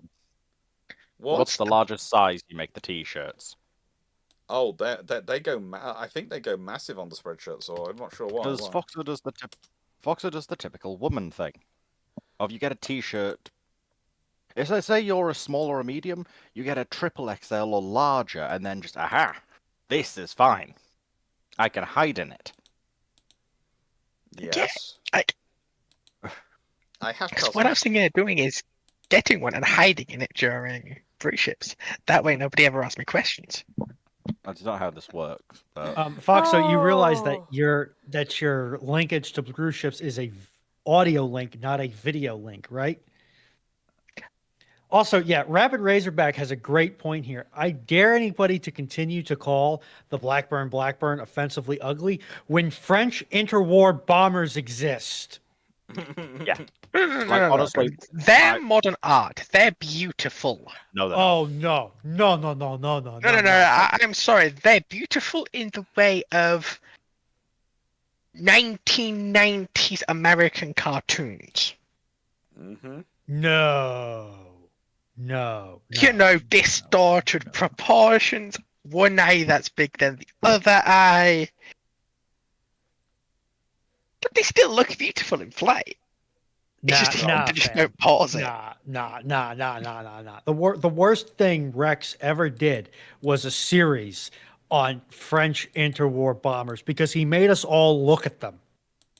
But they're beautiful. Right. It's like I'm all for donking on the Hoche, but you don't donk on the French interwar I actually will bombers. say, Ruhnon, I actually quite like that Rex did a video on them, so now the world knows how horrific they looked and how horrific they performed most of the time.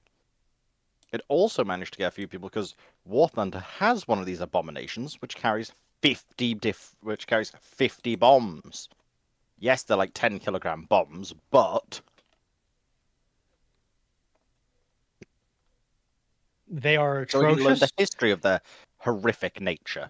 Yes, well, they are atrocious and should never have seen the light of day in any venue whatsoever. Okay, the Mems Premium T-shirt goes up to XXL. So like I think, 4 you know what you get me Foxxos. for my birthday? Isn't that in like 7 months? Yes. Fair I mean, you can enough. get me one now if you want. Maybe next payday. Oh, Unfortunately, are they? purging in the name of the Emperor took I- a large I- chunk out of my wallet.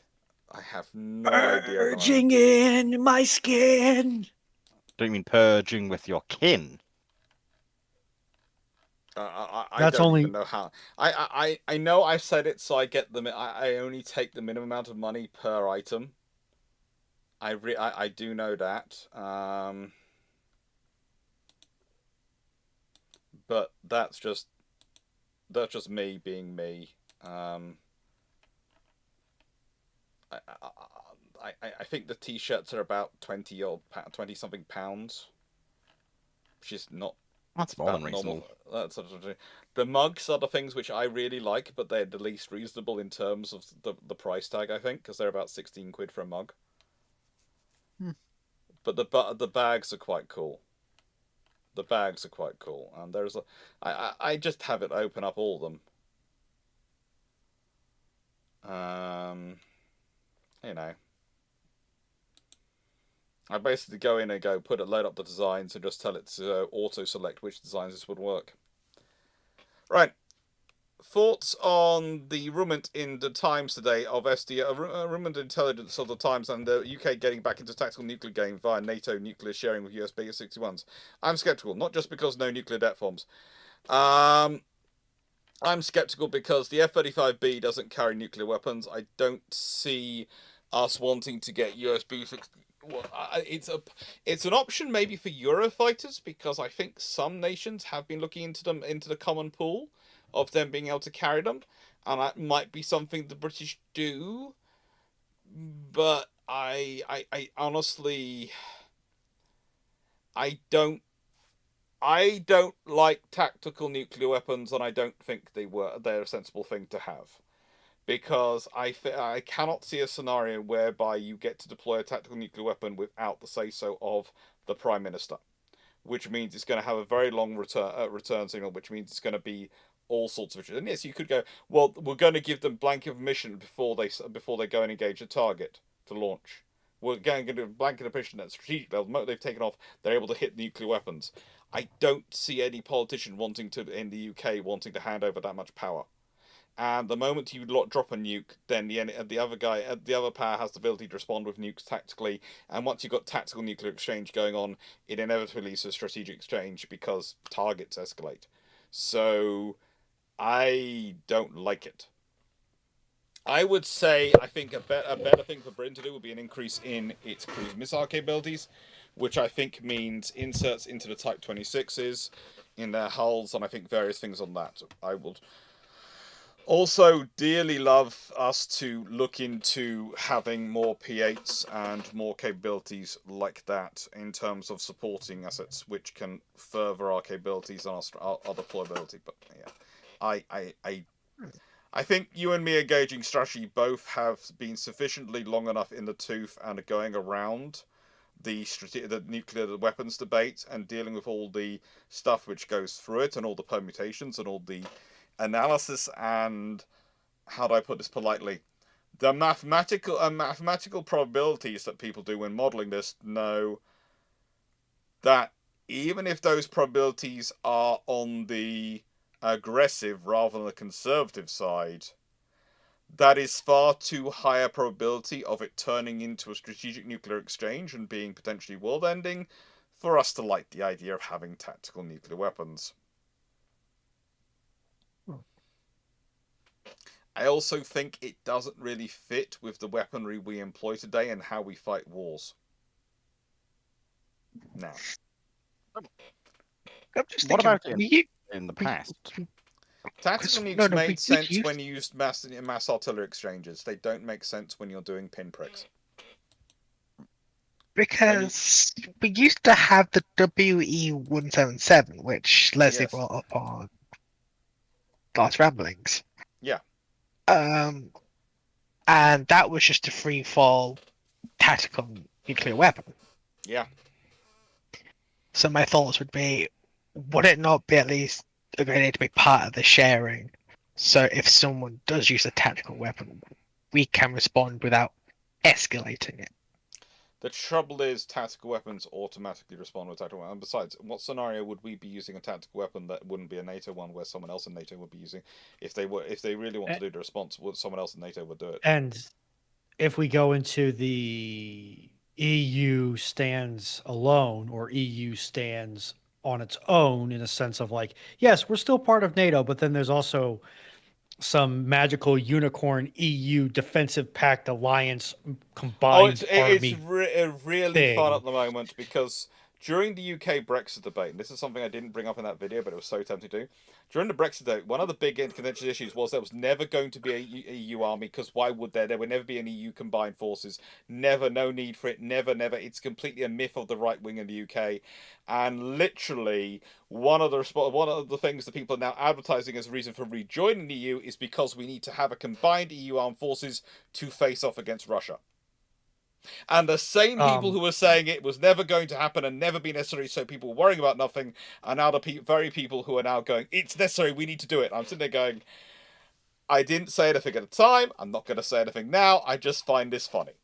That you have literally shifted from one to the other, because you weren't actually, when you were talking about it, you weren't considering the future, and weren't considering what were the options out there. However, I would say that that's going to require, for something like Eurofighter to be equipped with what is a quote unquote tactical warhead, you will need to have a that comes from a shared pool of warheads. You will need to have a unified nuclear doctrine among every country that has bought into that pool. We already do. Most of them used to operate F-16s with that capability. And F-16s, etc. And that's the way. It's just looking for an aircraft to replace the F-16 in the role, and it's probably going to be the Eurofighter, which has already been going through the process because Germany's already pushing towards it. So, in a nice way, I think if this program is going to be involved in anything, it's the British will just get their Eurofighter certified along with everyone else. Yeah, because it's something interesting after the conversation with Leslie. I looked into it, and most aircraft in the Western Arsenal have the capability that you can strap a free-fall nuclear bomb to it. Mm-hmm. It's like pretty much all the RAF had that capability anyway. Why would we need to go out of our way to get it specialized? Yeah. There is usually a process of certifying airframes and the units which operate them to carry, store, and service nuke munitions. And the only scenario I see the Royal Air Force getting F-35As is if they're prepared to transfer all the F-35Bs to the Royal Navy. And I don't see them doing that. But again, who knows what happens? But also, I don't see the RAF buying F-35As because they'd be a threat to the Tempest program.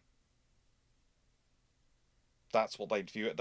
That is honestly what the RAF, some of the personnel I've spoken to in the RAF and in the Ministry of Defence, see F-35A ideas as. They see F-35 as a threat to the Tempest program. Because is Tempest supposed to be low cross-section? It's next generation. And it's good. Yeah. It's going to be very So is good. that a yes? It's going to be stealth. Well, okay. The answer is we don't know. Because we don't actually know a lot about it, if I remember correctly. We kind of nothing do. Official.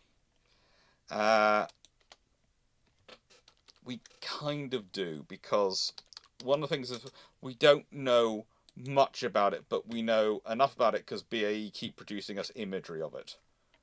And the images and the mock-ups have been sufficiently similar of a scale that you get an idea of what it looked like. And the fact they even put up a mock at DESI.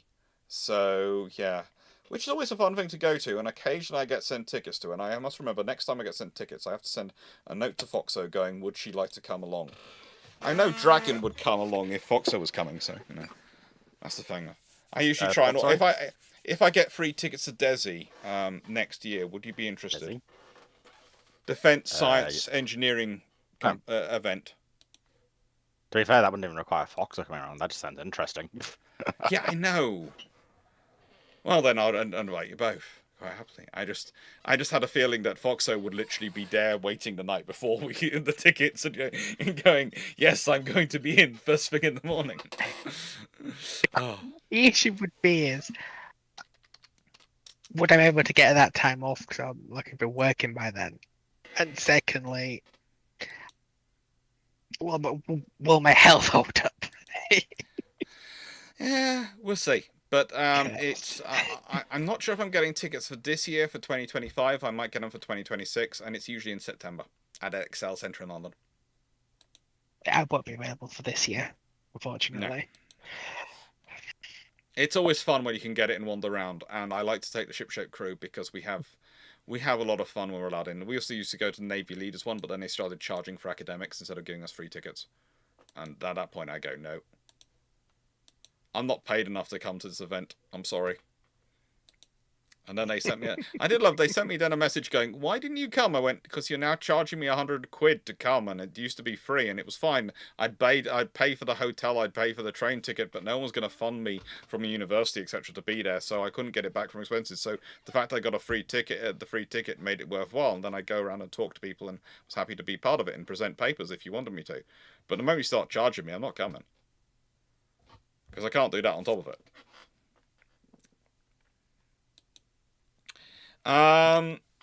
What was the thought process on the US drones during World War II that can carry armaments and be controlled by tailing Avenger aircraft? Do you think the UK saw this as a stupid project and rejected it? No, the UK saw this as an interesting project in which they kept going, kept doing more development work on the Queen Bee drones, which would have operated from ships and would have made them having first drone offensive carriers. Things like Argus launching completely uncrewed attacks on targets would have been an interesting thing to watch. I'm not sure how many questions we have left. I mark 8.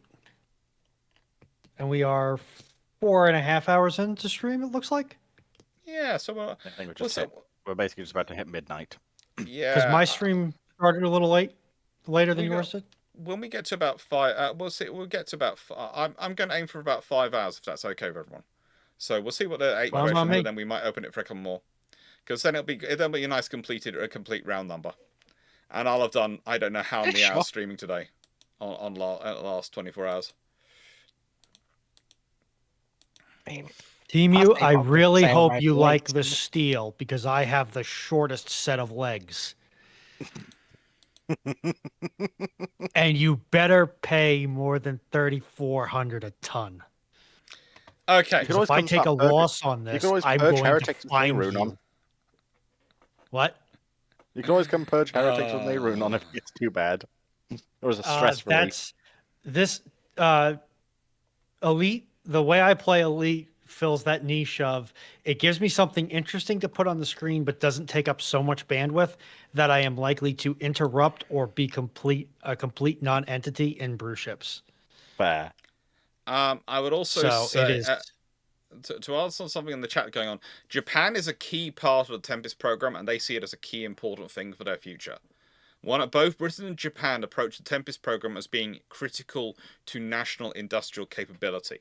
It's a national security issue and national industrial capability issue, which they see as critical because, let me put it this way, both those nations were significantly disappointed by how the F-35 program worked out.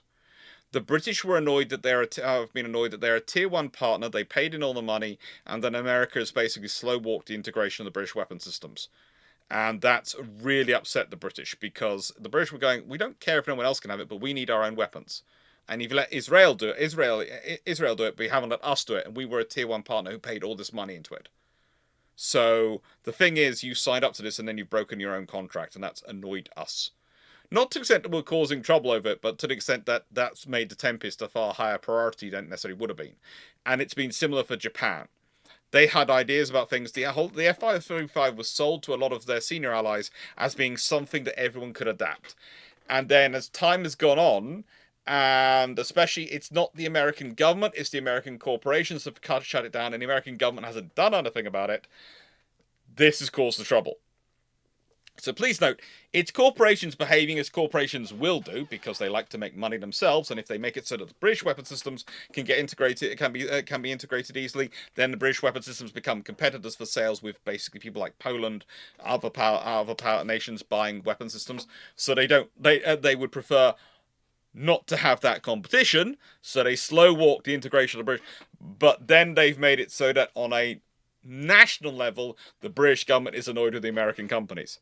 And that's another reason why when people turn around and go, why don't the British buy more? Don't the British buy this from the American, that from America? And British go, because your companies don't always follow through on the contracts where they're supposed to integrate it with our wider British systems. Because as we all know, the biggest battles in the world are between defense contractors because they don't like their systems working together, because it might mean you buy something outside their ecosystem. It's not politics, it's corporate profits. What is your favorite type of which unfortunately influence politics to a sometimes unwelcome extent? Yeah.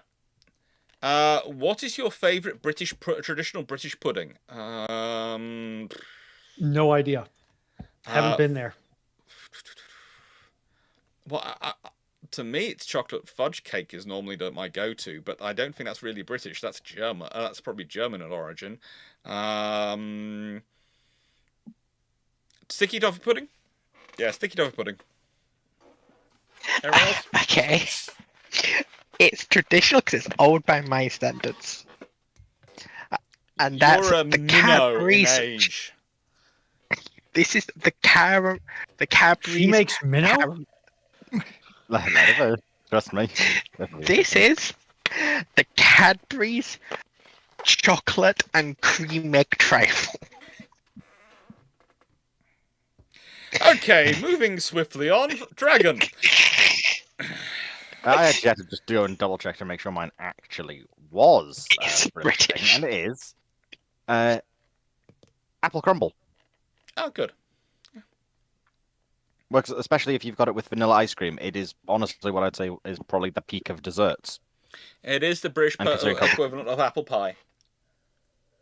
But it's not cream egg. You Okay. could make a cream egg crumble. It's Uh, within your power. I've tried. You can't.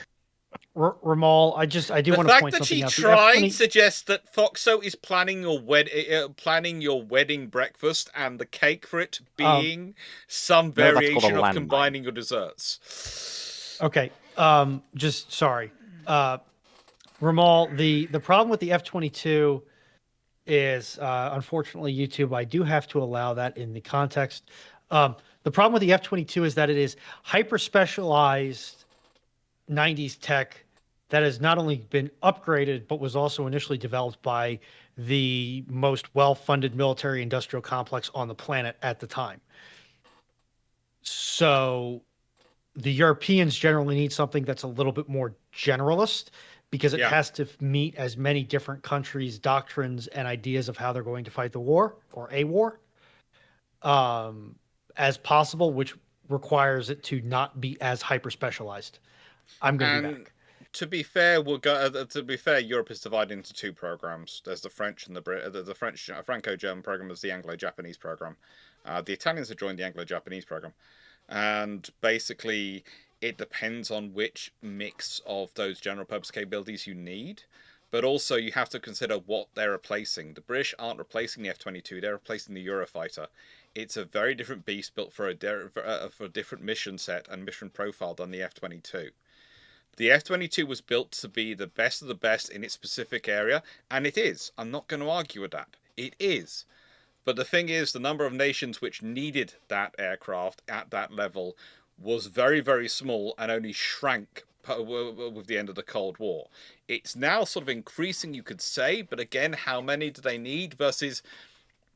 Again, it's the whole thing of, yes, this is 100% solution to this problem. or I can buy something which is a solution to 3 problems, but is an 80% solution to each of those problems, but I can buy 4 of them because of the, the benefits of buying in volume.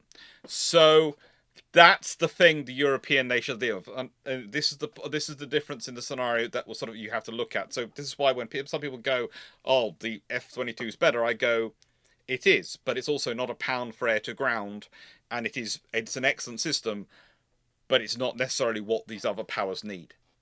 These other powers are going for a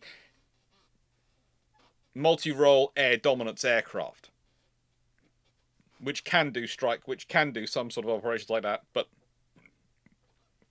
emphasizes, but isn't built around air dominance.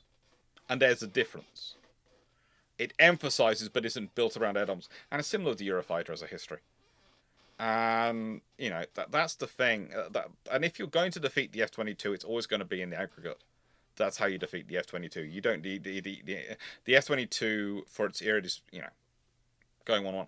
And I would also say that's the point, is that you point out the Europeans are still trying to compare and beat the F-22. They're not. No one's fighting that fight because it doesn't fit any of them. It's usually when you have the comparisons with the F-22 come up, it's people in the press or people seeking a quick headline, not anyone who's actually serious about it. That's the Obviously, thing. America's strong crowd. Don't get me started on them. Oh, how goes Space Marine 2, Dragon? You're still playing as a Templar. Black Horse, what major role did the tribal class... Actually, no. Foxxo, you had something you were going to say, don't you? Go on, Foxxo. I was just going to ask a quick question about the F-22. I've heard it described as it was a next generation... What was it? It was a next generation aircraft that lacked a peer, so never really took off. No, there wasn't anything to contest it. It struggled to justify its own existence. That's pretty much the trouble. Is the Americans? The Americans built the F-15 to beat everything the Russians were coming at it, and then the Russians claimed they built something even better. So the Americans didn't have that as a capability. So they didn't know what that was the Russians were coming out with. So they built the F-22 to beat the F-15. That's literally what they built it on. And then nothing ever appeared.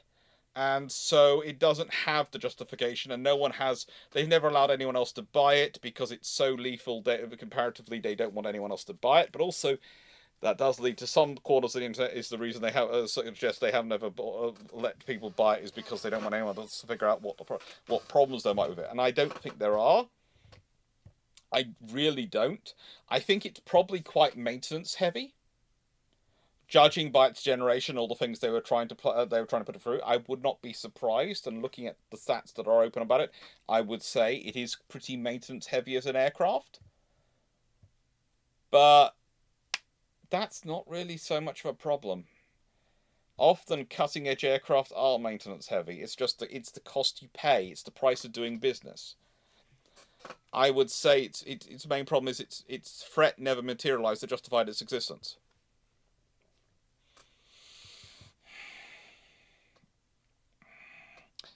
Next question. It was a solution looking for a problem. It was a solution for a problem which never actually appeared because it was supposed to appear. It was marketed as going to appear, but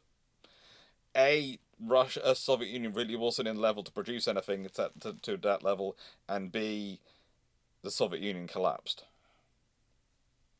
That's it. Okay. And then Karen, I think. Yeah, just gorging. Yeah. Don't worry. Okay. We're having problems with I'm not very good at this speaking thing. You're doing well. You're doing well. Panicking. Black Horse, what major role did the tribal class or other Royal Navy ships play in the Pacific War in World War II?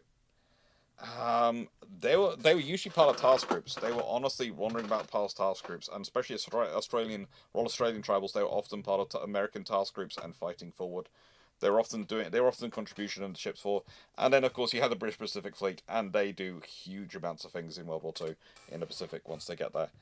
But it's again basically the agreement was the British took the Atlantic and the Mediterranean and the Indian Ocean, and the Americans took the Pacific, and that's roughly where you'd find their fleets operating and what they're doing. And it's interesting when you look at all the sheer amounts of stuff going on, but there's also the reason for that is because who has the logistics in those regions to support them? What would you consider the most successful post-World War II escort ship class? It's hard to argue against the Oliver Hazard Perrys. It really is.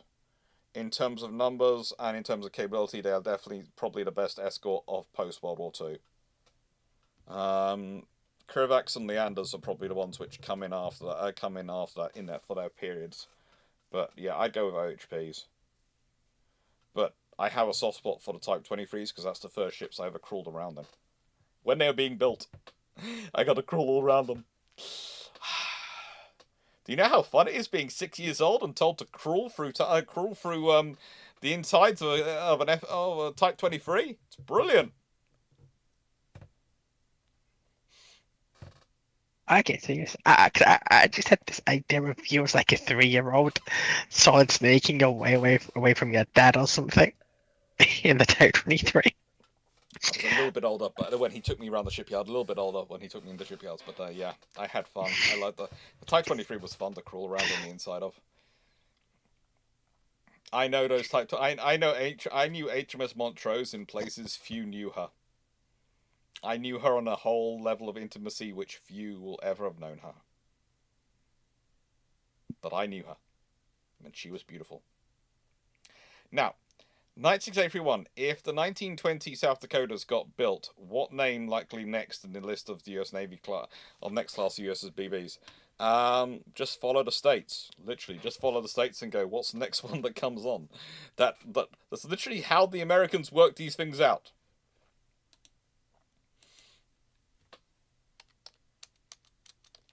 It's done in order of precedence and politics. So, let's see.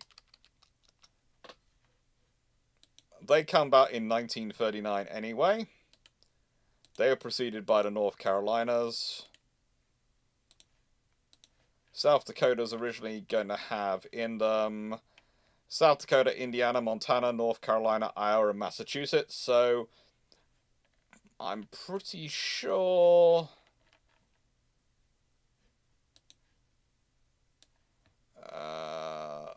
South Dakota, I'm pretty sure, well, Indiana and Alabama, probably. I'm going to go for Indiana class. Which would have been fun, because it means they'd have had great theme music every time anyone talked about them. As long as the Indiana Jones movies were made. Rapid Razorback. Which is the most offensively ugly Blackburn or Avro bison? I'm going to go for the Blackburn, mainly because the bison has a slight sweep to it. And Castanea, which was a worse idea, the hydroplane battleship or the battle carrier? Oh, good lord, that's a false question. Both are equally terrible. I would have said the hydroplane one, wouldn't it? Because there's at least a limited niche use scenario for battle carriers. Yeah, but if you're in a scenario where you need a battle carrier, where you're considering a battle carrier, you're already in a scenario where you should not be considering a battle carrier. Oh, I'm also more thinking post-war. Like, so the Jean Bart proposed conversion where, yeah, you're not really planned to fight ships anymore. You're more planned for supporting basically naval invasion task forces.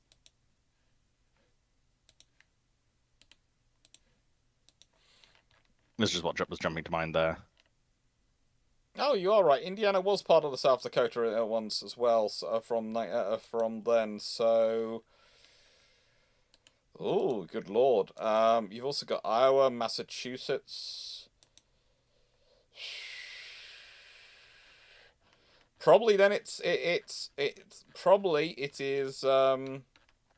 Alabama.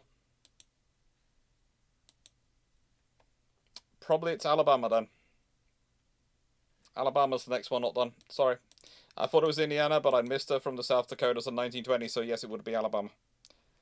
I can see a point on the battleship, but, and the battle carrier, but, no, I think both are equally terrible.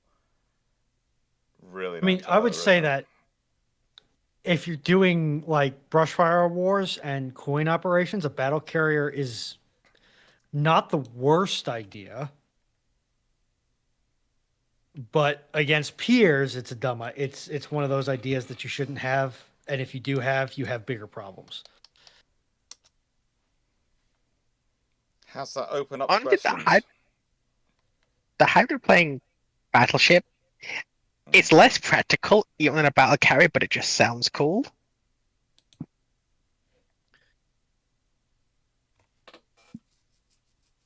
Yeah. Well, We're taking I will five say, questions. 5 questions only. I will say that judging by the fact that the bot has continued to work, either A, streamer bot got more allocation from Alphabet, that finally got approved, or B, there's a lot of streamers that took today off because of TwitchCon. We won't know until next Sunday. Stream, why aren't you working? Hey, Hmm? I hate Twitch. My Twitch is decided to not That's load. 1, that's 2, that's I'm trying to get the 12, question to 3 Mr. if Clarke. he can correct his syntax. IKB, you forgot the question mark. Mm-hmm. Not question mark, exclamation point, or the interrobang. No, it's just the bang. Oh, I love the fact that There you these race of questions coming in. You know, got 3 questions coming. Start off. Rappers, any books on the good, the bad, and the ugly of warship conversions or ships converted to warships? Not really. It's basically your only books which really cover the issues in detail are Warships After London and Warships After Washington. That's literally your only real books which cover them in detail as conversions and all the context around them, and our starting points with lots of more books to go and find sections of them. Have we got 5 in now? 6 technically, because Team U snuck one in on Twitch. Okay, Ah, so that'll do. I closed it. Twitch, why did you say my account's unverified? I streamed. This account's verified. Don't worry, I've been told 3 times this evening by Restream that they can't verify my accounts while live. Oh yeah, that's probably a setting I need to change on my. I thought I had. Okay, whatever. I'll look into my auto mod in a second here. Can I just give you the question because it's a quick one. Yeah. I tend to leave my chat quite open because it feels kind of scuzzy to require a follow to chat, but it is a very effective way of both A, increasing your follower count, and B, filtering out bots. I need 6 more, chat. 6 more.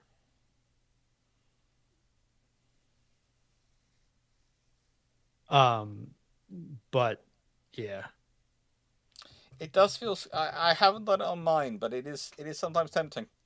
How can you be so offensive?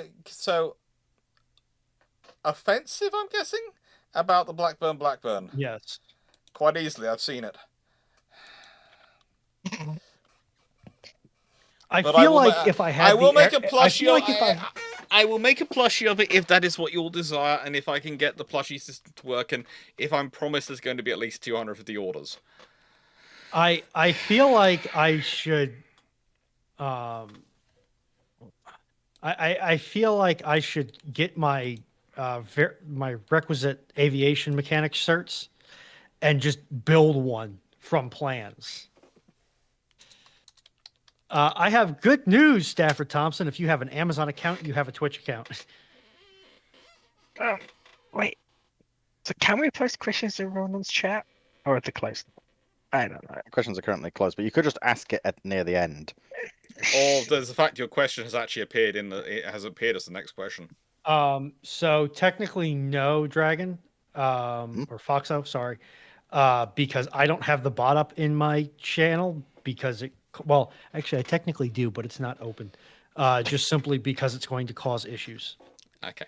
I can't message on Clarke's stream for some reason. That is odd. Try refresh.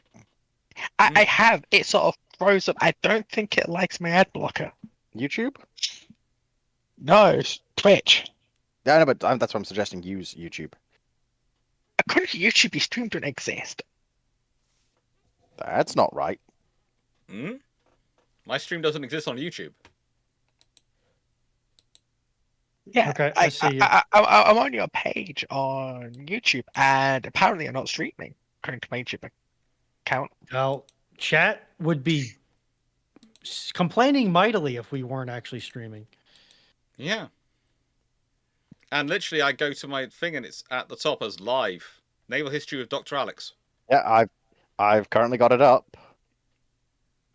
Need me to send you a link, This is Foxxo? not KGB foam. Okay. If you wouldn't mind, 'cause I want to know I how have- bad my voice sounds. But we've got one question, then we've got Foxxo's questions, then we've got YouTube Minecraft's questions, and then we've got Stafford's, and then we've got Tematu's. Also, and just by way of explanation, in case somebody's wondering why I want foam made by the KGB, that is the easy way to identify which stars you can siphon fuel off of in Elite. And that is how I remember it. There's a different acronym now, but I can remember KGB foam. So I use KGB foam because I find the acronym funny. Night Rabbit. And yeah, okay, so we're going to move on before we start talking about KGB phone too much.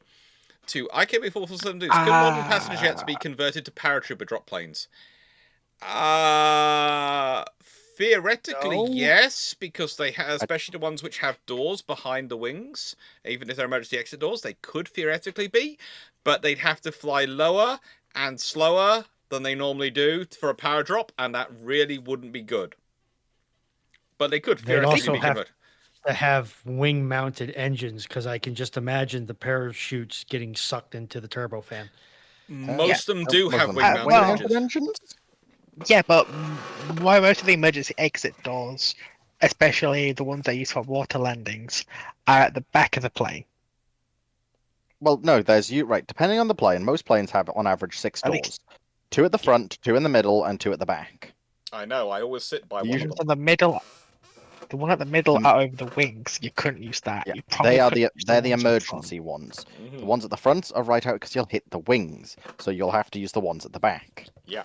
But it honestly wouldn't require that much work to probably do so. Honestly, the biggest issue you've got then would be the Wait, the, no, name, the name escapes me, but basically the wings at the back of the plane, ailerons? No, not those. Either way, the tail planes, elevators. That's it. No, but this I is knew the word was just escaped me. hasn't this already been done anyway?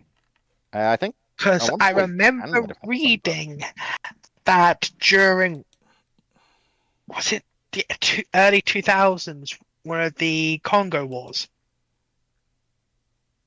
where a bunch of forces from I think it was Uganda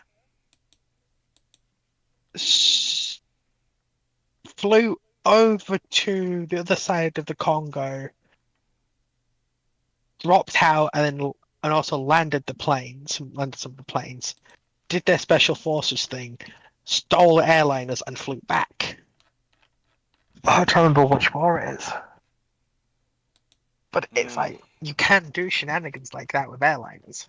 Oh yeah, you can.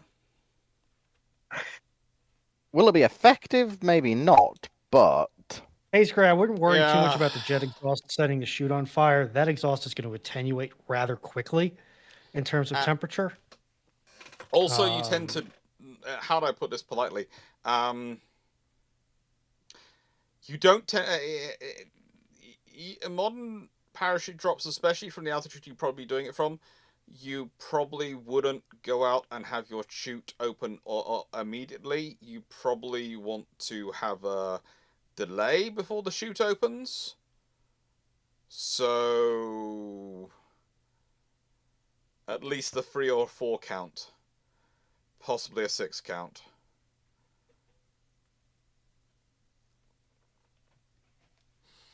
I'm just waiting till we can get ODSTs. Mm-hmm.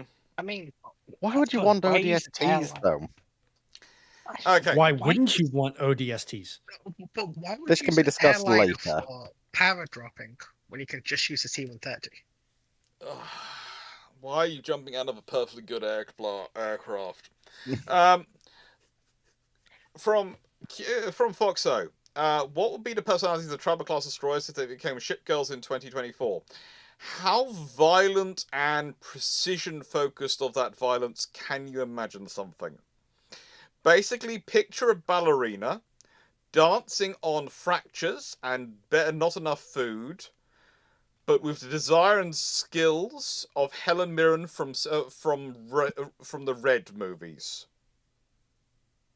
Okay, Okay. that's that's Tribal class destroyers in shit girl form. You're not quite sure how they kill you. You just know they will.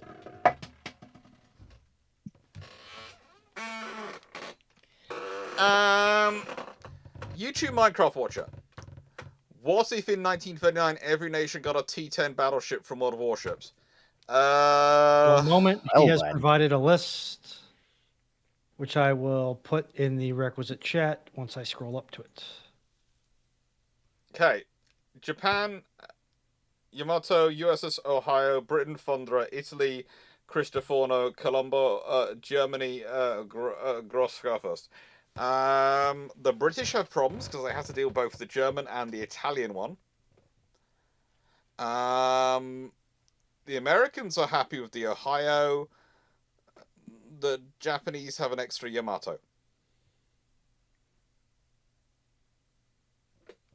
That's it. Japan has The an extra Yamato. Americans are probably a bit Wait, annoyed. Wait, why do you have 18-inch guns?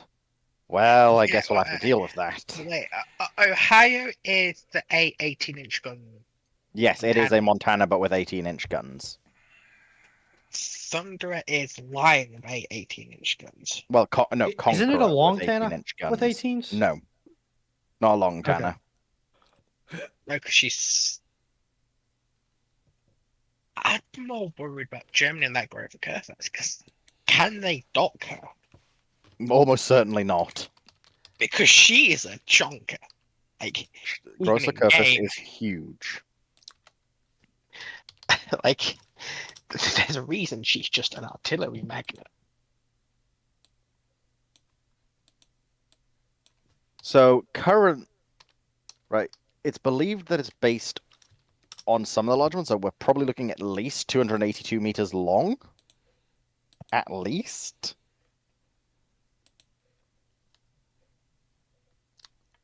She's also very wide. I think the Italians might also have similar issues of I don't think they have somewhere that could dock Colombo. But they dock end on, so they've got less problems. Dry docking is going to be an issue, but docking should be fine. Yeah. Because they dock Mediterranean style.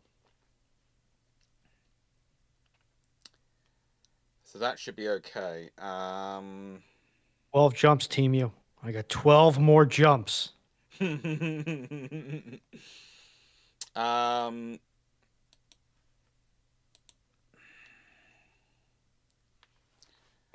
Okay, so the British have 18-inch guns in Thundra.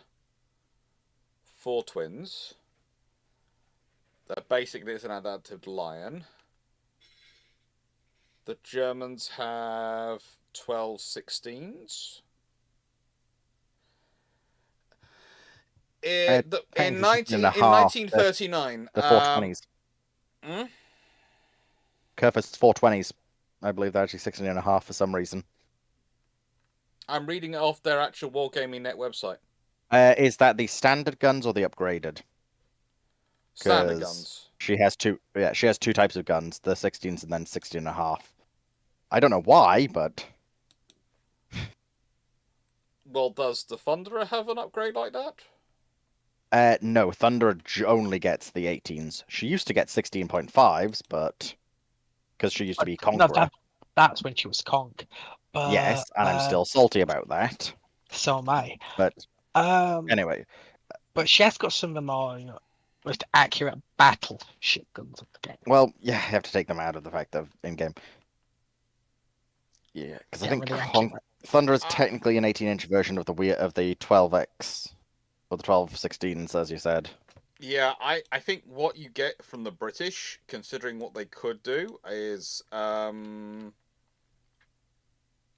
rapid line construction, because the only way they can deal with both Cristoforo Colombo and Gross Kerfus is if they can get some lines into service. And if they can, that's if they can't reverse engineer Thunderer's guns. Quickly, if they've got Thunderers and guns and they have the positions for them, then they might try and build those. At least the 6-gun variant based on the King George V hull. Because if they can try and get something like that into service quickly enough, especially if they get a pair of them, then they can match in against either one of those other ships with their pair, and then they've got Thunderer to match in against the other one. But the big problem for the British is they have one, and they could be versus two.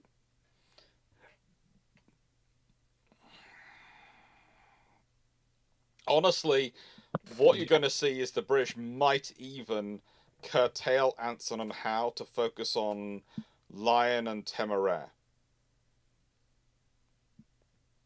as the quickest options they can get into service, which they would have started in that time. And yeah, for the Americans, they're going to sit there with Ohio in 1939 for the next couple of years, and hopefully she's not in Pearl Harbor when it happens, but unfortunately the status of it might be. And the Japanese now have 3 Yamatos. They have 3. They now have more firepower than they were dreaming of having. The main thing is going to be how do they crew it at that point. But also they might use the status again to show the world they have it. Who knows? For the Italians, Cristoforo and Colombo, and for both Italy and Germany, they're going to want to use these ships, but they're not going to be able to replicate these ships. Having Grosskor first to back up Scharnhorst and Gneisenau for Norway is going to be a nightmare for the British to deal with.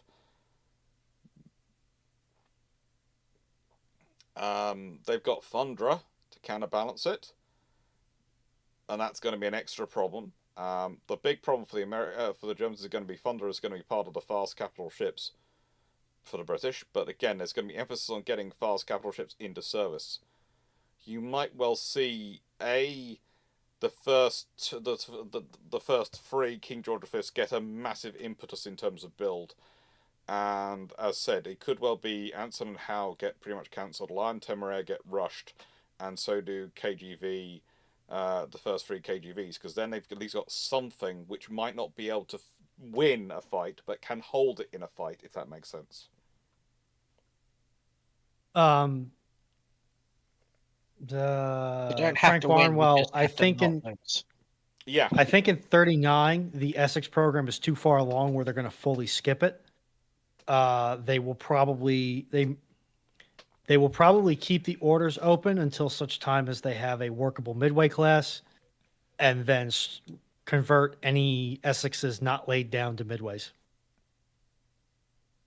I don't think the Essex is just going to get skipped outright.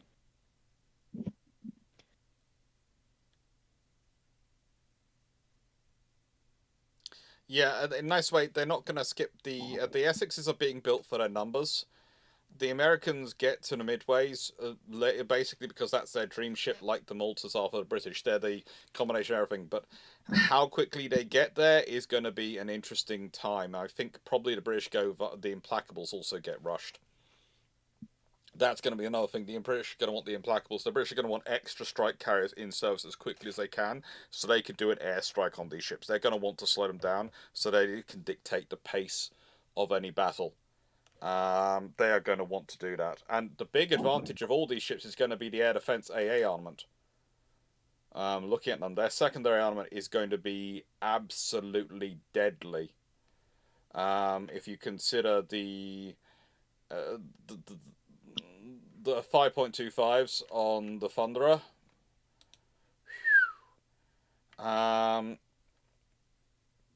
The fact is the German one has It has 128 mil, so that's their equivalent 5.1 inch, isn't it? And they've got 6-inch. And yeah, that they're gonna be that's a whole mixture in of itself. And oh good lord, yeah. Oh, the Thunderer comes with the stag mounting. Okay, so that's an interesting one. If the British get hold of stag mountings that early in 1939, oh good lord, that could change things.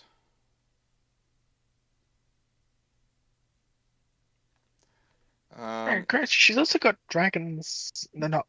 She's also got Vanguard's 5.2, hasn't she? Yeah, Yeah. she has sort of the best 5.25s you could ever hope for.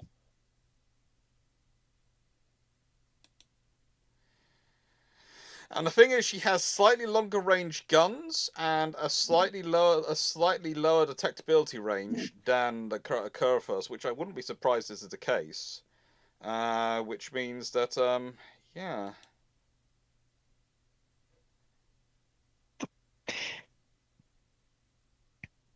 Yeah, so Interesting unfortunately, interesting scenario. you can't get her anymore. But Thunderer is a very accurate and surprisingly sneaky beaky shipping game. She looks it.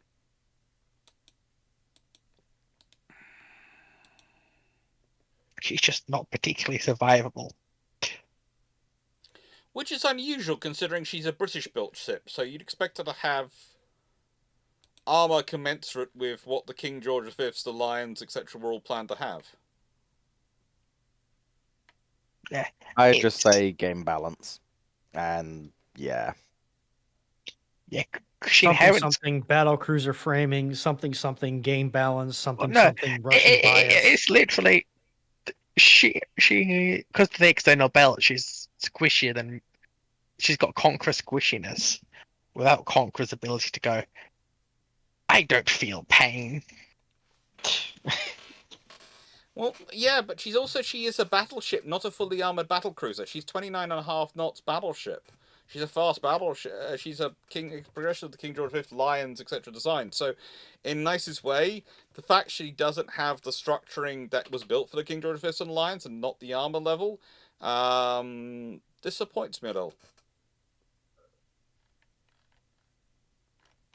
Because you have to remember, the Lions, the King George V's, and any ship around were all planned to have the heaviest armor and the heaviest subdivision of their, pretty much the heaviest armor and the tightest subdivision of their classes in their sort of contemporaries.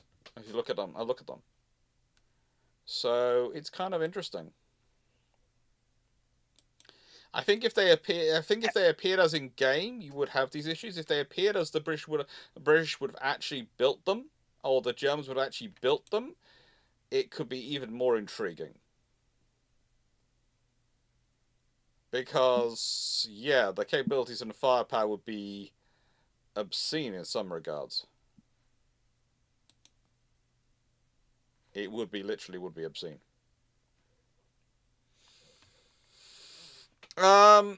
Stafford Thompson, what battlecruiser would you build for the Royal Navy and Royal Canadian Navy, both vintage and modern? What battlecruiser would I build for them, vintage and modern? Honestly, Tiger would be what I'd be building for them pre-World War One. World War Two, it's got to be a Vanguard, because after all, that's a fully armoured battlecruiser, and the only battlecruiser actually that is a battlecruiser is that's built during World War Two. And it's not a fast battleship, it is a fully armoured battlecruiser. It literally tells you exactly what it is. It's got the full armour scheme, so yeah, but it's still got the battlecruiser subdivision. So that's the difference. It's a fully armoured battlecruiser. It sits on the edge, but it's a fully armoured battlecruiser, not a fast battleship. And today, a very large and enhanced variation of a Type 83, probably built on something like a possibly a G3 hull. I don't know. Anyone else? What do you want? What would you get? I would like to see the force structure and doctrine that these vessels would slot into in the modern era for both navies. In the nicest I way, mean- I'm like, cool, they have this. How are they going to use it again? 'Cause, I mean, for World War One, I would just want a second admiral class.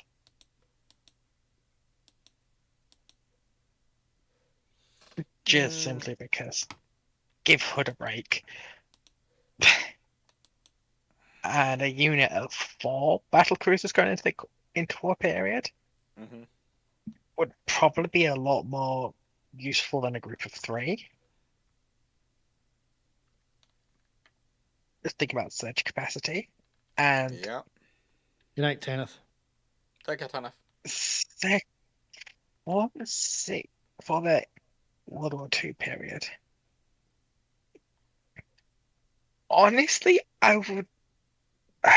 You won't get it past the treaties, but something like the K3 design proposals How did I and see that one studies, coming?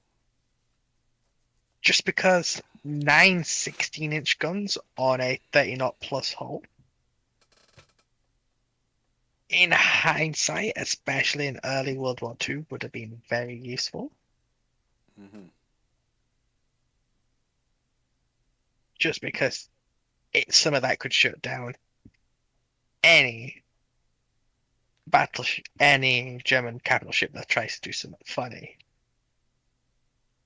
And as for the modern day, I got no clue.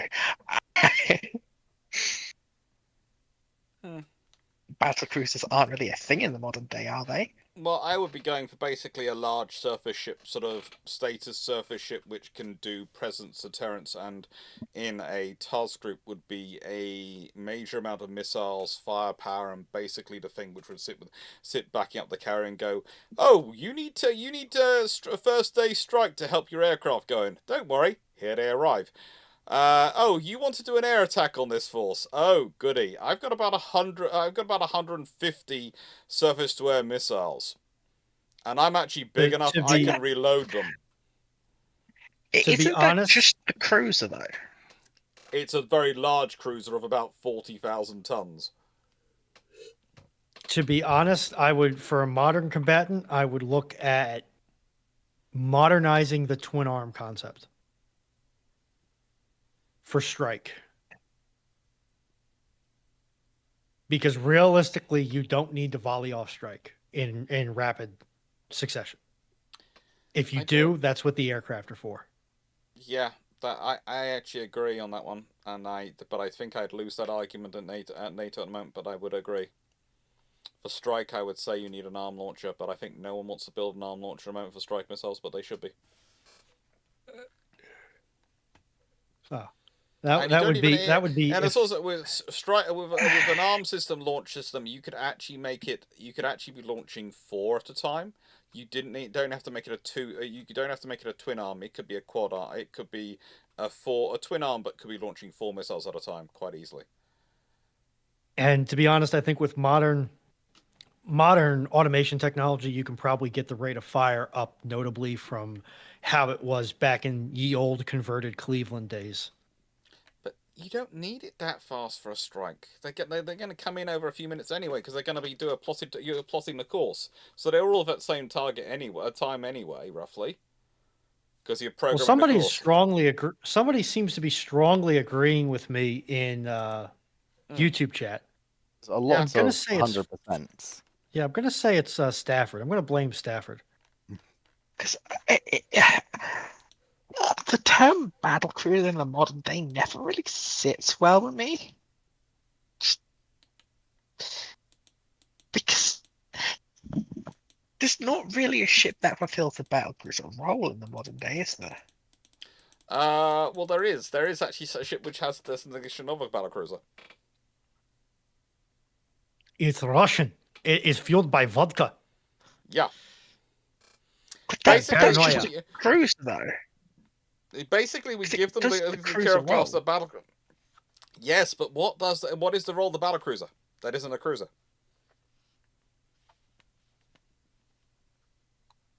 Commons protection, commons interdiction.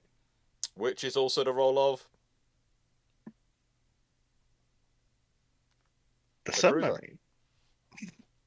And a submarine. Yeah, but cruiser is also the presence mission, So do battle cruisers. which with the wouldn't that present missions. make? Yeah, but You're not going to win here, Foxxo.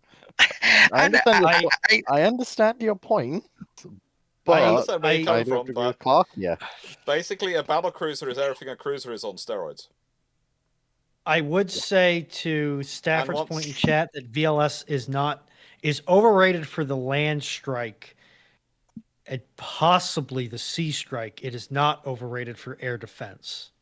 I'd say for air defense, you do want VLS to deal with saturation attacks and those sort of things, and that is true. But I think you also need to find a way to have the reloading. And one of the things you could do, and we've talked about this and is if you could have a large enough ship, you could actually pull the canisters out, put them elsewhere in the hull, and bring the canisters out and drop them in. And you need almost a fixed arm crane system that self-stabilizes with the hull to do that precisely, not a crane, an arm stabilization system. One of those arm stabilization systems to be able to do that in a wide enough array of weathers from internal thing, so you can get the canisters delivered to the ship by Fleet Auxiliary to, let's say, stored in a magazine, and from the magazine they can be put up and then all that through.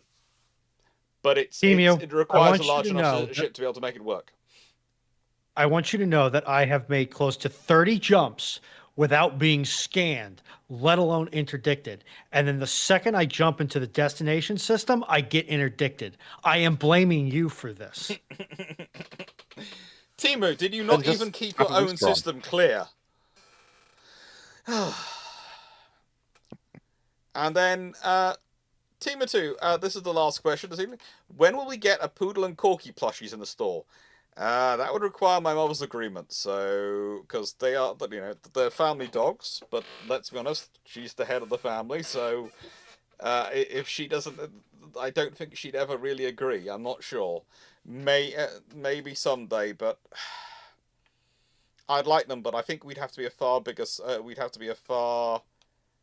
channel for that to be viable, and also I'd feel kind of guilty making Raleigh and Zebedee into plushies when I haven't made the other dogs into plushies, if that makes sense. Does that sound weird?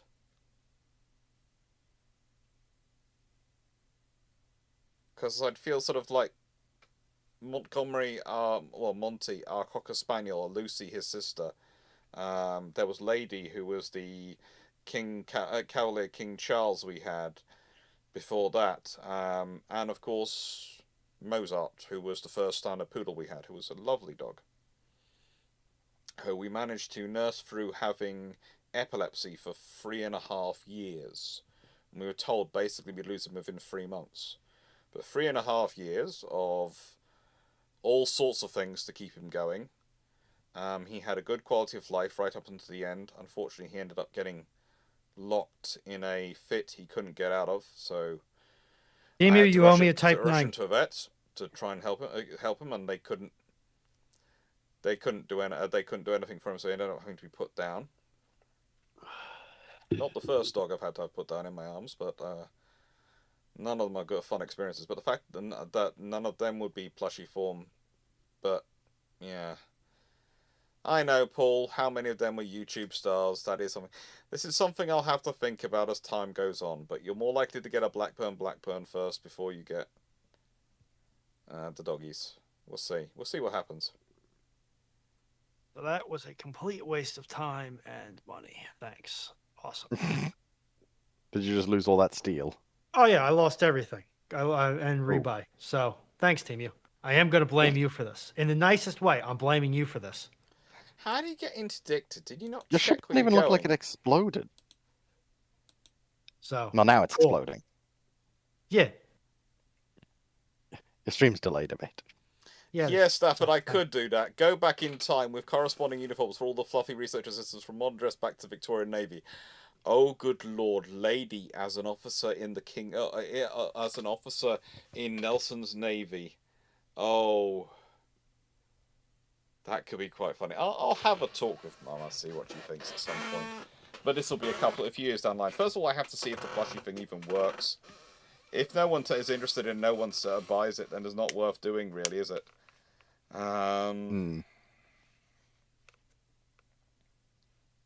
That's the thing.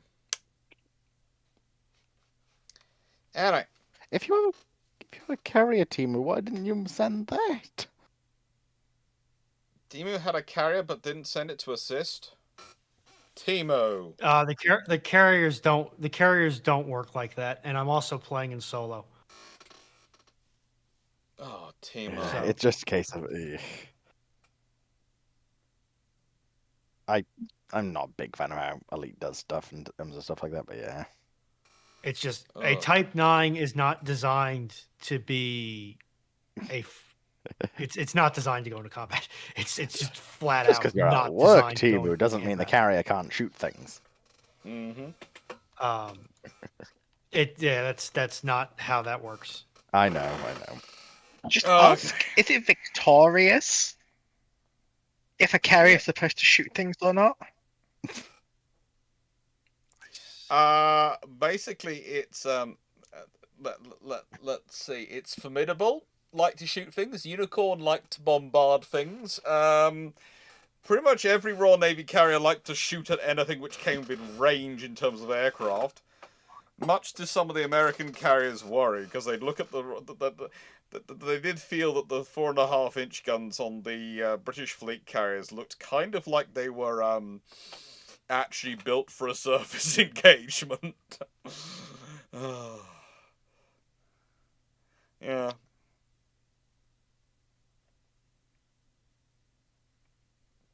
Type 10 is the battle wagon. Anyway, right. Thank you very much, everyone. I thank you, Dragon, Foxxo, and Ruhnon, for staying this long. We have been live for 5 hours and 20 minutes. I have no idea how long I've been live over the last 24 hours in terms for all of you. Monday is my day off. Tuesday's video is programmed in already and should be showing up for you to search for and find to come live. And Wednesday's video will hopefully be uploaded, whichever Wednesday's video is going to be, today, as in Monday. And possibly Friday's video will be uploaded today as well. Saturday's video should also already be up. So, literally, you should have all the videos of the week should be uploaded and ready to go. Oh, soon. Literally by the end of the day. That'll be fun. Anyway, thank you very much, everyone, for watching. Hope you enjoyed. And just thank you, everyone, for being here. Thank you and take care. Thank y'all. I'm going to keep my stream up, but be muted for a little bit. So, hang tight, y'all. Toodles, everyone.